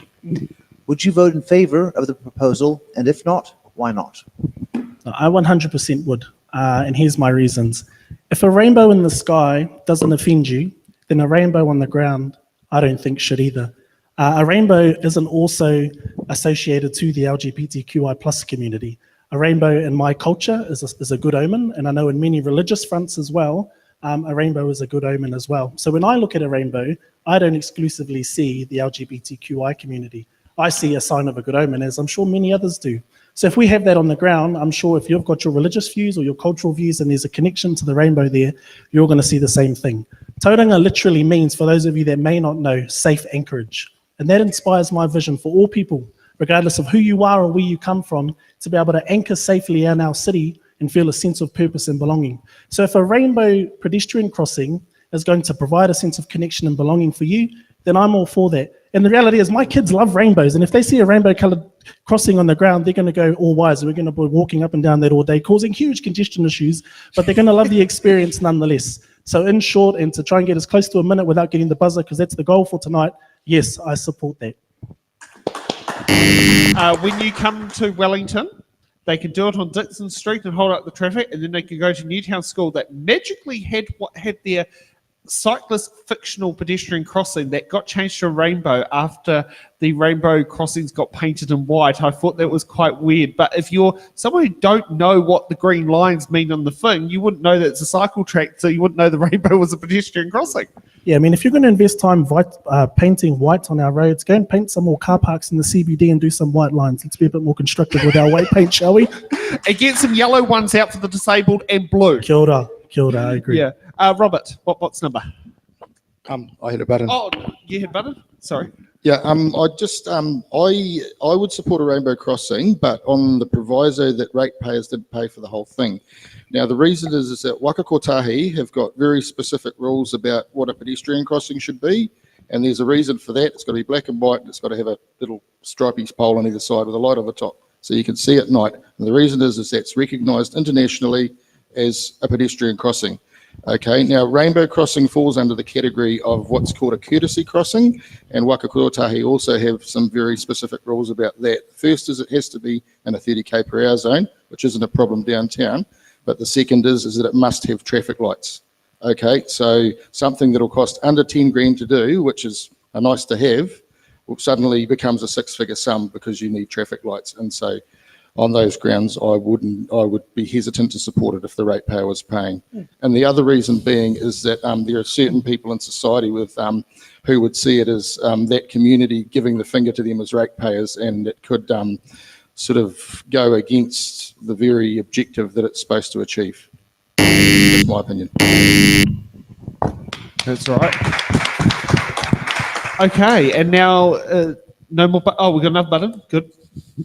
Yeah, I'm same as Hotapu and Rob here. Yeah, I'm a full supporter of the rainbow crossing. I think it's such an awesome idea to help get that inclusion. In high school, I was a massive supporter of the inclusion community in our high school. I proudly wore a pride badge through my year 13 year. I was massive supporter when they put up the pride flag next to the New Zealand flag at the school. I think that was really cool, and especially in a school that does need some societal changes. But yeah, I would 100% back a rainbow crossing in the city. And I think it would be a good idea as well to get Waka Kotahi, New Zealand Transport Agency, involved in the paying of that as well. Thank you. I wonder if Waka Kotahi normally gives the 51% subsidy that normally goes for it, or is that not? I'm not sure if that's in there, and if someone online can sit there and find out that information. But most roading projects attract a 51% funding from Waka Kotahi, which usually comes out of the fund that we pay our petrol and our road users and our EV road users and all sorts of taxes into that consolidated fund. So normally that helps contribute to the cost of it, considering central government collects those charges. Now, I think I was at Robert for a question. Yeah. Lucky dip, please. Lucky dip? Well, then I won't pick one that's gone. God, isn't that what we used to buy for lotto tickets? A lucky dip? Yeah. Bring back some old memories. Actually, who remembers the day before Powerball? Why? For yellow.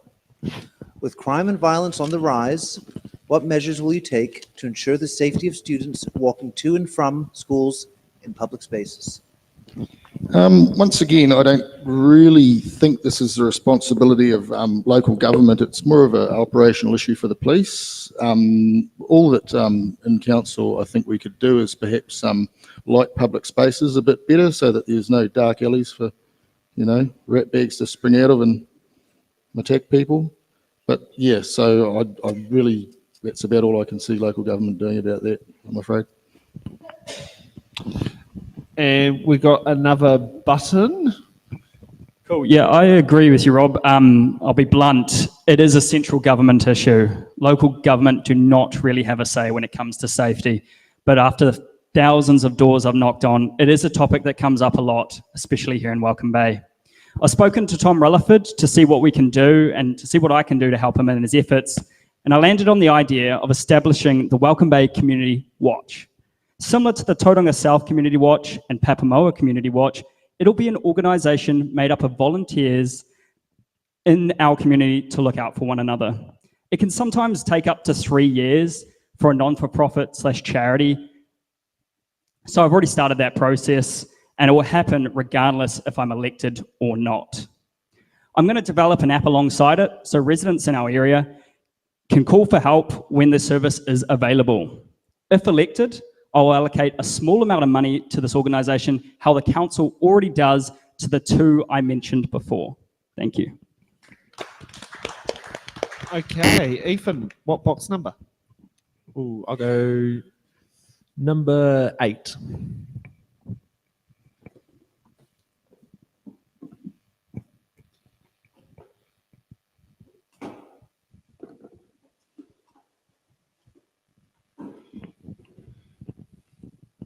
W for Wellington. How will you ensure that the voices of young people who are often at work or school during public meetings have their voices heard in local government decisions? Thank you. Well, as a young person, I'm obviously very well connected on social media. So I have the great ability to be in touch with young people when they want to bring issues forward. I do really want to push for a continued presence of the City Council on social media so that young people who are working, who are at school, can be able to get in touch with the people on the council so they can have their voices heard, so they can have their issues heard. Regardless of whether they can vote or not, they are still a part of this city and they still have a voice, and I really want to campaign and push hard for them, especially as a young person. Thank you.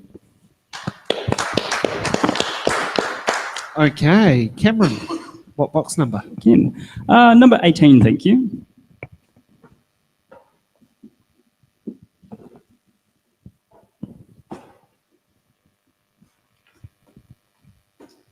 And just a reminder, that's the current voting age. And the age you can buy alcohol. What else can you do at 18? Vote, alcohol, get married without parental consent. Firearms license? I think that's 16 as well. For that 16. 16. Yeah. All right. S for Sierra. With a CBD that needs revitalizing and a housing crisis, supply and affordability wise, how are cost savings and rate changes going to contribute to this? Thank you for the question. Being efficient with money is something I'm pretty good at. In fact, the difference between successful founders and unsuccessful founders is often their ability to manage money efficiently. By optimizing council spending and eliminating inefficiencies, we can redirect funds to essential infrastructure and community projects. I am in favour for the new industrial rate, which will take some pressure off the residential ratepayer. Additionally, supporting affordable housing initiatives in the city, such as streamlined approvals and private-public partnerships, will boost housing supply, affordability, and breathe new life into areas such as our CBD. Thank you. Donna. What's 12? What's that one at the front? Yeah, that one will do. That one will do.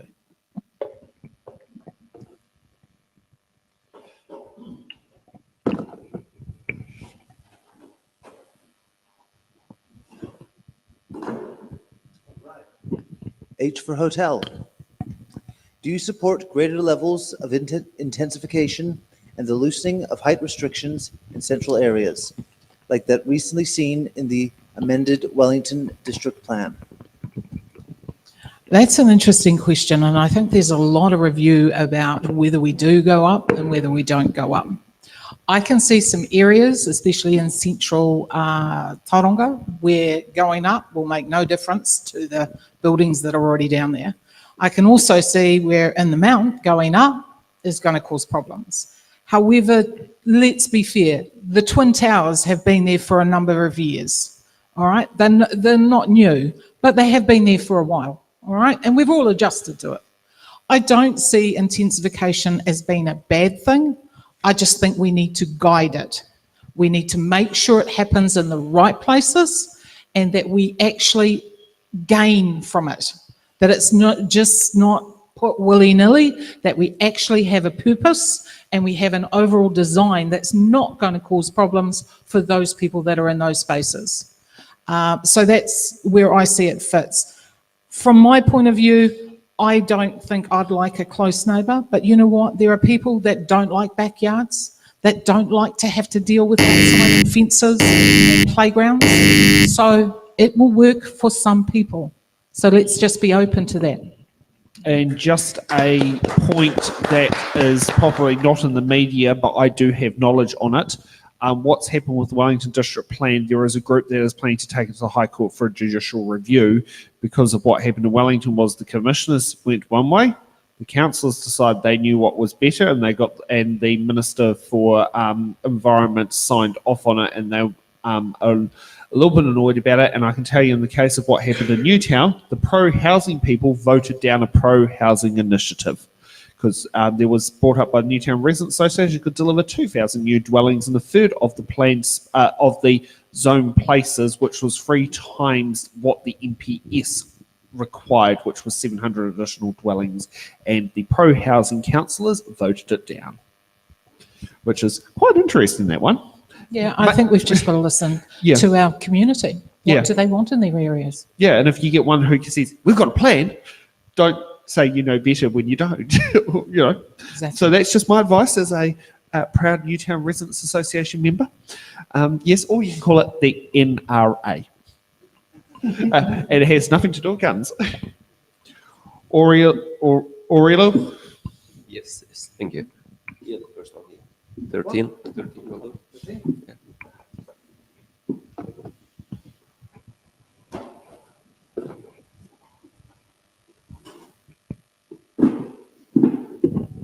O for Oscar. If you are elected into council, will you support the Tauranga Commissioner's strategy, direction, and long-term plan? Yes or no? And why?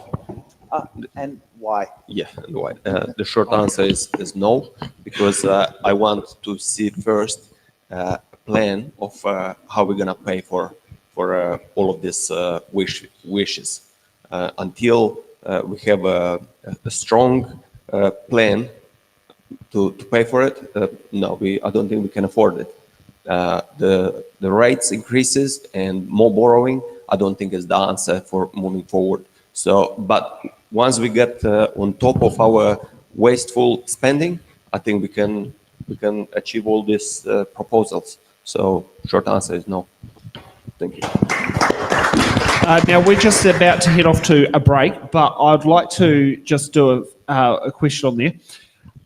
Would any of you, if elected to council, would approach either Tom Rutherford or Sam Uffendale to look at lobbying as their local MP to possibly change the revenue collection method for councils?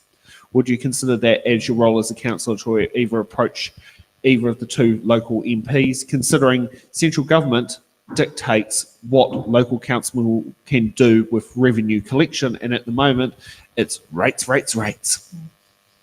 Would you consider doing that? Yeah, I would consider anything that can put a cap on waste. So anything I would consider, yes.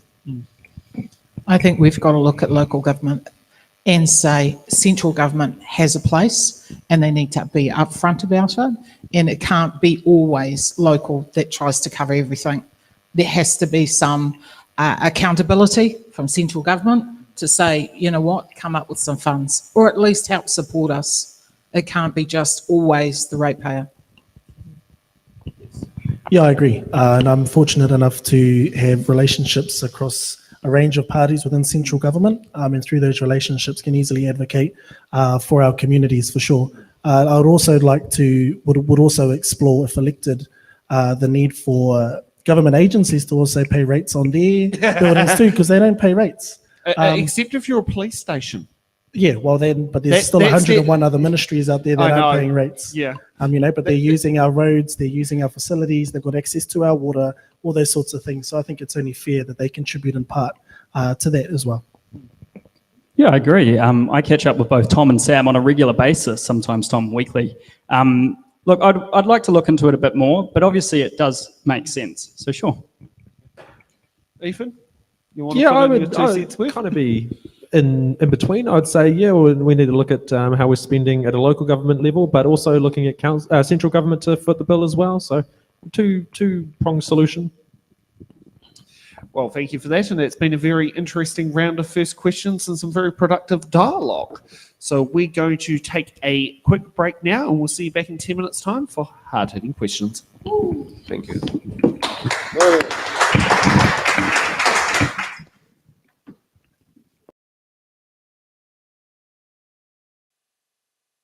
And welcome back. Now let's get ready for hard-hitting questions.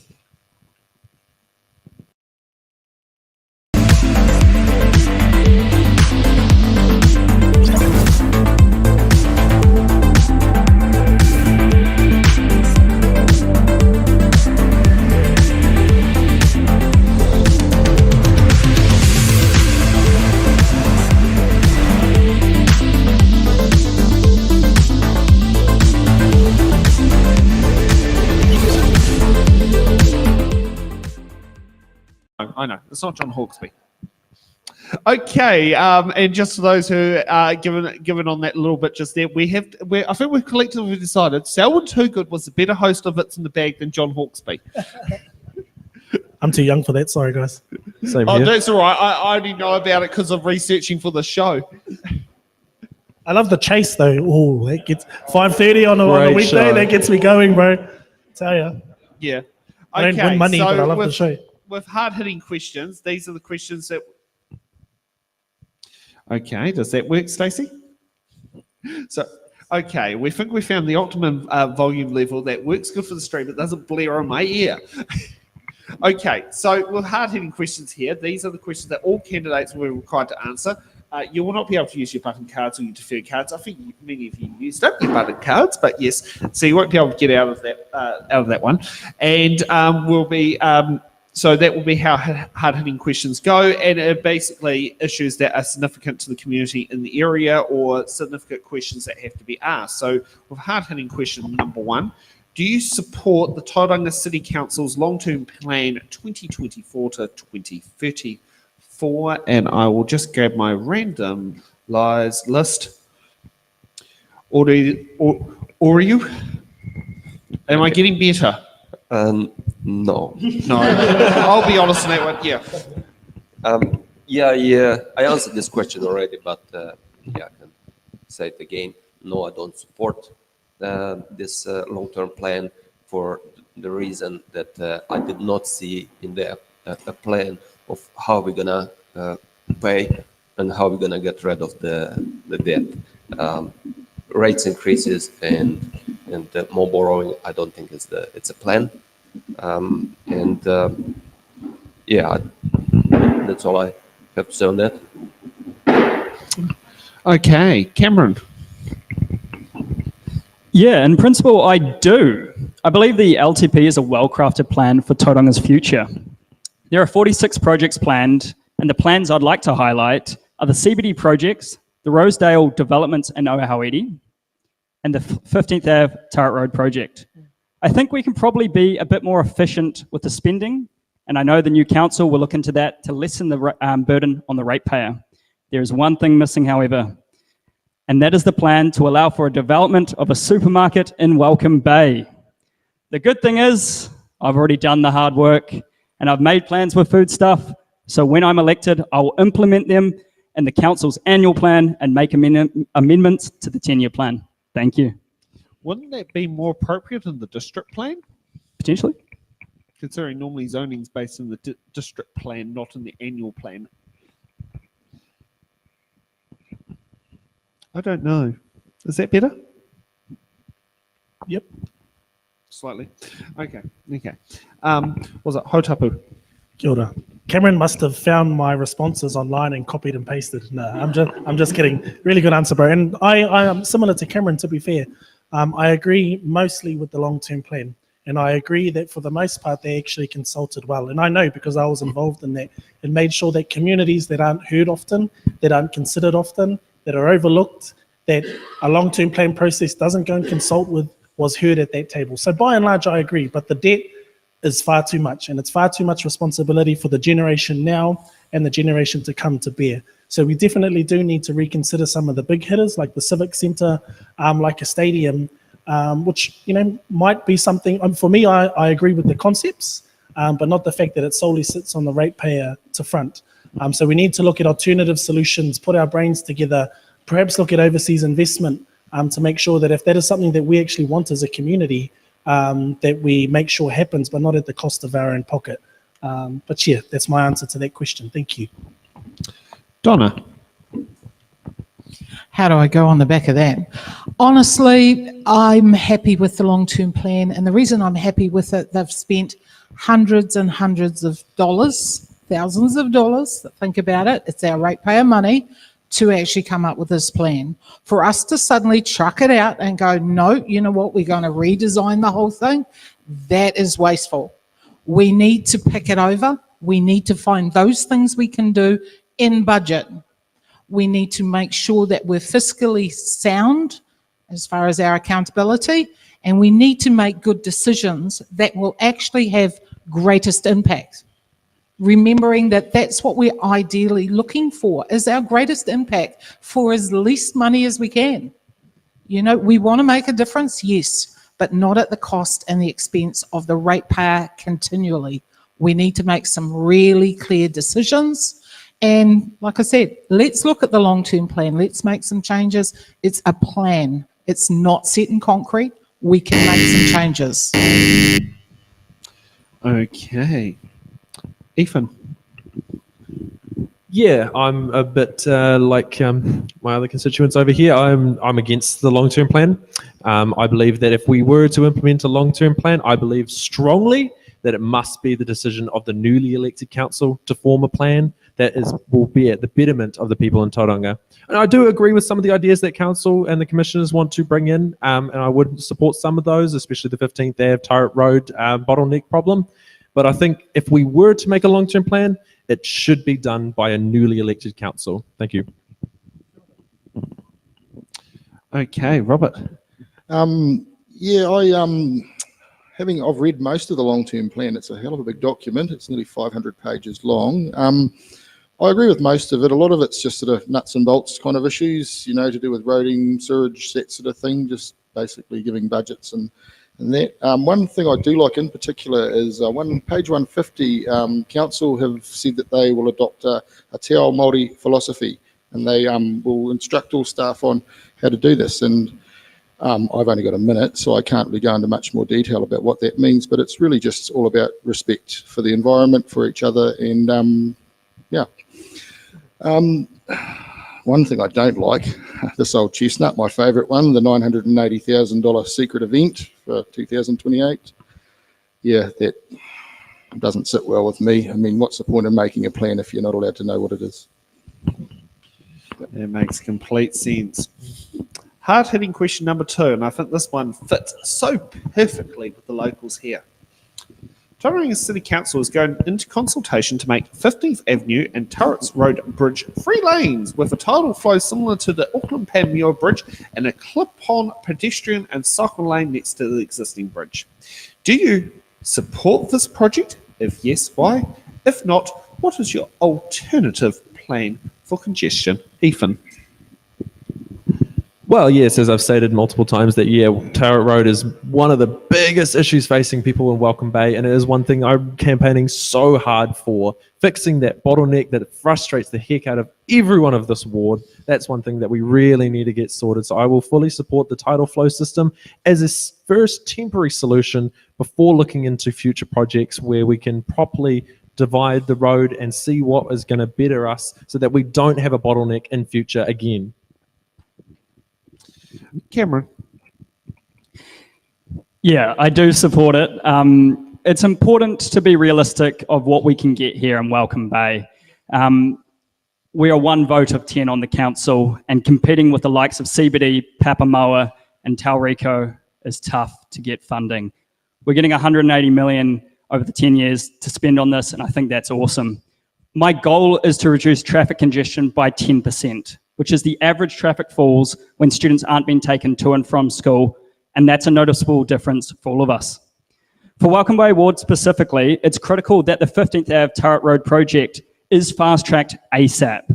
With the Takatimu Northern Link off-ramp exit planned to be built at 15th Ave by Wakakatahi, there'll be significantly more added pressure to that road as it connects to State Highway 29A. Better utilisation of existing infrastructure, such as the Hairene bus lane, is a must, and also the addition of a supermarket going away from the city, as well as an intermediate/high school, will drastically improve congestion here in Welcome Bay. I've already sorted the supermarket, and I'm working hard with the MP of Tauranga, of Bay Plenty, Tom Rutherford, to build a school here too, all of which will improve congestion here in Welcome Bay. Thank you. Aurelia. Okay, this portion of the road needs something done to it, and I'm glad that they are looking into this. I would like to see the details of this proposal, and I would probably advocate maybe even for a four-lane road, because a few years will pass, and then we'll start complaining again about the congestions. But let's see what it's possible to do. And short answer, yes, I do support work on this road. Donna. Absolutely, I support it. It should have been done years ago. All right, let's face it, it's long overdue. It should have been done, and it would have cost us a lot less if it had been done a few years ago, right? Absolutely, but I think it's only a stopgap. I actually think that it's not going to be a long-term solution, because as soon as we do that, Welcome Bay is going to start growing again. We're going to have a similar problem a little bit further. So I think we need to have some alternatives put in place. I'm not a roading expert, not by any means, but you know what? I can call upon some others who are and come up with some decent options. Not some pie in the sky stuff, just something that actually works, and not so far behind that we find we're in the same predicament that we're currently in and should have had Turrets Road done years ago. So I think we've got to get better at what we're planning, plan it better, action it faster, and stop costing the ratepayer more money than they should have had to pay. Robert. No, I don't support it, and the reason is this. I think if you're going to do a job properly, well, do it once, do it properly, because what we need is another bridge. It has been proposed before to do this, but on the inner harbour side, and to go around, I think, link up with by Mayfair Street behind the service station. But obviously that didn't happen, I think, because a lot of people, or the holiday parks anyway, didn't want to get their beachfront ruined. So I'm not a roading engineer either, but what would make sense to me is to put another bridge on the harbour side and construct like a viaduct going on the other side of the Pūtakawas and to link up at the other end. And the thing is about this is it could be constructed without disrupting the existing traffic flow, but obviously it's going to be expensive, and I think what we need to do is get Waka Kotahi to come to the party and accept that this is actually a road of national significance, as it's a link between State Highway 2 and 29. Hautapu. Kia ora. I used to pop bombs off the Haerini Bridge, so I've got quite fond memories of my time crossing that bridge before and after school, popping bombs after school, and I always remembered when I used to bike to school how Mum would freak out when I would traverse that stretch of road because of how at times cars, how fast cars were moving and things like that. So in principle, I 100% agree with the idea because it's going to help public transport. We also still need to make public transport sexy, but that's a whole nother issue. But it's also going to help people using alternative modes of transport as well by providing a safer means to traverse a real crazy part of our city. But to Cameron's point, and I've been advocating it on my social media and in door knocking conversations too, it needs to come forward. For too long, our ward has been neglected by other needs and priorities within our city. But it's time that our ward gets a bit of love and provides necessary and gets that turret road sorted to ensure that necessary access is provided for everybody using that road, but also our ward as well. But we also need to consider alternative things to reduce congestion, like Cam was talking about. I spoke about the school, but also light commercial buildings as well. Sorry, I know I'm taking up the time there, but if we can provide options within our ward to stop people going into city for work, then we're going to contribute to local economy, reduce congestion, and get to know our neighbours that little much better. Kia ora. Now, here's something I do remember. It used to be State Highway 2. Who remembers the Turret Road Bridge being State Highway 2? Or the one that used to always intrigue me was State Highway 2, State Highway 29 from the roundabout right up to Bayfair.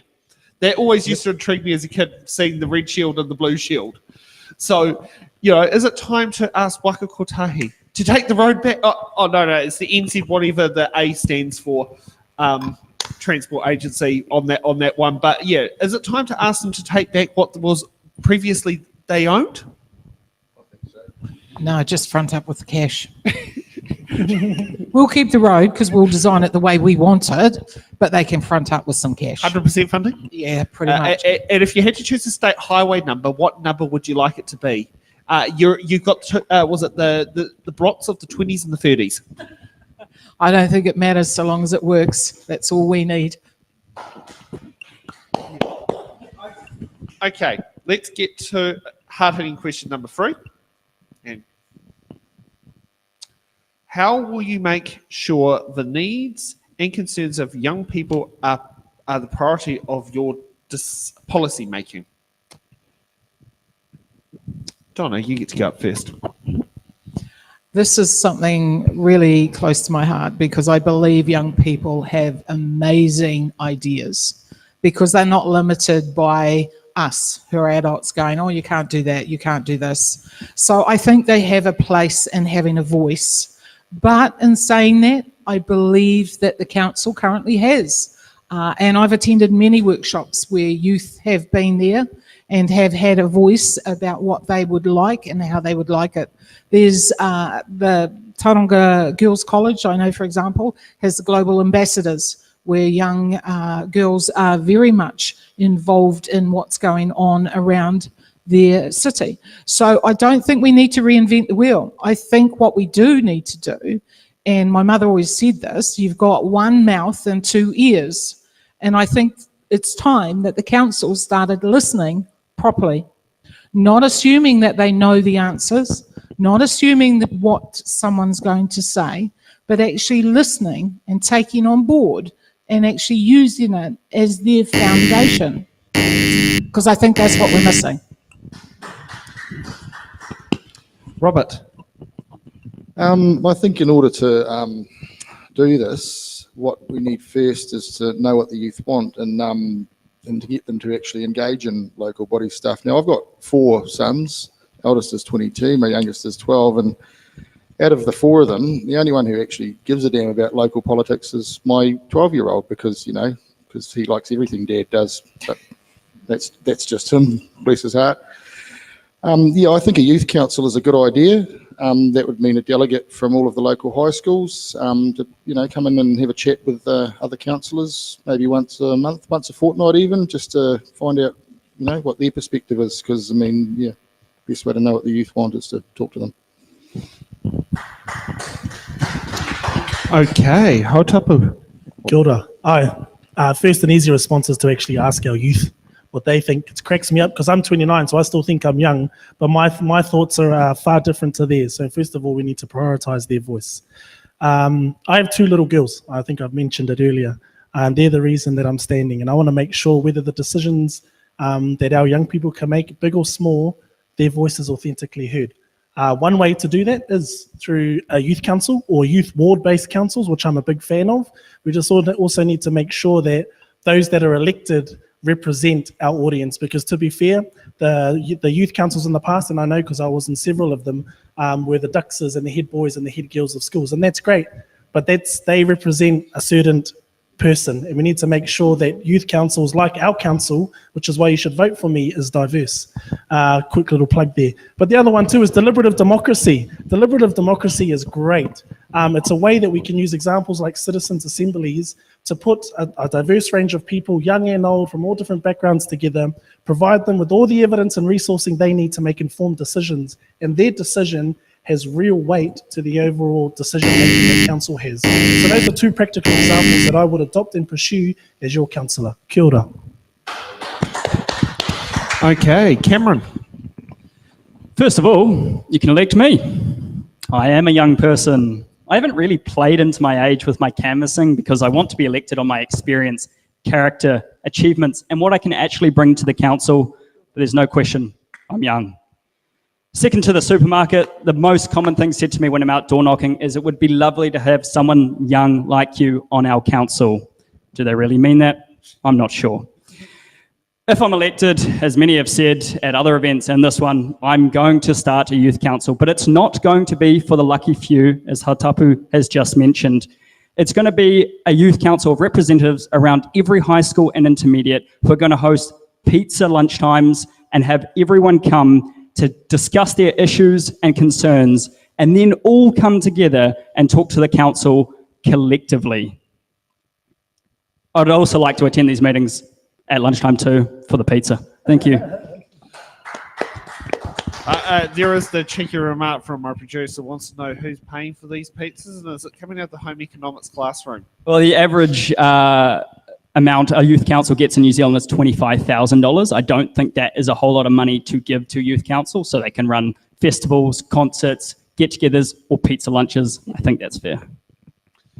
Yeah, I think we need to teach our young people, how to budget and how to live within their means.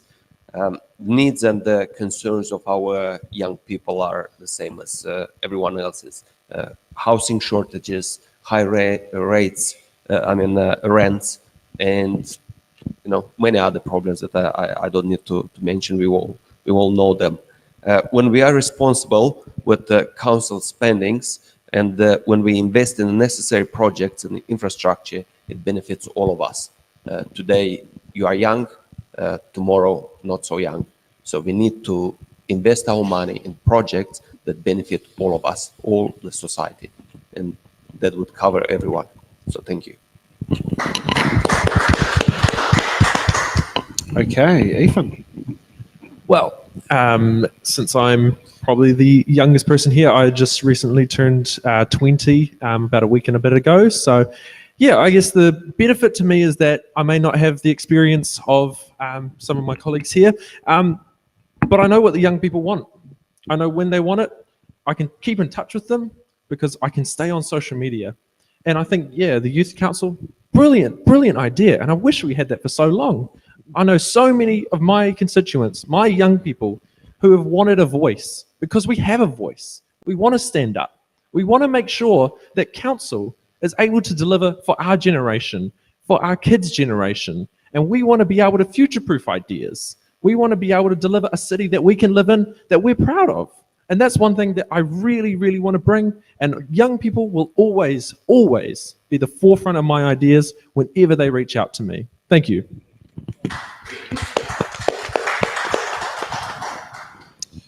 Okay.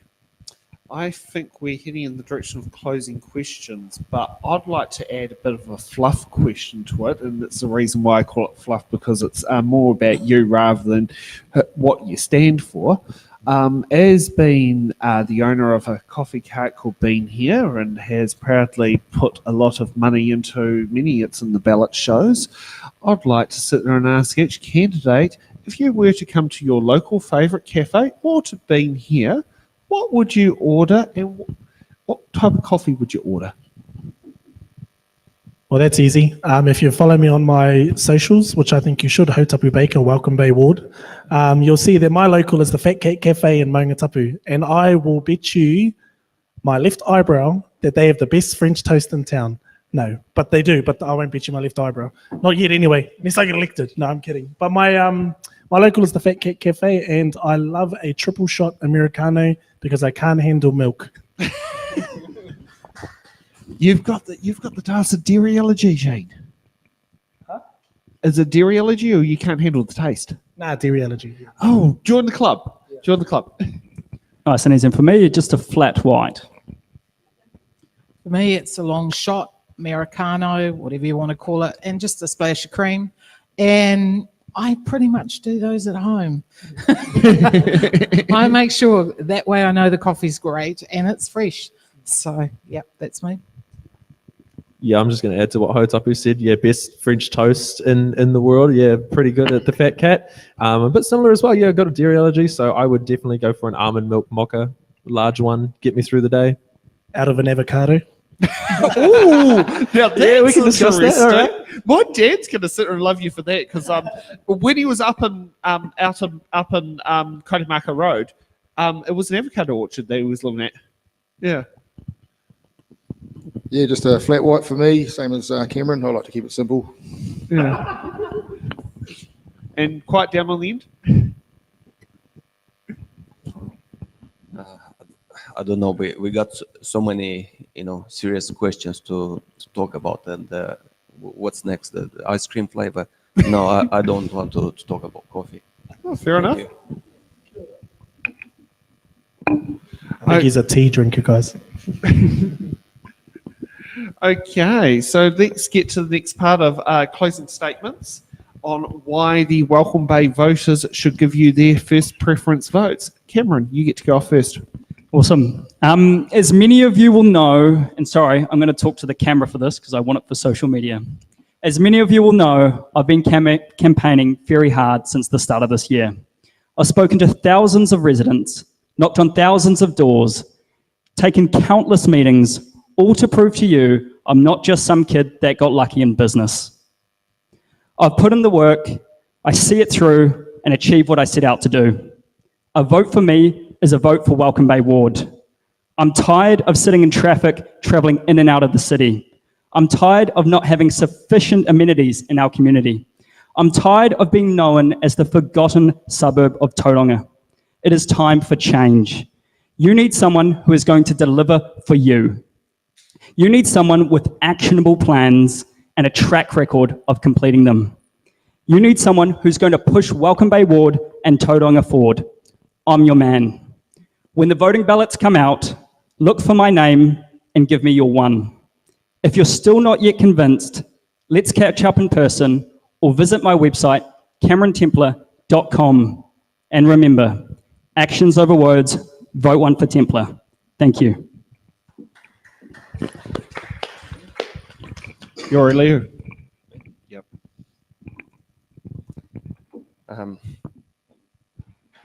Increased rates and more more borrowing, I don't think is the way forward for our city. So I think it's time to get our spending under control. Now it's time for everyone to make a decision whether we bring to our council someone who has a business-minded approach, or we're gonna bring back the same kind of people that they're very good at talking, very good at writing long reports, but not so good at spending our money in the right place. So it's up to all of us to choose the right person. So thank you and good luck to all of us. Robert. I'm going to stay seated and use age as an excuse. First of all, I'd like to thank Sam and all the crew for putting up with us and hosting this sort of thing. I know it takes a lot of your time and a lot of money as well. And so anyone out there, feel free to donate. I'm sure they'll give you a link. There's an EFTPOS machine here. And that too. And the audience, thank you for turning up on this cold night. It's good to see a few people out who have an interest in this, and I'm thinking there'll be a few more online as well watching too. The role of councillor is twofold. I mean, there's the equally important parts. The first is you have to be able to digest a lot of information in order to go to a meeting with the facts and be able to make good decisions that are in the interests of both your electorate and the community. And anyone who knows me in person will know that I have this freakish ability to speed read really quickly and gather meaning from it. So I think I'll be pretty useful in that regard.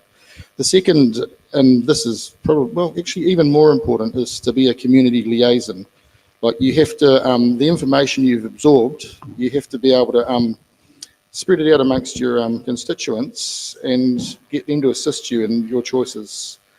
But that information needs to be given them before the fact, unlike what's been happening for the past 4 years where stuff just happens and you either like it or you don't. So yeah, that's me. I'm on Facebook. Look up Robert Coe for Welcome Bay Wards, and as always, Coe for Council. Ka kite. Okay, Donna. Hi, my name's Donna Hanna, and while I've done a lot of work, I've also actually at the same time studied really hard. So I have worked full-time, studied full-time. I have 3 bachelor's degrees, a bachelor in business management, a bachelor in information systems, and a bachelor in psychology. My latest degree I finished 4 years ago. I'm now studying Te Reo online. I always study. I always look to see what else I can do. I'm an activist in my community.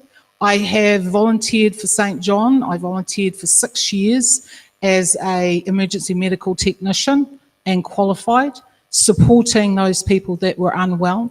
I am now on the area committee at St. John in Katikati, and I'm looking to start the youth brigade back up over there.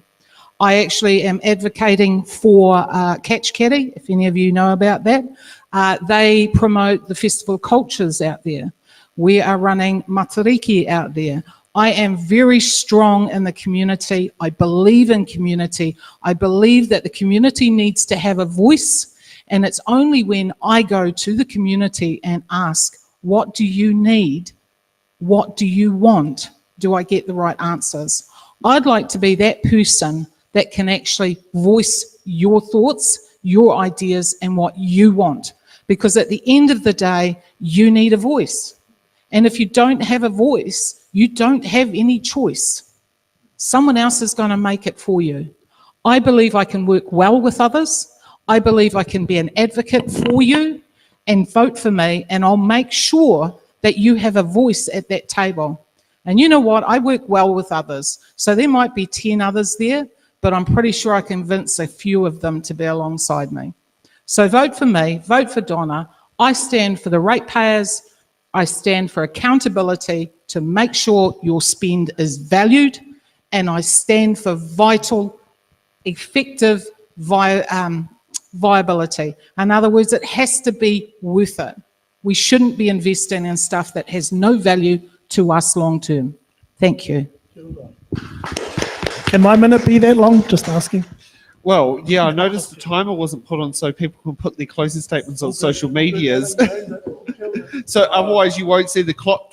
Oh, thank you. I appreciate Yeah, there wasn't a clock put in the I would've gone background, over if I so knew that would have been, I mean, Cameron mentioned about going on social media, so none of the timers were put on so that the social media will have a nice clean feed that you won't see it counting down. Yeah, Hautapu. Kia ora. Well, I think I look good on both sides, so I'm going to address the audience in the room. Leadership is two things, service and relationship centric.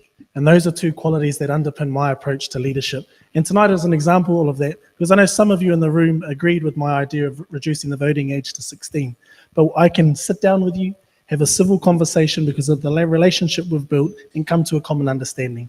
We're not going to agree on everything, and that's okay. But we can come to a common understanding, and you can be rest assured that I will advocate fiercely for you, me, and our wider community. I believe that I'm actually best placed to represent our ward, not only because of the skills and experience and expertise I have and the proven track record I have in getting things done, but also because the priorities that I have in my ward that you'll see in the leaflets, that you'll see online at hautapubaker.com or on Facebook at Hautapu Baker Welcome Bay Ward, that my priorities are your priorities. And I know that I'll make sure that those things come to fruition when I'm elected your councillor. Tauranga City has not seen a community-centric, future-focused, collaborative leadership in a very long time, but he is here. My main purposes are a healthy environment, thriving communities. Welcome Bay Ward, vote 1 for Hautapu Baker.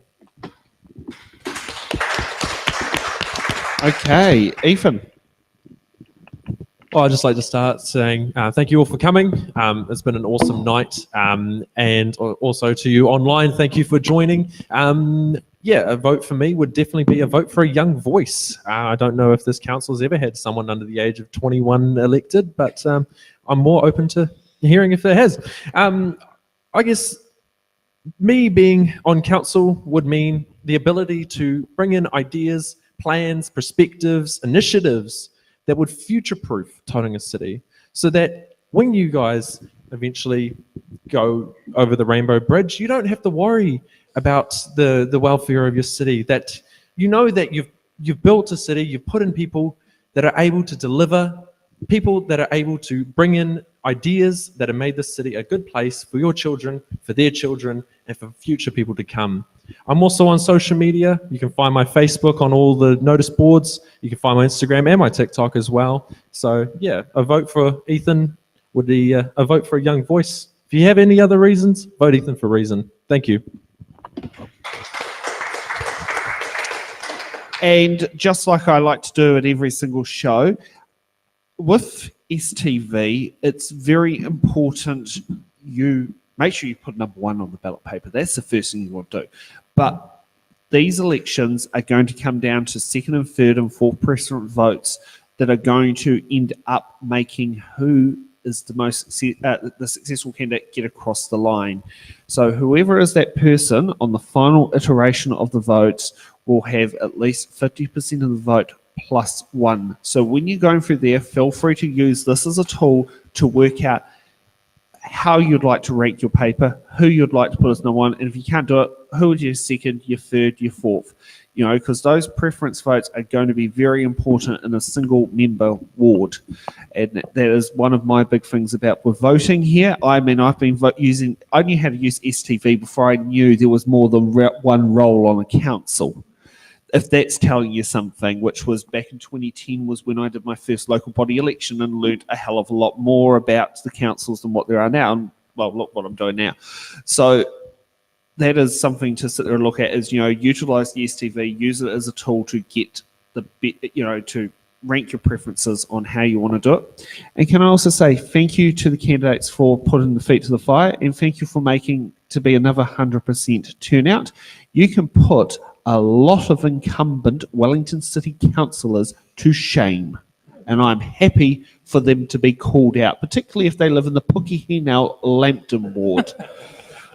So, it's quite good there. So, yes, my fellow councillors down there, I hope you're watching. Considering I think at least one of them's friends with me on Facebook, and I'm live streaming on my personal Facebook account at the same time. So, yeah, so you can sit there and do it. And, yeah, it's not easy getting out there. It's a bit brave jumping in front of a camera to sit there and do things. I know that's not the easiest task for everyone, but you performed brilliantly. Good luck with the election.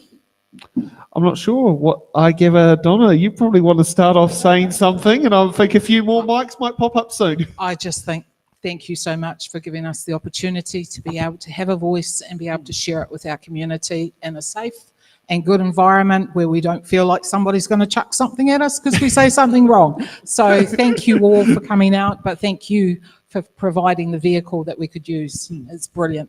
Thank you. Yeah.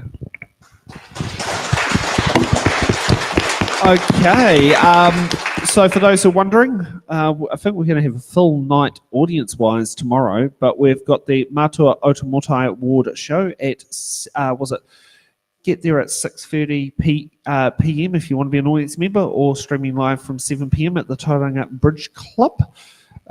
So that's probably, and yeah, we've got the mayoral debate. Yes, in fact, this is what happens when you got a mayoral candidate standing next to you.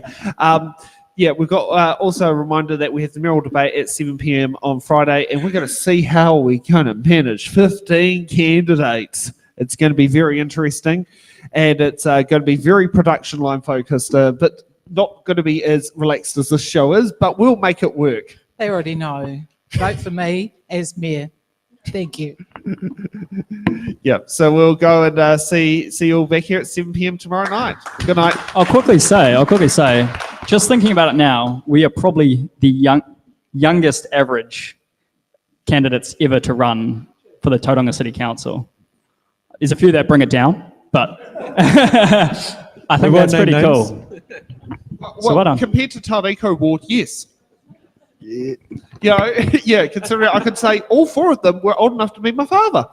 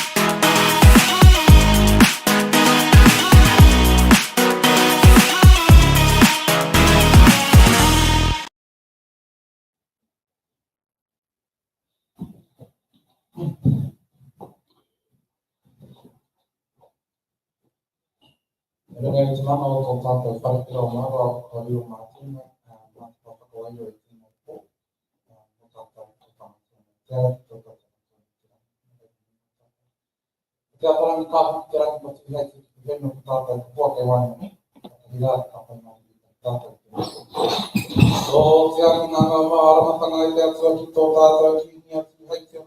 ka hui a i tui tonu. Me mātina nei o ngā ui ana, te pane e te pawaru te rawa kore. Kai makia mātau i tēnei pō ai. Nā te koronia. Nā te koronia. Nā te koronia. Nā rie.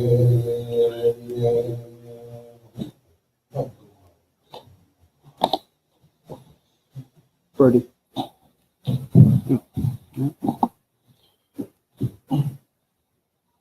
Kāti tēnā rata te katoa.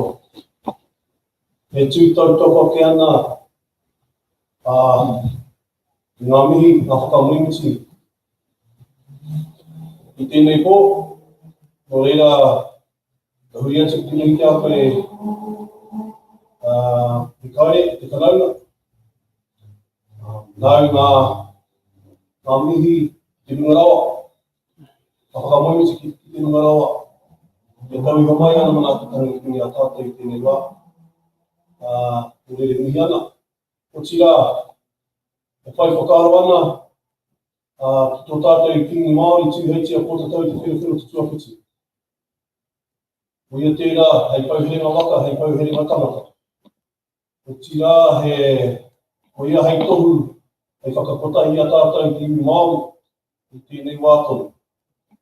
Ka mihi whārui ake, ki te whai kawe auki, ngā nui tonu, ire hau a pai mai i te rata.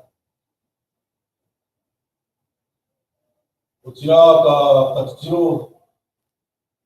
ki runga, ki ngā whetū, e pia tata mai ana, ta tangi ake te ngākau ki a rātou koriru atu. I raru i tērā o ngā whetū o kūrutawa, i tēnei wātonu. No reira i ngā mate huhu o te wā. I tēnei wā, e mate kei wairuni a tātou i te mua no tauranga. Kei roto anō hoki i ahau, ka ngāti hei ngai te. No reira ngā mate hoki, kei te ao tā wāhi, kei te mautiro matakana, i tērā praua. Kei roto ia ngai tauiti, no reira haere atu kōrua. Pai atu kōrua i a rātou ko haere nui o i a kōrua, i te nui. Kua mohe atu nui a kōrua, no reira haere, a mui moira. Wai ho rātou ki a rātou, i hunga wairua, a hoki mai ki a tātou, a waiho tanga iho.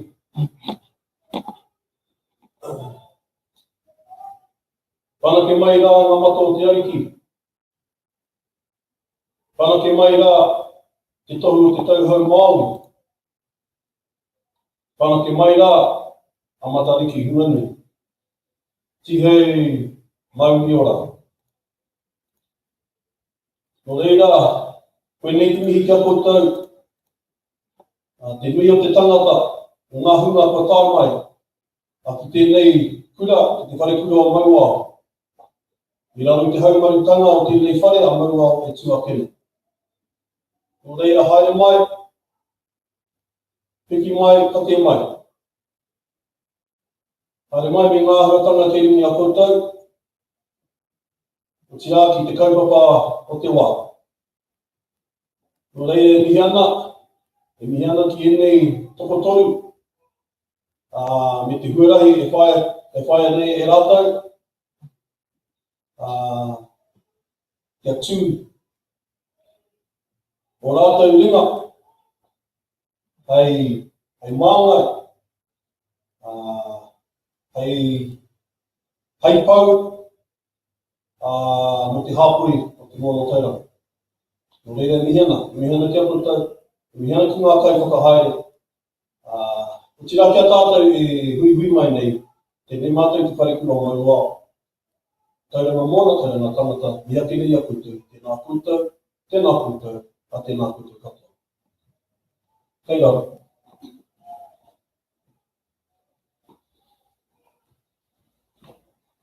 Ai.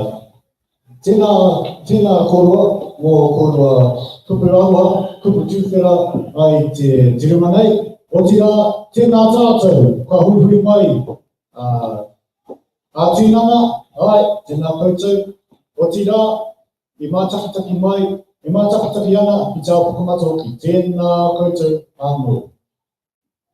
Whānau, we are incredibly privileged, and it's our pleasure to welcome you to echo the words of welcome here to the beautiful Whare Mauao, te Whare Koroa Mauao, at this auspicious time as the stars of Matariki rise into the sky, bearing their portents for the new year as we reflect on what has been.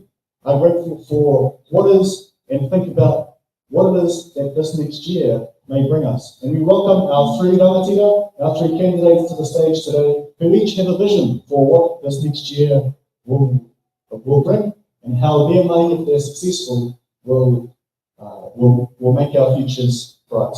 As we sit here, we reflect on the fact that there is only one thing standing in the way between our three rangatira, our three candidates here, and a seat on the Tauranga City Council, and that is your vote. Cue those graphics, Stacey and Wellington.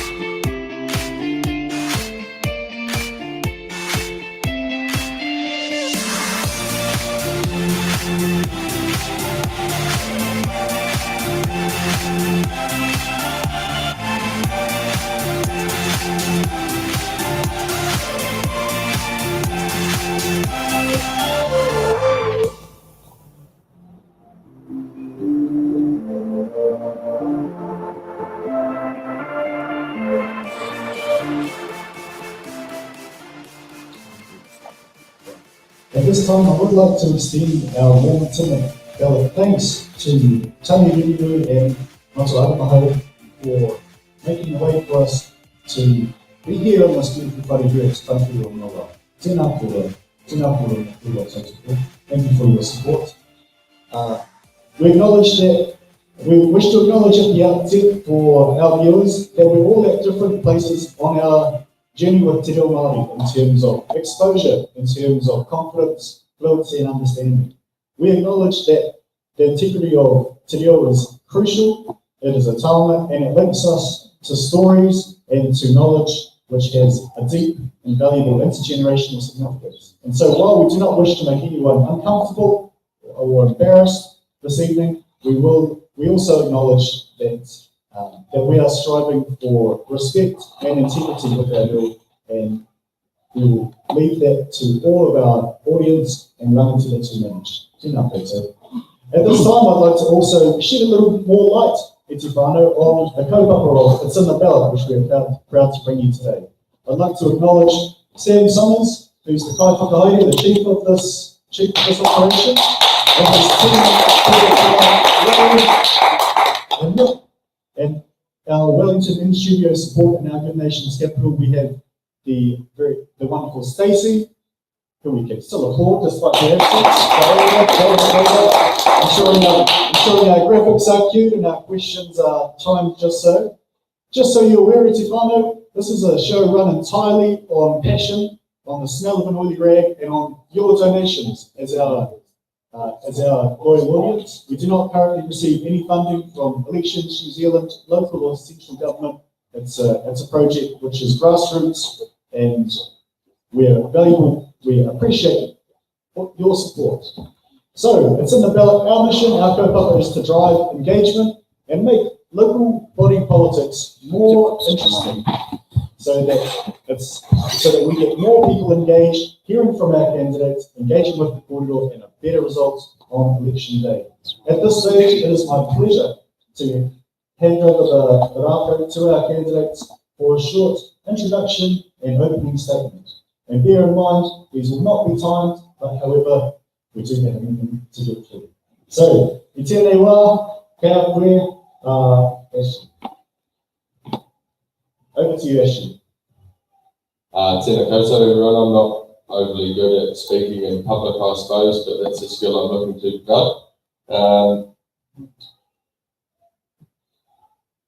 Ko tongariro te maunga, ko taupo te mona, ko rangatike te awa, ko arawa te waka, ko tūwhare toa ahau, ko pīkahu waiwai ahau, no tauranga ahau, ko tauranga toki tūranga waiwai. I'm a lifelong resident of Tauranga. I don't whakapapa here, like a lot of Māori here. I don't whakapapa here, but this is my tūranga waiwai. And in the time that I've lived here, I've seen this city grow and expand, and at times struggle to keep up with that growth. We're at a pivotal crossroads where it's important now more than ever to ensure that we're setting up a future for our rangatahi, a future and a city that is worth leaving to them, that is future-proof and able to be built on and beautified in the ways that they see fit. Kia ora.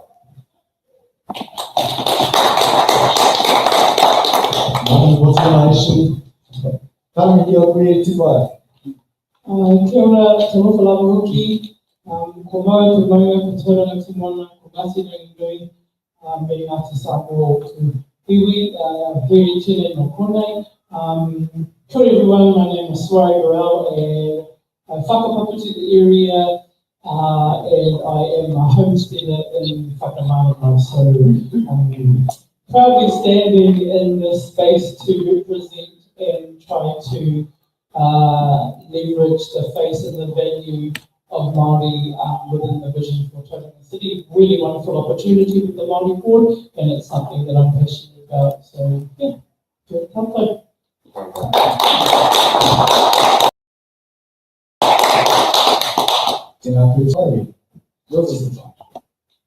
Ahoe a te Awanui tapotu ki te hoa na mawai e tō māku e tō tēnā tātou kapa. Tēnā koutou katoa, ngā kaipakahiki o tēnei o ngā kaupapa o tira ki ngā kaingataki o tēnei pō tēnā koutou katoa. Ko Mikare City tōku ingoa he mokopuna tēnei, ko Tauranga Moana o tira he mokopuna tēnei, ko te mai ai ngā ia tai te o te Awanui. Kia ora everyone, my name is Mikare. I'm born and raised in Tauranga Moana. I whakapapa here. I grew up in the centre of the universe, te mautiri o Matakana me te mautiri o Rangiwai. I overseas at Matakana and Rangiwai. I born and raised in Tauranga Moana. I went to Kura here in Kura Mawa, was one of the very first graduates of this Kura, so it's good to be fine. Kua whaina mo tēnei o ngā kaupapa kei tua. Obviously our whaiao as well, our whaiao, our culture, our ahuria, and thirdly, mo te anamata, mo te apoko. Everything that I do and every decision that I make is going to be for tomorrow, for our babies. And mostly as well, I said I'd three, but I have one more too. I'll fight and strike for this seat, and I'll make sure that our people get out there and vote. O tērā te kaupapa matua tēnei, kia haere atu a mātou whānau ki te tōki. Nō reira, atu tērā, huri noe tō tātou pari, tēnā koutou katoa. Kia ora. Kia ora Mikare. Now, Australia is a universe of many senses, and it is great to know from which of those that all our amatera here originate. Tēnei wā, I'll introduce myself, I don't think feels right. Ko waiau e noho ake hiuwai sitting here in front of you. I te taho o tōku mama, on my mum's side. I whānau mai ia kei te Ngāti Tāngua o Fiji. She was born over in the beautiful islands of Fiji. Ka haere ia ki Te Puki, I tipu aki e tērā. She moved back home from Te Puki and grew up there. And a question I often ask myself is, why? No, Te Puki is beautiful, te whānau, I'm only joking.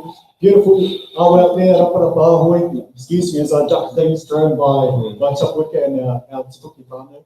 On my, it's time we took Pāpāmoa on my father's side, we find my ki Mangakino, in Tipuaki ki Tūrangi. So the old man was born in Mighty Mangakino and grew up in King Country in Tūrangi. And we find my aho, Hekone, here in Tauranga Moana was born and blessed to have been born and raised here. That's enough about me, but I'm on the map now alongside our rangatira of the night. Our first section of the show, Te Wanga Tuatahi, is our, with the assistance of our lovely questioners. Round of applause, please. Could you briefly introduce yourself, please? Good morning. My name is Emma. I'm year 12. Thank you for your help tonight. So this section is our questions. Yeah, what? Yep. Never mind these eyebrows. I won't have to put me off again. Our first section gives the community the chance to submit questions for our rangatira to answer. So one at a time. We've started the first MSC. We'll start with you, Makaire. If we can move down, select one, select a number between 1 and 28, and our friend Emma will open the box, announce the letter of the question, which will let Stacey and Wellington cue the right graphic on our screen, and then read out the partai for our answer. Right.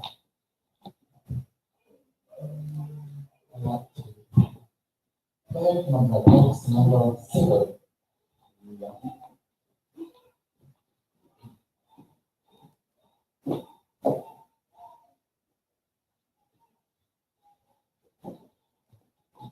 Oh, sorry, Emma. Our boxes are in order from in rows. Yes.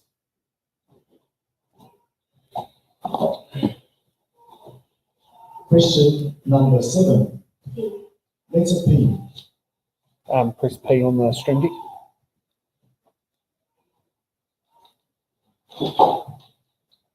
Shortly, Tauranga City Council will be asked to approve a proposal for the installation of rainbow street art in the CBD. The aim of the project is to celebrate our rainbow community, acknowledge our widest diversity, and improve the vibrancy of our CBD. Would you vote in favour of the proposal? And if not, why? Firstly, I'm just going to say absolutely. There's been some amazing projects here at Tauranga Moana, and I'm going to start off right now. Just in the last couple of years, Te Runanga or Right Community Trust, and it was pioneered by my cousin, Pāpāmoa Samuel. He pioneered the Ubu Granny, the LGBTQ unit. It supports our Kanaka Pāpāmoa, Mana Pāpāmoa, Ahakoa, and as Māori mai o Te Moana, they are always still our family, still our whānau. We are all together. If this, I'm all for it. And if anyone has an issue too, well, you're messing with my cousins and my whānau too. Even though we are not related, we could be related, we're friends. I have a lot of dear friends too, and they works in this space. That is a pioneer for this place. My sister Raihana, she's amazing. She's a pioneer for us, and no one else has done this. ASOS, so, kia mohi o mai tātou, I'm so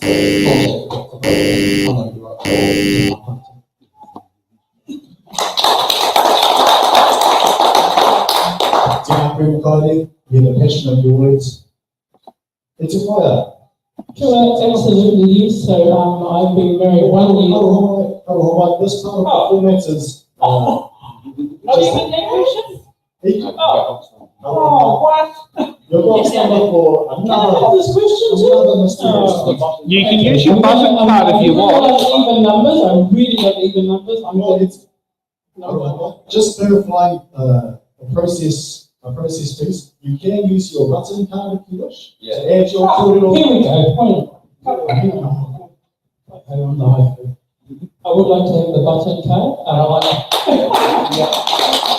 Absolutely, I would support this proposal. I have been with my wife for 16 years, only married for 1.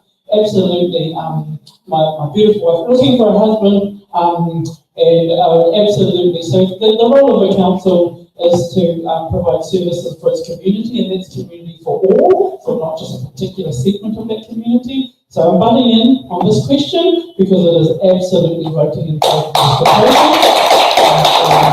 That's what I have to say about that. Thank you. Tēnā te whare, acknowledge to your beautiful wife. And third candidate will use his button card as well. I just wanted to use my button card as well to also show support for this, because when I sit here, I don't see necessarily just the LGBTQ community as well. Like I see something that we all looked at as young people as well, and you know, like I see Pāpāmoa and Arataki, and I just, you know, these are things that are spiritual to us as Māori and Te Ao Māori, and you know, a small sign of solidarity can mean so much to communities that have been traditionally oppressed. So if this is a small thing we can do to make people feel at home here in Tauranga Moana, then that's so much, you know. What's a bit of street art on the road to make people feel at home here?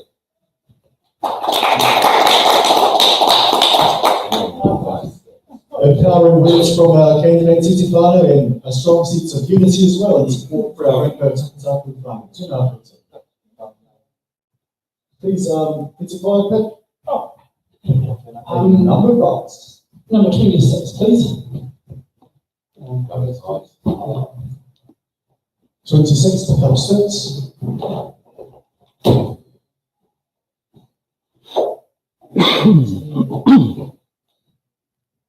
The majority of Māori in Tauranga don't have whakapapa here. How are you going to advocate for their needs and aspirations along with those of mana whenua?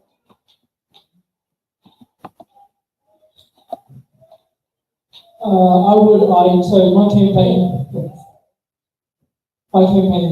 is leveraged, is anchored around 3 principles: learn, lead, and leverage. So I first learn about how those current mechanisms for engaging non-mana whenua people are, and then I would lead those opportunities to engage. I'm big on closing feedback loops. My profession is as a consultant.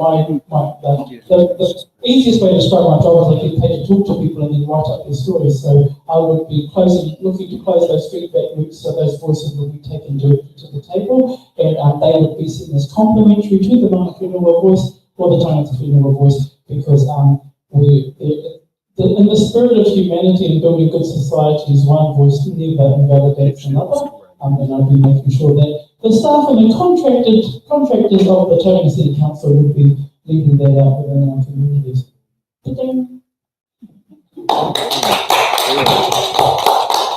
Perfectly timed. I love your corridor, how one corridor does not invalidate the other. Tēnā koe. Tēnei wā, ka whitera te corridor kia koe.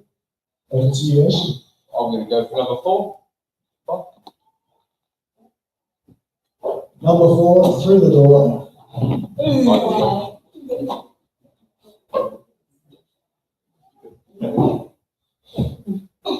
I was so good at bringing it up.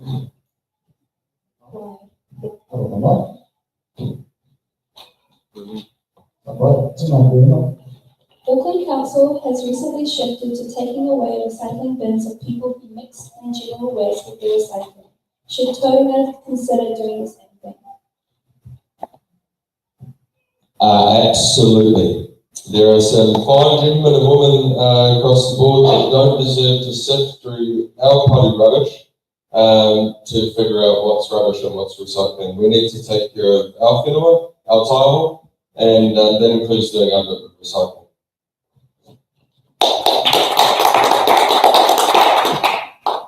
Kia ora, keep it green, as they say. Yeah. Another question, please, from Ballot. 13, please. 13, Makita San.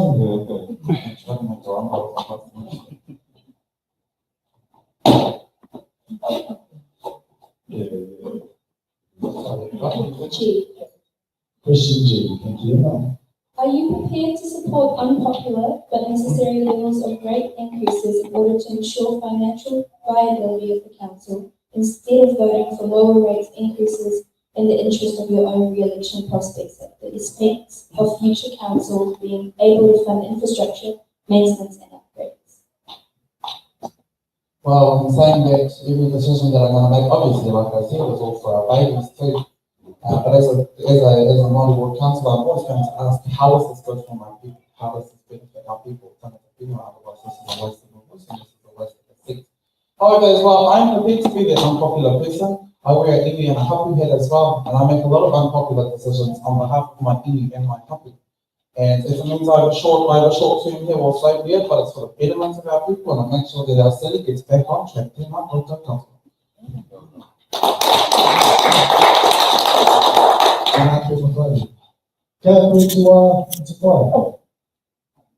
Kelly going number one. Number one, continue over. D. D. The most vibrant and successful cities on earth have grown societally and economically in part through abandoning concepts of homogeneous societies and embracing the diversity of our population. Aotearoa, New Zealand has a population represented by over 1,500 ethnicities, cultures and social identities. How will you grow Tauranga Moana through actively celebrating all peoples who call our city home? This is a great question to echo and weave into what I said in the position that I held on the Rainbow Community art piece. So again, I think it's about understanding the role of representative democracy in our city, where we must celebrate all people, and that can be done in a complementary fashion rather than a combative fashion, so we can bring together people. Populations grow, they wax and wane with movements of the development of numerous communities, and Indigenous communities are only made richer through this, so I do not see this as a threat to mana whenua, to Māori in general, and that would be my official call on how we would make sure that we celebrate others. So learning again what's important to those people, leaving opportunities for them to celebrate those, and again leveraging the wonder of celebrating all people. Nani Mojima, Oshi, Minamanu, another number? Oh. Go for number 8. Number 8, Number 8. Number 8. Oh, I like Jump that. in. I like that. Jump in, it's fine. Number 8. Question 8.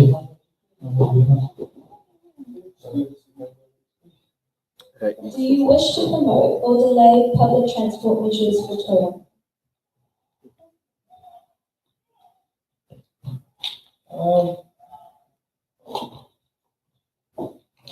Well, I think the responsible answer to this is we need to promote multimodal transport as much as possible. However, I would note that as things become more accessible and realistic regarding reducing our travel by car, people are organically engaging in alternative modes of transport. If you have a public transport system and infrastructure that's fit for purpose and logical urban planning to reinforce it, then you immediately incentivise using it. As our satellite hubs like the lakes, like Pāpāmoa, grow, these have been quite successful in that regard because people need to travel less for the things that they need. Inversely, this will translate more as more workplaces become available closer to where we live.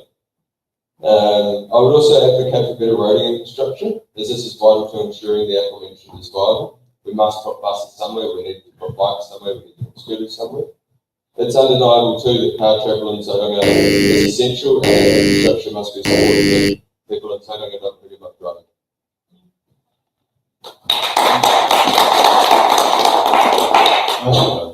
Thank you for that, Ashley. That's all right. And back to you, McLeod, please. Number 27. I was going to say straight to you. 27 straight to you. Question A. Thank you, Emma. What political party are you linked to? Oh, God. At the moment in this election? At the moment. Oh, no. For this, with my head on for TCC, I'm not linked to anyone at the moment. However, I'm linked to a movement. I'm linked to a movement called Tauranga Moana Hoki. Tauranga Moana Kōkiritia is something that all of us win together. We're all about mobilising our people. We're all about bringing our tangata whina, tangata Māori no konei no Tauranga Moana, ki tēnei o ngā tūranga, ki tēnei kaupapa nui. Because we're all about our representation around Tauranga Moana. We live here, we're brought up here, we're spiritually connected to this place.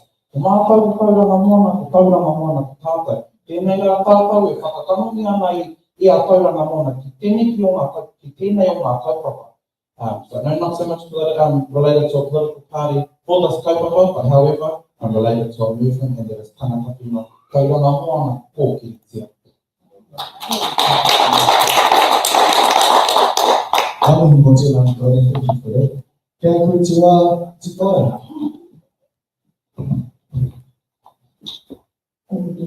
Number 10.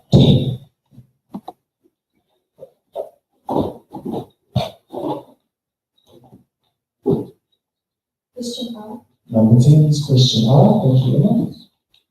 If you are elected as a councillor, will you declare or decelerate council spending on unwanted grand projects and concentrate on vital necessary infrastructure needs such as roads?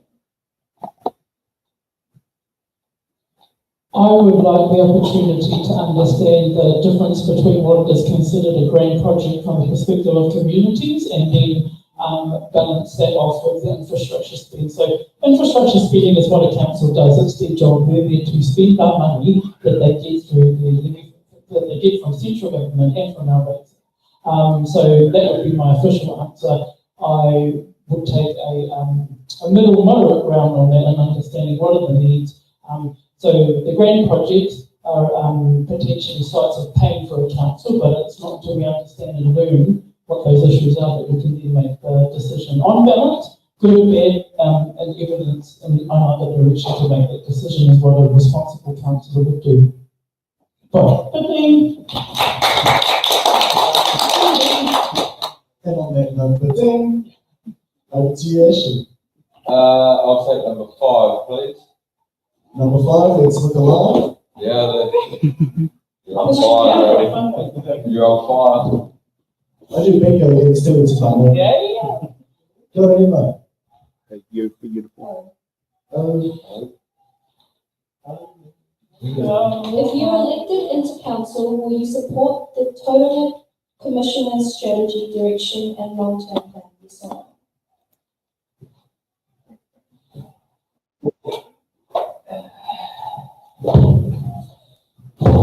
Sorry everyone for the loud noise, but that is the 500 or nearly 500 pages of the long-term plan. This is a particularly vague question. I would say I think the commissioners did some things right and several things wrong.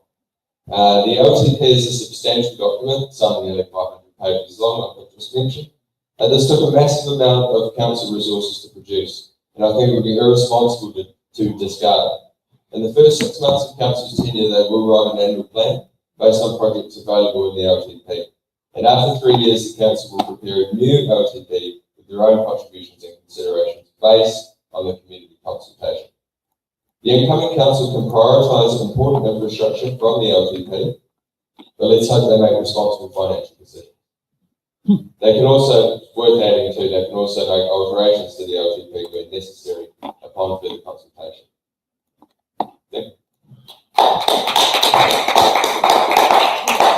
Thank you, Ashley. I think I'm the long-term reading plan just to get through that first one. Yeah. Over to you for another question, please. Invite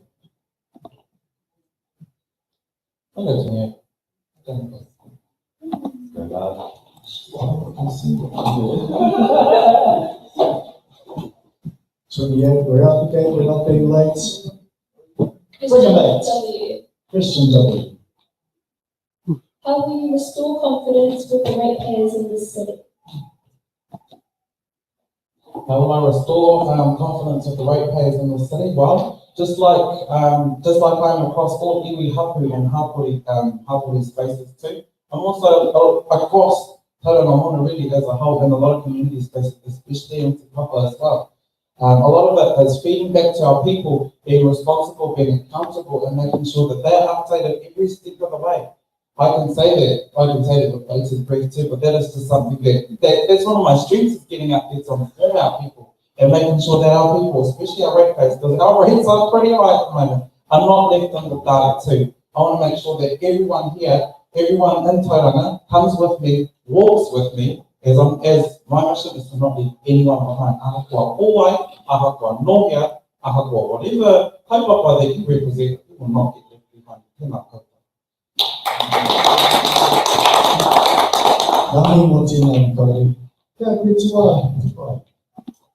Number 22, please. You're doing a great job, Emma. Wonderful. 22, that will do. And total for that. Thank you. Question L. Question. What is your strategic vision for Tauranga City? What will the city look like in 10 to 15 years? Tauranga remains a key economic hub for the country overall. I would like Tauranga to celebrate its other strengths in terms of diversity, in terms of leadership. So currently the collision that they were in was from a lack of comradeship, or whatever that word is, or collegialness to lead the city. So I actually think my strategic vision for Tauranga City is built on achieving social cohesion across the decision makers, leveraging, leveraging councillors who know their job and are able to bring the people into that decision making table. It is the largest battle that Tauranga faces. What I'm really happy about is I can stand beside my colleagues tonight and say that Tauranga Ward candidate, whoever they are, is going to make a wonderful contribution to that table just by being designed. I can say that wholeheartedly, and yeah, that's part of my strategic vision for the city. It'll be pretty too, if I'm That will be beautiful. I hear your words of collegiality and humility from our into the over to you, Ashley, for another question. Oh, let's go 15. Wasn't bad being 15. Wasn't bad going 15, pretty clean. Question B. That's probably also true. Aotearoa, New Zealand has a population represented by 1,500 ethnicities, cultures, and social identities. Studies have shown that diverse and inclusive societies both increase well-being and economic growth. How would you actively improve Tauranga Moana's sense and celebration of its diverse society?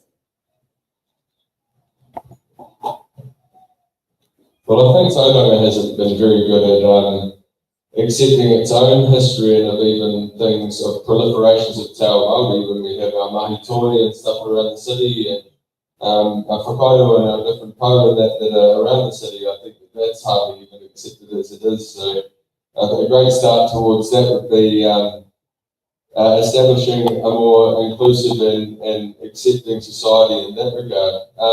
Possibly by fostering a bit more emotional investment, getting the rest of society, I guess, here in Tauranga that's not usually good at participating in Te Ao Māori or in our tikanga and our kaua, helping them understand a bit better so they feel a bit more emotionally invested. It's also about encouraging and supporting community groups from ethnicities and cultures and groups outside of the norm here in Tauranga to share elements of their culture with the wider community and ensuring that they feel empowered and confident to do so.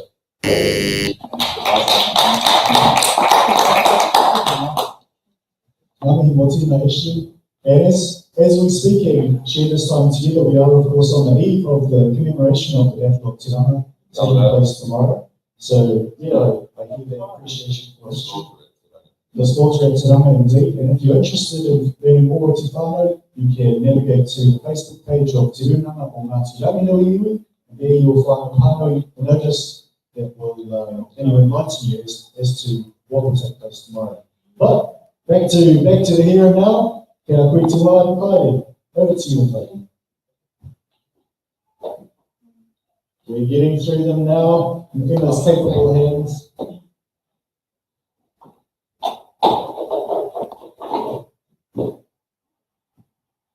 H. Letter H. Do you support the proposed CBD stadium? Short answer, sorry, Carl. There's so many more things that I want to see established here in Tauranga. And we've got we've got some that are already established at the moment. And I know there are big projects already that are currently circulating when it comes to sports. Our Tauranga Netball Centre is currently moving in the next year and a half to Blake Park to complement the arena as well. And that's already in motion. As a director of the Netball Centre, we're currently working with council now on how that's going to look. With another CBD stadium too, I'm just hoping that our netball centre won't be put on the back foot as well, because netball is one of the fastest growing female sports here in Tauranga, and it's fastly growing as a male sport too. And as with my netball hats on and my community hat on, I don't know, Carl.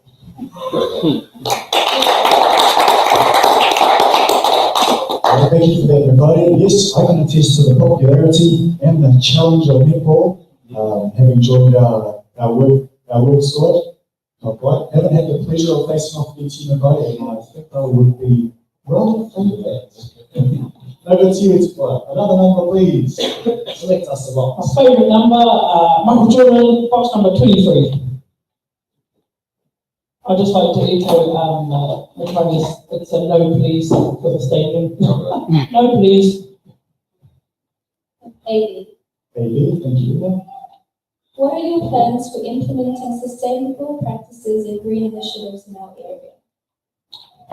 Again, through the wisdom of my professional experience, I would refer to others who have the knowledge and the skills on that. So my plans for implementing the sustainable practices would be to look at what the leadership is in that space, and then ensuring that the leadership is able to bring that knowledge, that Mātauranga, and make it relatable to our community, not a particular community. But what I want to do is ensure that there's a shared and again cohesive picture of what it means to be participating in these sustainable practices, green initiatives. And again, everyone is at a different starting point for how you would adopt a process like this. So for me in the country, I would be appalled if I was given a bucket to put my scraps in, because I just throw it out on the paddock. And that's where it sits, and then something else eats it on the farm, and then we're all tickety boom. So we have to make way for understanding that people live in different contexts and different ways, but we need to make it relatable and relevant to them. Well, perfect timing too. But then, Ashley, your next question, please. I'm going to see what I can see first. Is that a 24 at the front there? God, do these things even work? I'll come with them. That's all right. I can get up to line 5 on the eye chart and I still can't see it. It's just scribbles. 24, there's still a few more. That's okay. In regards to the planned zone 3 change for residential density around the city, where do you stand on the changes? This one's a pretty easy one for me, because I think that intensification is a great tool to be able to combat the housing crisis and combat urban sprawl. However, it needs to be sensible and responsible. There's no point building big high-rise buildings anywhere and everywhere willy-nilly in the building where they're going to have no benefit to low and middle-income workers. That's my primary concern, is low and middle-income workers, because we've got plenty of them here in Tauranga, and I'm one of them struggling to get my own project, struggling to get my own house with the way that things are going as it is. So more options equals better chances, because once you get a foot on the ladder, the options from there are pretty open. Urban intensification or plan change 33 regarding the mountain is a big no for me. I don't know if that's also another question, but plan change 33 for the mountain is a big no for me, because we're already pushing the water table up, and we need to explore other options in the mountain, like getting rid of the industry by corridor.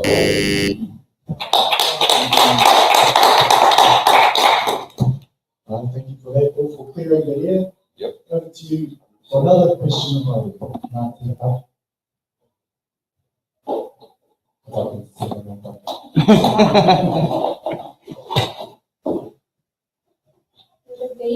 It's B. If you are elected as councillor, will you to celebrate council spending on unwanted grand projects and concentrate on vital necessary infrastructure needs such as roads. Yes, definitely we'll focus on vital necessary infrastructure needs such as roading. And I'm going to come with my kura hat too, and my coaching hat too, and I'm going to wear those and I'm going to answer this part. Like our kids always delay getting to kura, and we need to upgrade our roads because our kids are on buses and our kids are late getting to kura as well, and our whānau are always caught in traffic getting to mahi. And because of the vast growth in Tauranga, and we all know that, our city's fastly growing too. He go and out to Omapura, and out to Pāpāmoa, and I've always been and just the vast growth, the roads cannot keep up with the amount of growth, so we definitely need to upgrade our roads. So our kids get to kura, we all get to mahi, and that we can catch up with the growth in vastly Tauranga. Go on. Kia ora, mō tēnā. Moving right along. Crossway. Number 20. Number 20. 20 never empty. Sounds good. You. Tauranga has a housing crisis with local and national entities wanting to unlock Māori land for development. How will you support Māori landowners who want to do this? So last week I attended the Arataki Housing Conference in Tauranga at the Cargo Shed, and I learned the current tensions and harmonies within the housing development concept for and directly about Māori land.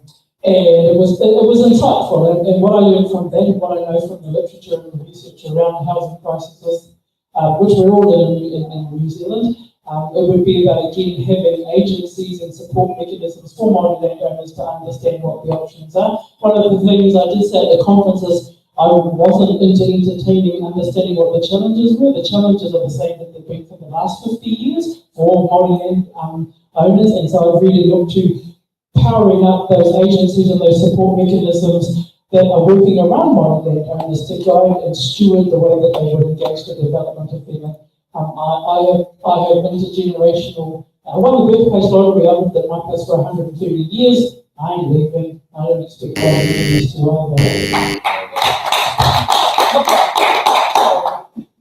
You're from the heartlands of Pūtaka, Pāpāmoa,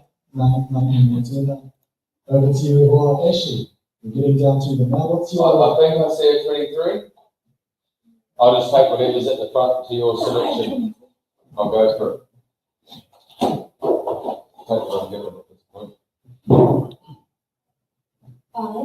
Aye.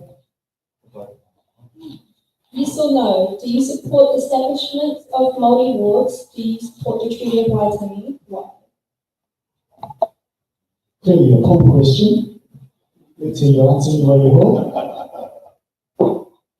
What an excellent question.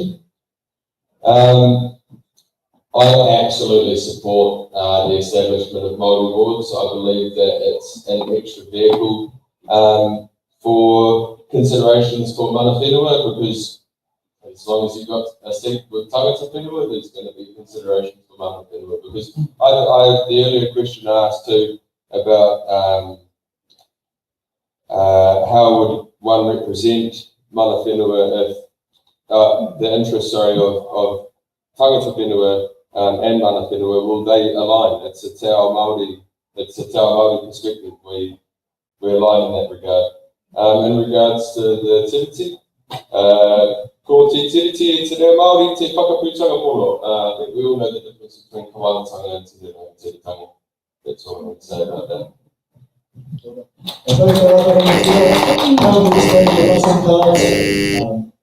I think I saw yours.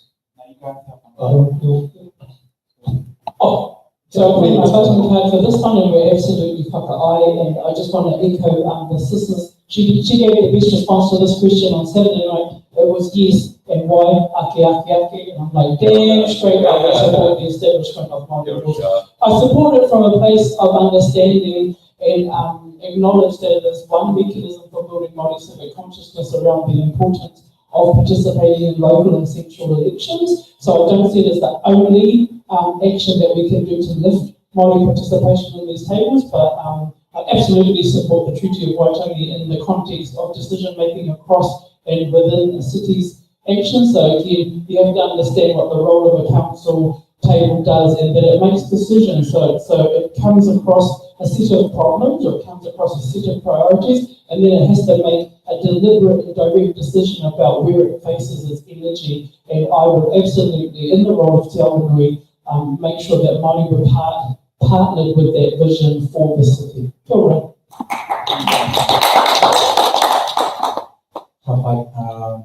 Well, tautoko marikana tēnei o ngā pātai, tauranga moana, me namatahi tātou ngā wā katoa.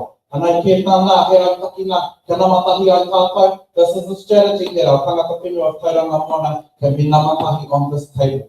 Kua roa te wā tātou, e noho tuarua I roto I tō tātou wake moana, kua hoha nei tātou. Now, kua tai te wā. Kua tai te wā kia whiwhi atu ngā tangata whenua o ponei o tauranga moana, he reo karanga, he reo tohe tohe. He reo tā, he reo, hei whakaputa atu I ngā kōrero o te kāinga kia tātou katoa te kaunihira. So, as tangata whenua, and I've had feedback from our kaumātua, ko kōrero nei kia kururu I aku pōheke, kua hoha nei tātou. It's about time that we have a voice here. And on behalf of our hapu that I've consulted and my kaumātua, we are all for this. And with my kaumātua hapu and iwi behind me, we're going to be scrapping for the remaining of this seat. Mō ake tonu atu, me whawhai tonu tātou. Kia ora. Kia ora.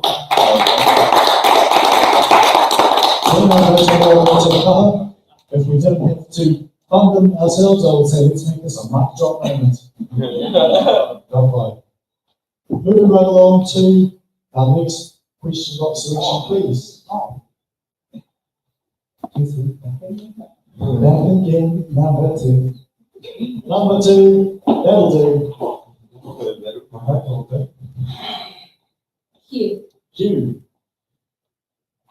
What qualifications do you hold that would qualify you for councillor, and what skills have you got that ensure you will perform well as a councillor?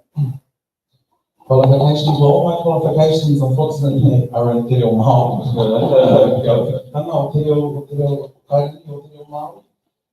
However, from a very young age, I've been at the foot of my whānau, the Whaiwhatu Trust of Te Mau Te Reo Matakana me Rangiwai. I've experienced the boots in regards to the betterment of our people and fighting for our whenua and making sure that every decision we make benefits our people and will mobilise and is for the betterment of our whānau. However, as well, what skills do I have in regards to governance? Like I said, I'm a director on the Tauranga Netball Centre as well. I'm also the co-chair of the Pāti Māori in Tauranga Moana. However, I'll leave that outside. There is another head for another day. But however, as well, what skills that I hope to ensure that I will perform well? Well, I have the confidence in our hapu and our iwi that have pushed me into this role. When I first asked my kaumātua, is this right for me? Well, they said, well, if you start pulling out, we're going to put your name back in and you make sure you stay. You're not a mokopuna for nothing, and you're right behind you.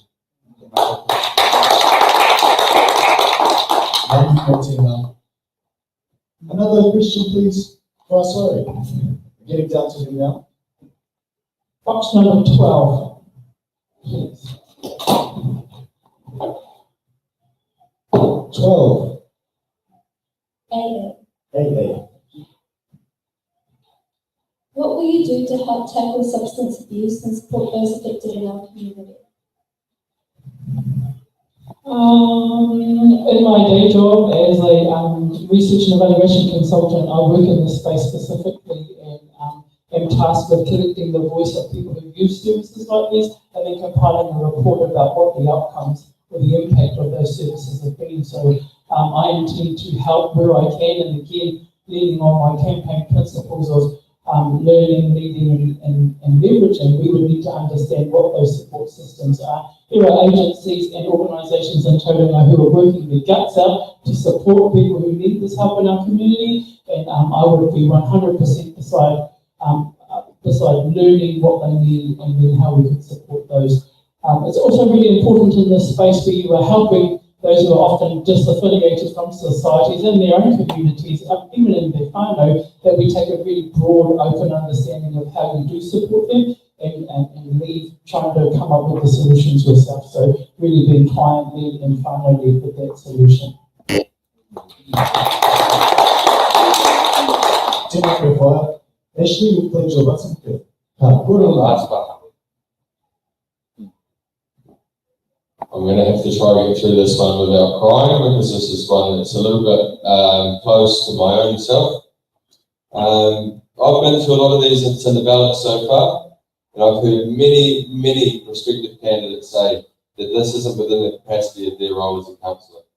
I strongly suspect none of them have ever been or been close to someone in the grips of addiction. But I think in Te Ao Māori we share a thoroughly different view. I know in my whare growing up that if anyone on our street or the one connected to it needed anything, they could ask any time. We just looked out for each other like that. Having come from the depths of substance abuse and crime myself, I know the true value of whanaungatanga and the saving power of Arawai. I think the council should do their best within reasonable provisions to support all the amazing kaupapa that are going on within the community outreach space. We help them by surrounding them with love, not by giving up on them.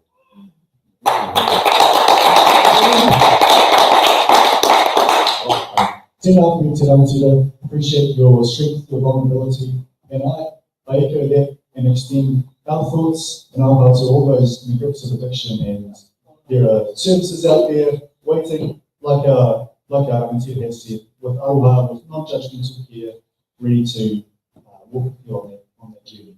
Our people, it's our problem. You know?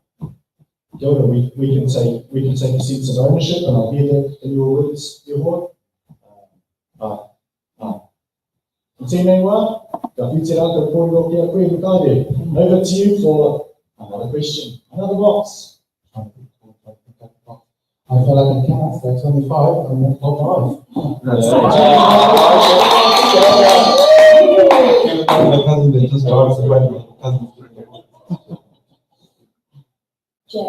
Jay.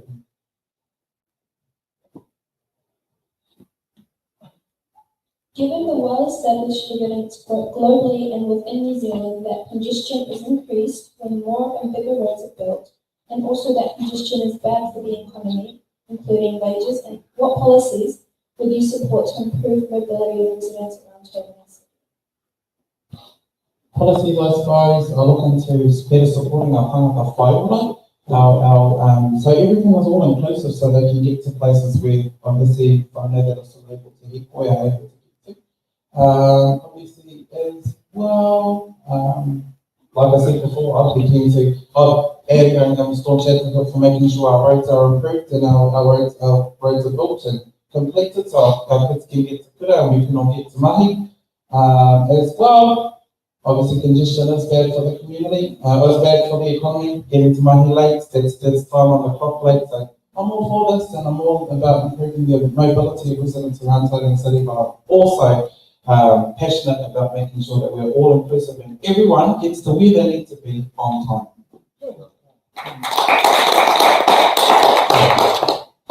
Thank you. Timeliness, yes, a personal workout for me, and I probably blame the traffic more often than it's really the case. But hey, those changes there. Now over to you, please, pass on. Another number of words. Box number 14, I have a penchant for even numbers. The homestead at Ross Road, the Burrell homestead at Ross Road is 36 Ross Road, just we've been there for 130 years, we don't intend to move. Yeah. Even numbers. Letter S. Letter what? S. I don't even know what she does, what she means when she says that, but letter S. She's talking to you. Letter S, go ahead. S for Suwa. Given the overwhelmingly empirical evidence showing that sprawl costs the public purse way more than intensive urban development. For example, OECD shows that triples the cost of public services. Will you agree to contain the city boundaries as they are encouraging the city to go up instead of down?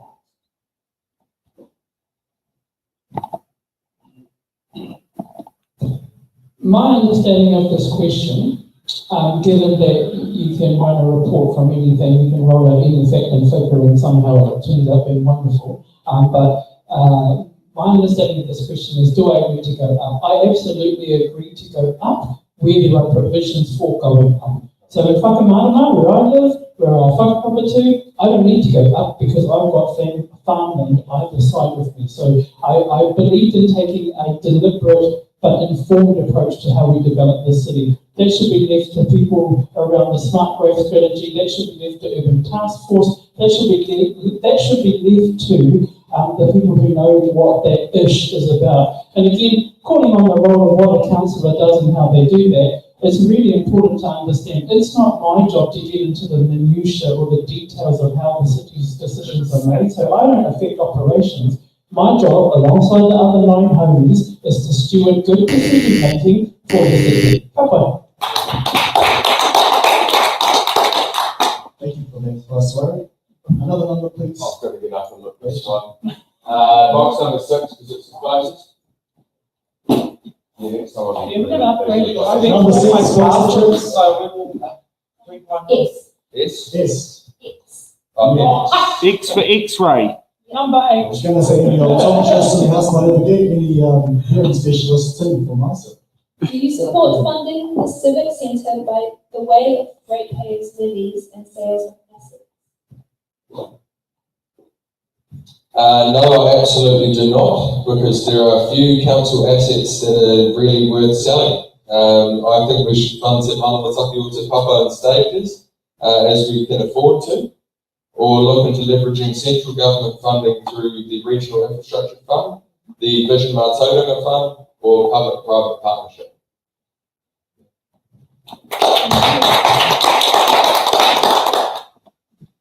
Natalia, over to you.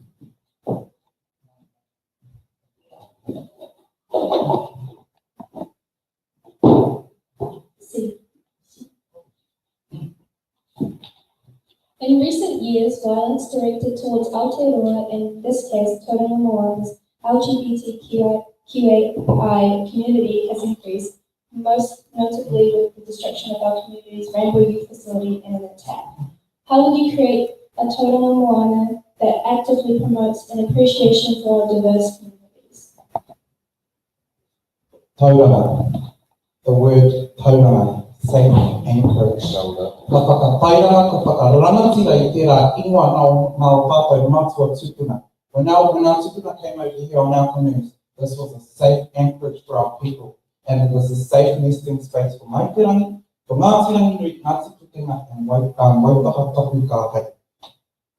Firstly, I appeal this back to, this is a place that is safe for all. Ahakoa kōwai, ahakoa nohia, no matter who you are, no matter where you are from. My mission is to create a tauranga that is a lot more safer, inclusive for all of us here. So everywhere we go, whenever we leave Tauranga, the waters of Tauranga Moana, we go out to promote that we're from Tauranga, just like me and Auntie are unapologetic Pirirako. We go out there and we tell everyone, yes, we're from Tauranga, and yes, we're from the Gold Coast of New Zealand. Our home is beautiful. Our home is safe. Tauranga Moana, safe anchorage, and that is the announcement that I want to put. This is going to be a safe place. Ahakoa Hawaii, ahakoa nohi. Ngamihi Pai, so much in the name for Vice Chair. We've got 4 to go. Box number 18, please.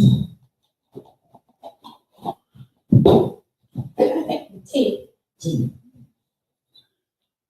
What do you see as the main difference between Māori landowners and hapu in terms of their relationship with TCC? Oh, again, whānau, you need to understand who I am and what makes me up. I'm from the hapu of Pirirako. The rako that they were clinging to, the trees that they were clinging to are in whakamārama. So I'm unapologetically I am more than, actually I'm not a landowner. I believe that the land owns me, and I have done by holding place. The difference between Māori landowners and hapu in terms of others to the relationship with TCC is we have an immutable and sustained, a long sustained history in belonging to the land. So when you're talking about development, we take it in a very different understanding. We have a very different experience with it. So, but again, I give props to my tupuna Wirigi Korporel. He's definitely a developer, but he's not a developer like, say, the other people are who put these massive big infrastructures. But he provided a house for us that we still live in today. It is one of the oldest artifacts of the hapu of Piriaka, and I live in it. I left it tonight to come here. So the difference between it is one is a beautiful, the other gets elected and voted out. Kapai.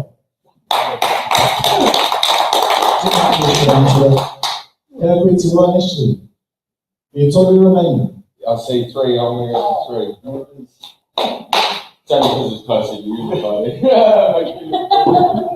Number 3, diddly dee. Almost to number E.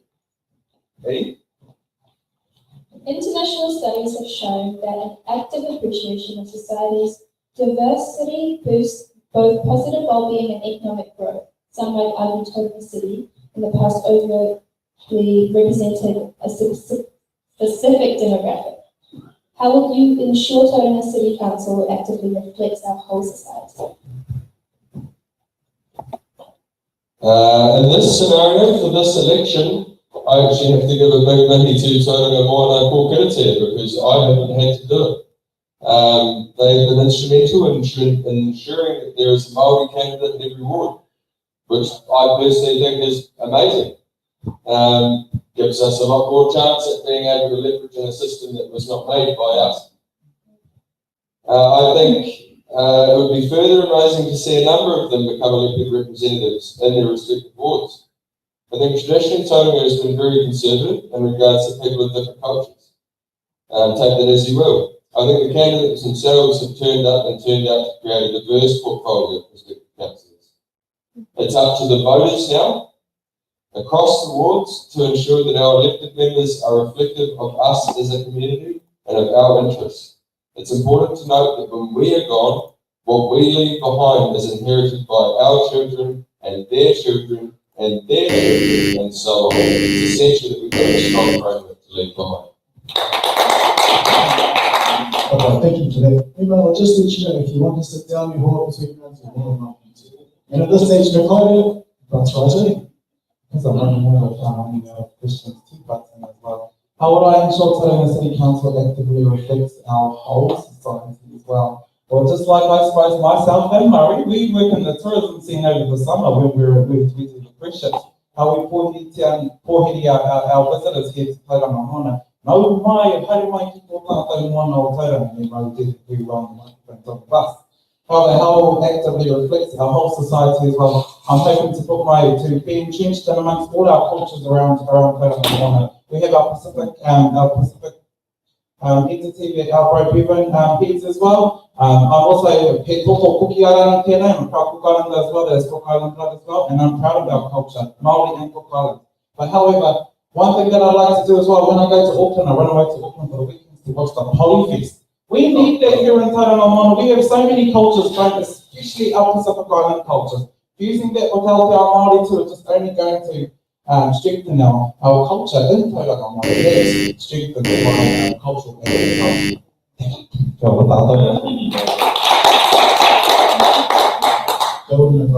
Ida, who we sit in the Great Blue Pacific. And another selection from you, please. Number 11. I have that one. Number 11, legs 11. Roll time, sir. Alita, please. Z.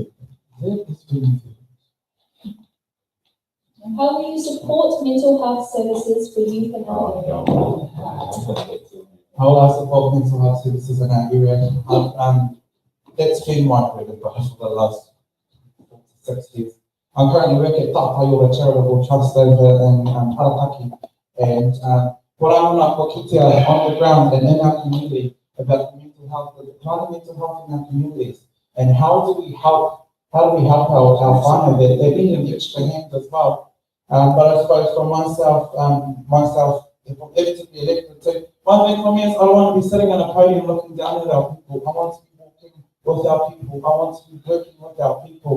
Tamariki, Pakeke, Kaumata, Te Katoa, Iwi, Hapu, Hapori, tribes, sub-tribes, communities. I want to be walking with our people, and I want And I want them to feel that they can trust me in order for me to support them as well. Mental health is a huge downer for us as in Aotearoa at this time. And as someone that is, I'm currently, that's my profession at the moment. E mama nei te mātou kia rātou. Engari kia koutou e Arataki nei, that need a little bit more close support. Kia taha kia mai a kia manawa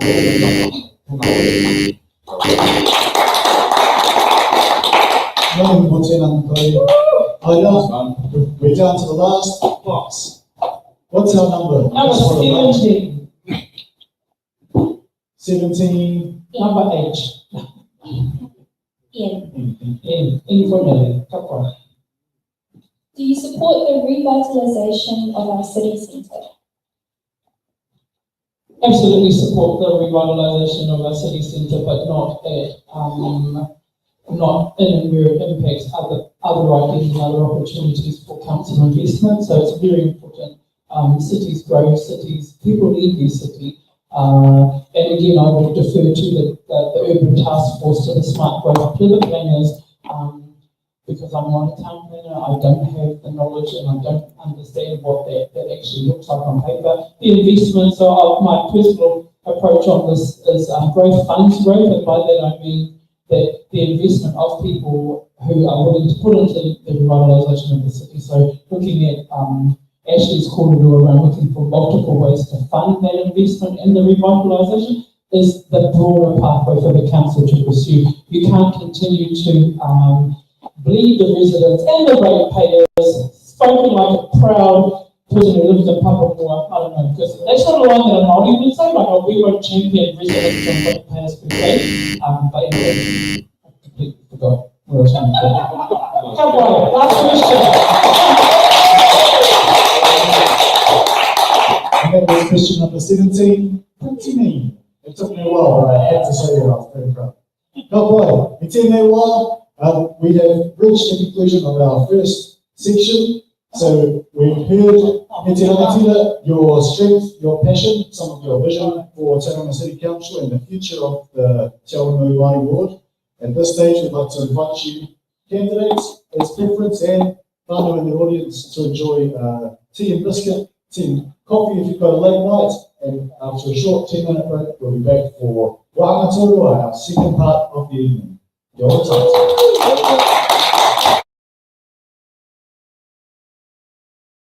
Ora, tēnā mō tātou, nau mai hoki mai, ki te tino kaupapa o te pō.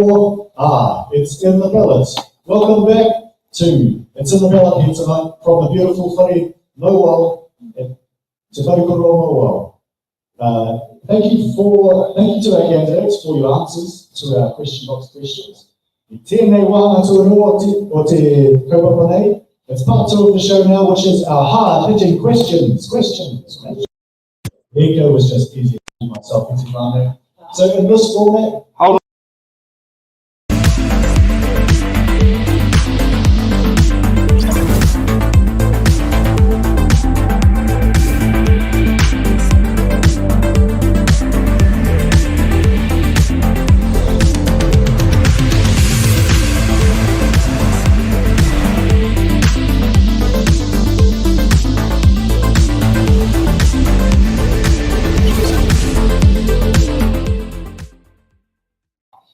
hi, kia ora noa. Hello again.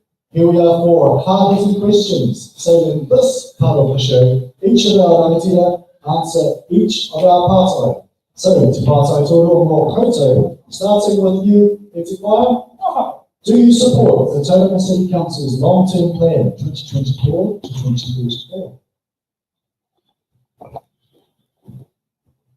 I have read and reviewed the long-term plan, and I'm of the mind that we need to consolidate what the understanding or what the feeling is around the tables. Like I said, the largest task and challenge that this council has is building social cohesion and democracy amongst the faith in democracy from its constituents. So we'll be focusing on that.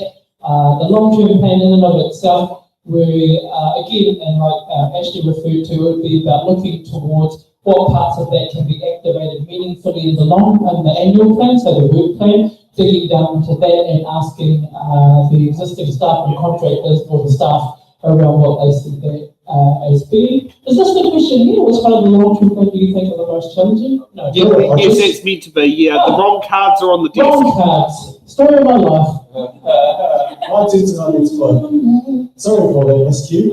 The question for you is read on the screen. Which parts of the long-term plan do you think are the most challenging for Māori residents and ratepayers? The most challenging part of the long-term plan for Māori residents and ratepayers is that primarily would be that they wouldn't have read it, that they wouldn't have engaged with it, and they wouldn't have the mechanisms to meaningfully understand what those long-term plans are. I had lucky whānau, I asked GTP Chat to summarise it and give me some talking points, so I used the AI but again, yes, leveraging, that's right, that's my principles of my campaign, learn, lead, leverage. But again, the parts that I did read were about obviously housing, so we are directly impacted in that. And the housing crisis for Māori is felt at a deeper place because again, we belong here, we are from here, not landowners, but owned by the land, and that would be the area that I would focus on. Again, always acknowledging that I can't be the expert, unfortunately, on all things, so I would lean into those who do know to help guide and steward the decisions that need to be made. Kia ora.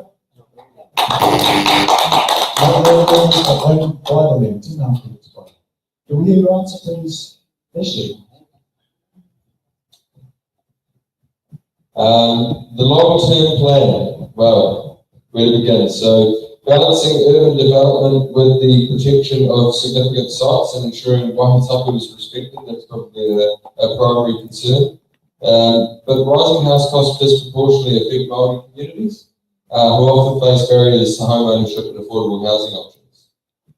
Pushing us from our Tauranga, I think also that the debt forecast in the LTP is frightening, set to triple from 3 billion in 10 years, already doubling from net 500 million debt in 2020. We need to slow down on some major spending to explore alternative funding models to ensure that we don't leave a massive debt for our rangatahi. This is a fine balance between providing the facilities we need to future-proof our city, while prudently managing debt to ensure the financial viability of our city into the future. Now, just to give you some numbers here, in the long-term plan, our residential rates are set to increase, if you're on an average of 3,000 in 2024 to 6,900 by 2034, which is not sustainable for our future. I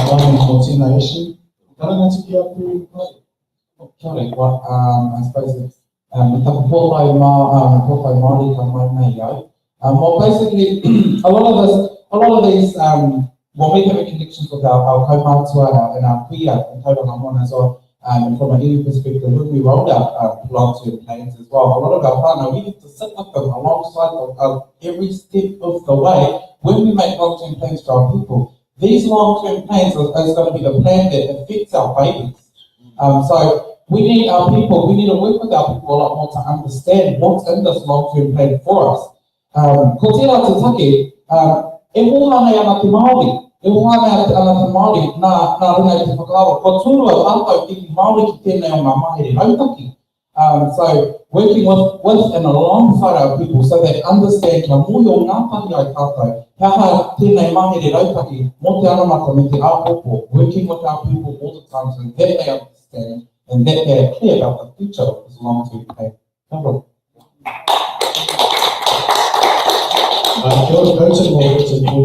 In themes of weighing development with wahitapu, different priorities of expansion versus cultural significance, and the value of ensuring that our subsequent generations are fully in the picture with their fingers on the button of what the plans are and what the impacts are too.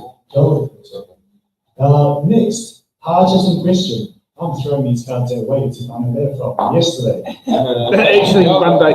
We'll hear it on the screen, and then I will read the words. Your next hard-hitting question is...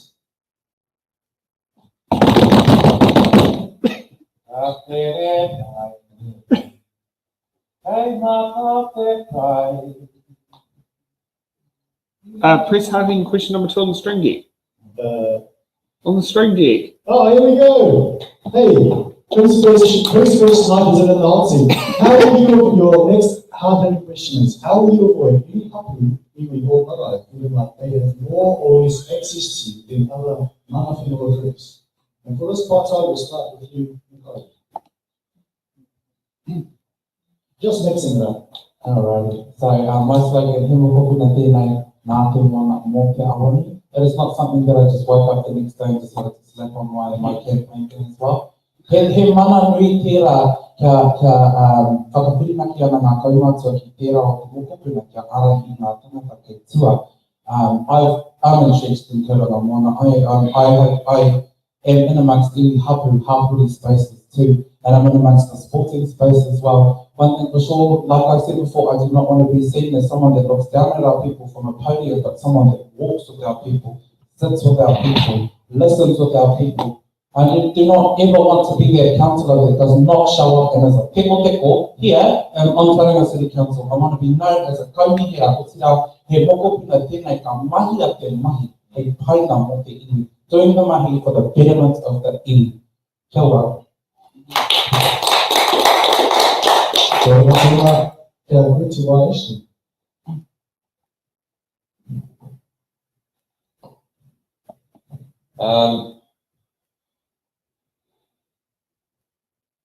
Well, to be fair, I mean, for me, I don't whakapapa here, so I would just ensure that they have as much access to me. It's not going to be, no one's my favourite, because Tokorangi Marae is my favourite. Sorry guys, Food Wharentoa is my favourite, or Food Wharentoa, I hope.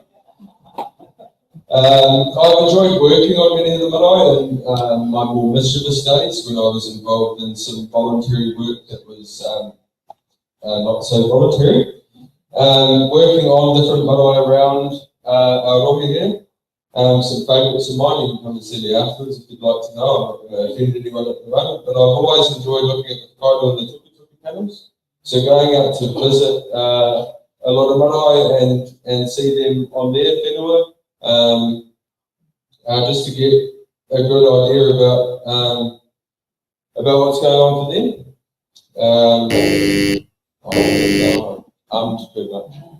Too much. I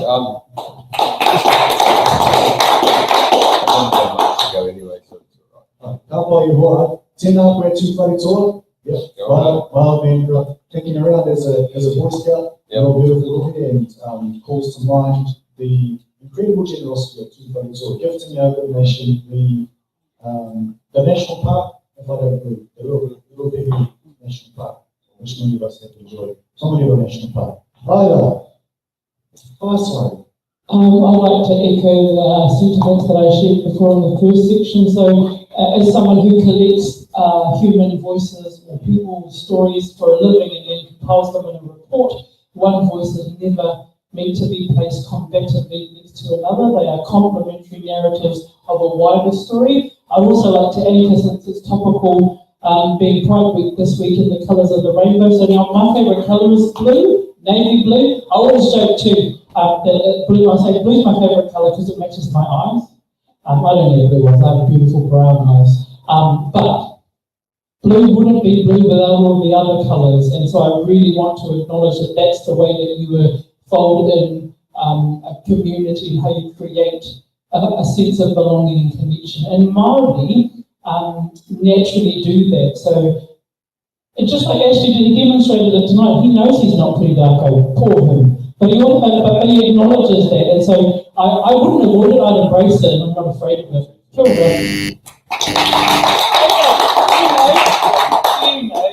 Hi, kia ora koutou, tēnā koe mō tēnā. Echo that many, happy Pride everyone. Yes, for all of our rainbow whānau and our takatapu whānau, hey, all of us to send and the integrity of our whakapapa is above challenge and above reproach. And all of us take our place in the glittering rainbow that is humanity. Kia ora, it's Pride. Our next hard-hitting question, which I now know I have to push a button for. Just streamed it. What is your position on mana whenua representation on Tauranga City Council? Can we hear from you? Okay, I'll start this time, no worries. I personally am of the belief that one Māori seat is not enough for representation of mana whenua, because we've got 17 hapu, I believe. Yeah, one Māori seat's not enough for fair iwi hapu representation. However, what I believe it does is by having a Māori seat at all is that it guarantees that there's an access pathway for the voice of mana whenua at the council table. It also guarantees that democratic vehicles like committees can be formed with the right people who are voices for their communities, and their views and feelings will be taken into consideration. A Māori seat effectively means that there will be an unapologetic Māori voice on our council, fighting for mana whenua, fighting for our tikanga, and holding up te ao Māori. That's all. Tēnā koutou tēnā. When I think of mana whenua kei Tauranga Moana, ngā tirangi nui, ngā tirangi, ngā tutukenga, me waitaka hoki, kia ora. Vice-Roy, your answer please. I'm just going to acknowledge the abysmal failure of the Westminster model to understand the way that representation occurs for mana whenua on their council system, and just put the locus and the focus right there. So for me personally, so I am the Deputy Chair of the Ngāti Nui Peeps. I'm Charlie Rahiri's sidekick is what I call myself. Charlie. And in that space, my professional and informed position on this is mana whenua representation has to be informed by their own processes. So however the iwi select and confirm who their representative is, it would be incumbent upon the council, upon the members around that table, to ensure that they are given input to that voice. So Te Awanui Ward, the seat in and of itself, is representation for the Māori voice, so you are tasked with bringing that voice to the table, but it's really, really important to understand that mana whenua have their own processes and that we would need, again, to align and be complementary with that process. I'm a stickler for process and following things around too, so once the council knows how representation is mandated by the iwi, then they can work from there and ensure that the best decision is reached. Yeah, cool.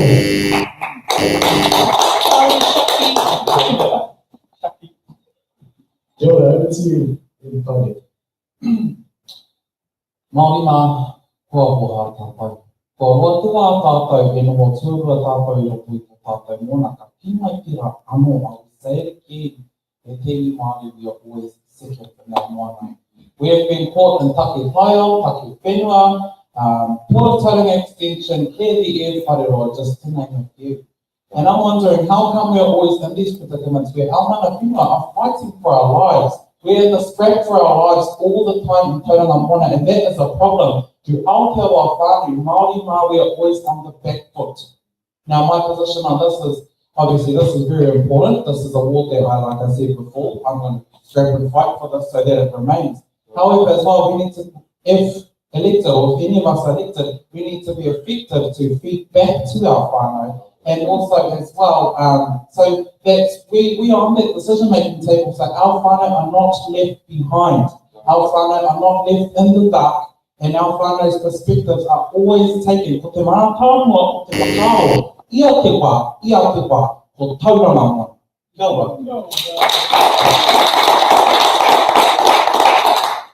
Tēnā koutou mō koutou. Taha mō koutou. Moi mai ara. Right, acknowledging that this time, the taumaha, the challenge, the heaviness, up and down our good nation is being felt heavily by mana whenua, and acknowledging too the very recent and nation-leading efforts of Māori making a stand with respect to the mana o Te Reo Rangatira as just one of these many occasions of this.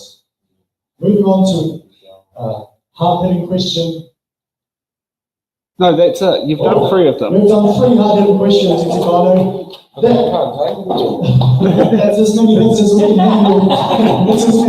Should we just say, Stacey even managed to put her own message across the screen that no one actually noticed except probably for me and the audience watching online, but literally mentioned she's stuck in the same position. If she was in your boat, she's stuck in the same position she was at last election, was that she, like, so where do I put my 1, 2 and 3? Because you're great.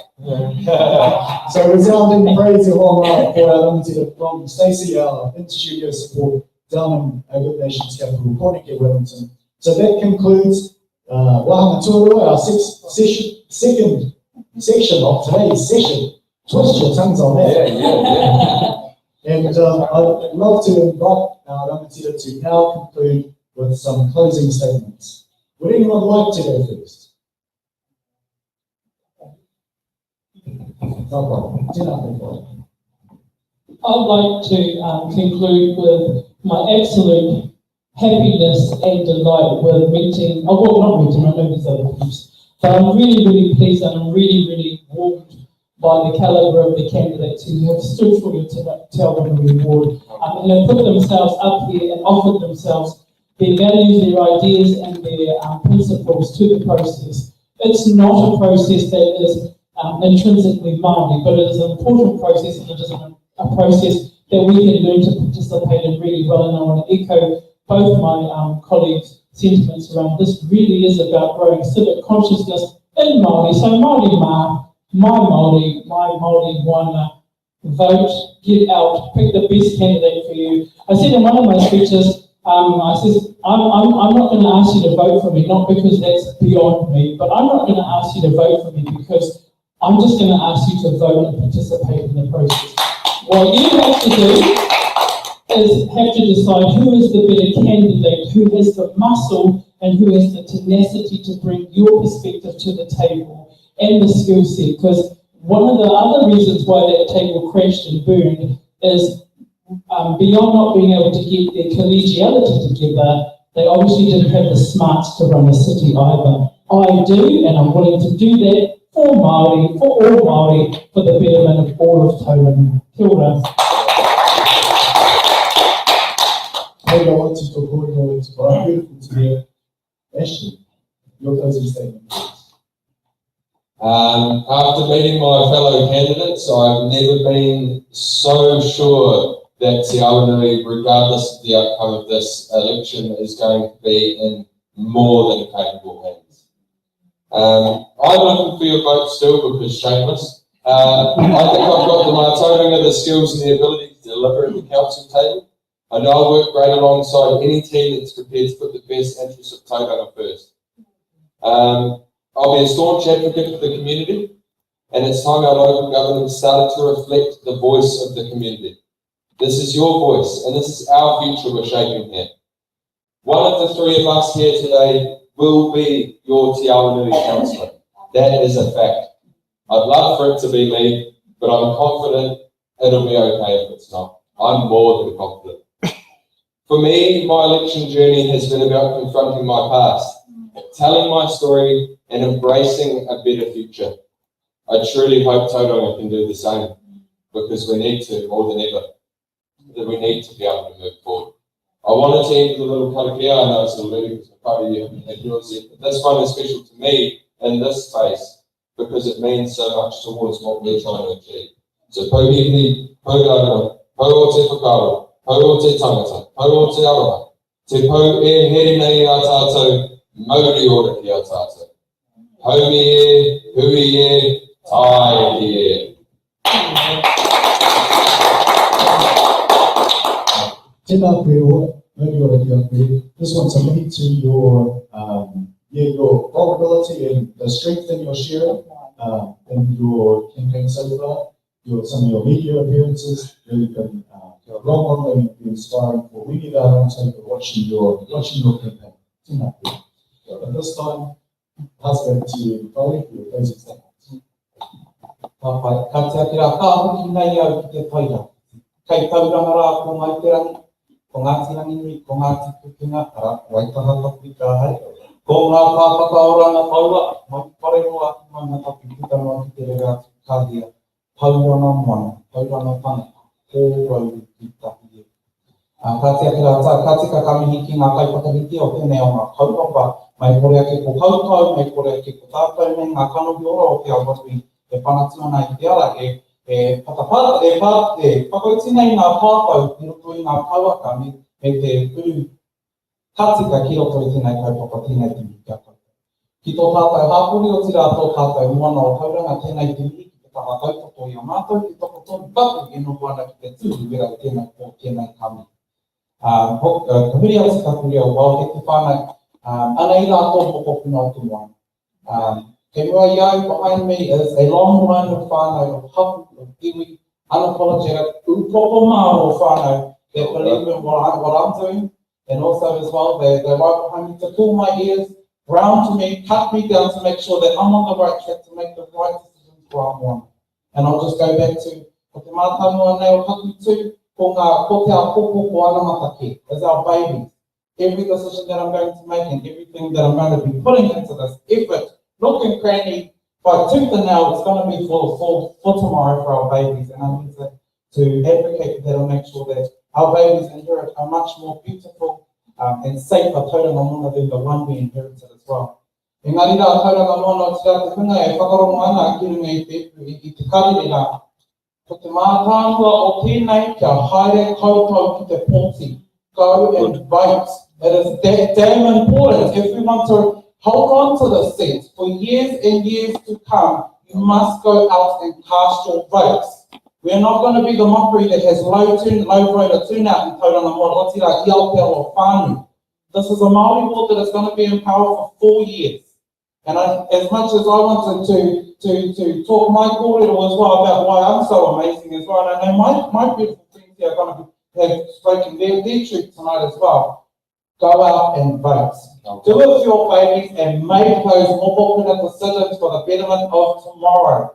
Engari rā katika kamihi ana ki enei o ngā tukura. Moa koutou mai ki te tū, moa koutou tū pakari tū. Tēhi te wana, kora karangona. I can hear it and I'm glad that I'm surrounded by awesome people in Tauranga Moana that live and breathe in our moana and share the same aloha and love we have for our home that is Tauranga Moana. Tēnei kamihi. Marunga I tērā, I did get a nod from to close us off. Marunga I te karaki ai tēnei pō, engari rā kamihi ana ka tātou. Ko te mea nui ko tai mai tautupuna I tēnei paipapa, marunga I tēnā kia rino I tātou. Ka whakairi au te topu ki whakawāpea ai te ara kia tūru ki whakatahai, kia tūru ki whakatahai, hau e, hui e, tai e. Tēnā koutou ka kua pōmari e.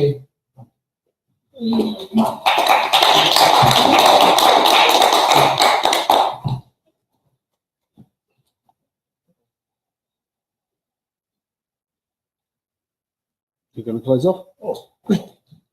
Ka pai, ngā mihi mō tō taki a whakaputuna e te rangatire e whairi. Engari, ngā rangatire toru, ka nui tini mō koutou tainga mai, wānui a tātou. Thank you, e rangatira, these candidates for coming tonight to be with us and share your strength, your passion, your vision for the future of Tauranga Moana and the Tauranga City Council Te Awanui Māori Ward.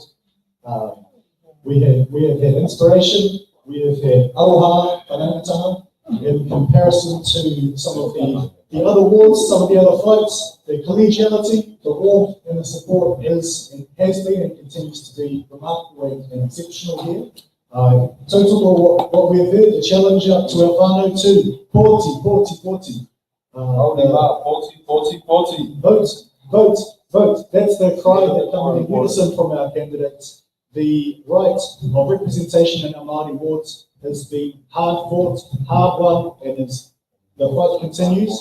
And yes, this is our opportunity for one of our rangatira here to make their way with the other 9 homies to help steer the ship and the safe anchorage here in Tauranga Moana. And on that note, won't hear any more from me, but e mihi ana kia koutou, e mihi ana kia tātou, and e mihi ana ki te wharikura o Noa. It occurs to me that we have the whakatinana, we have the embodiment of the kiwaha, the saying of the school, kia atu rangatira ki te ao. Stand and go into the world in sovereignty and empowerment. And on that note, pō Māori e kia tātou.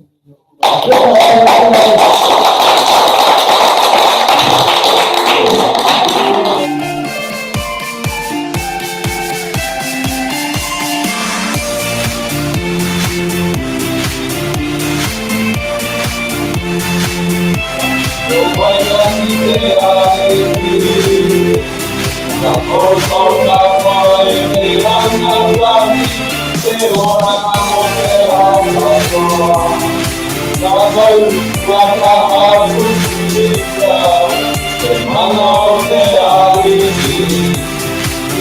you're magic people to me, you're magic people to me. Hold your head up high, let your voices fly. I'm proud to be mommy. Because you're magic people to me, you're magic people to me. Hold your head up high, let your voices fly. I'm proud to be mommy. I'm proud to be mommy. Too funny!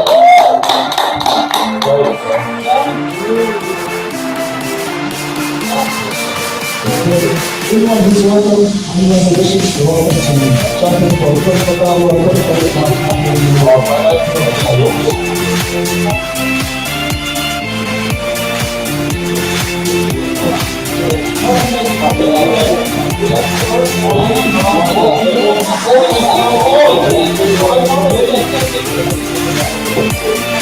Yes.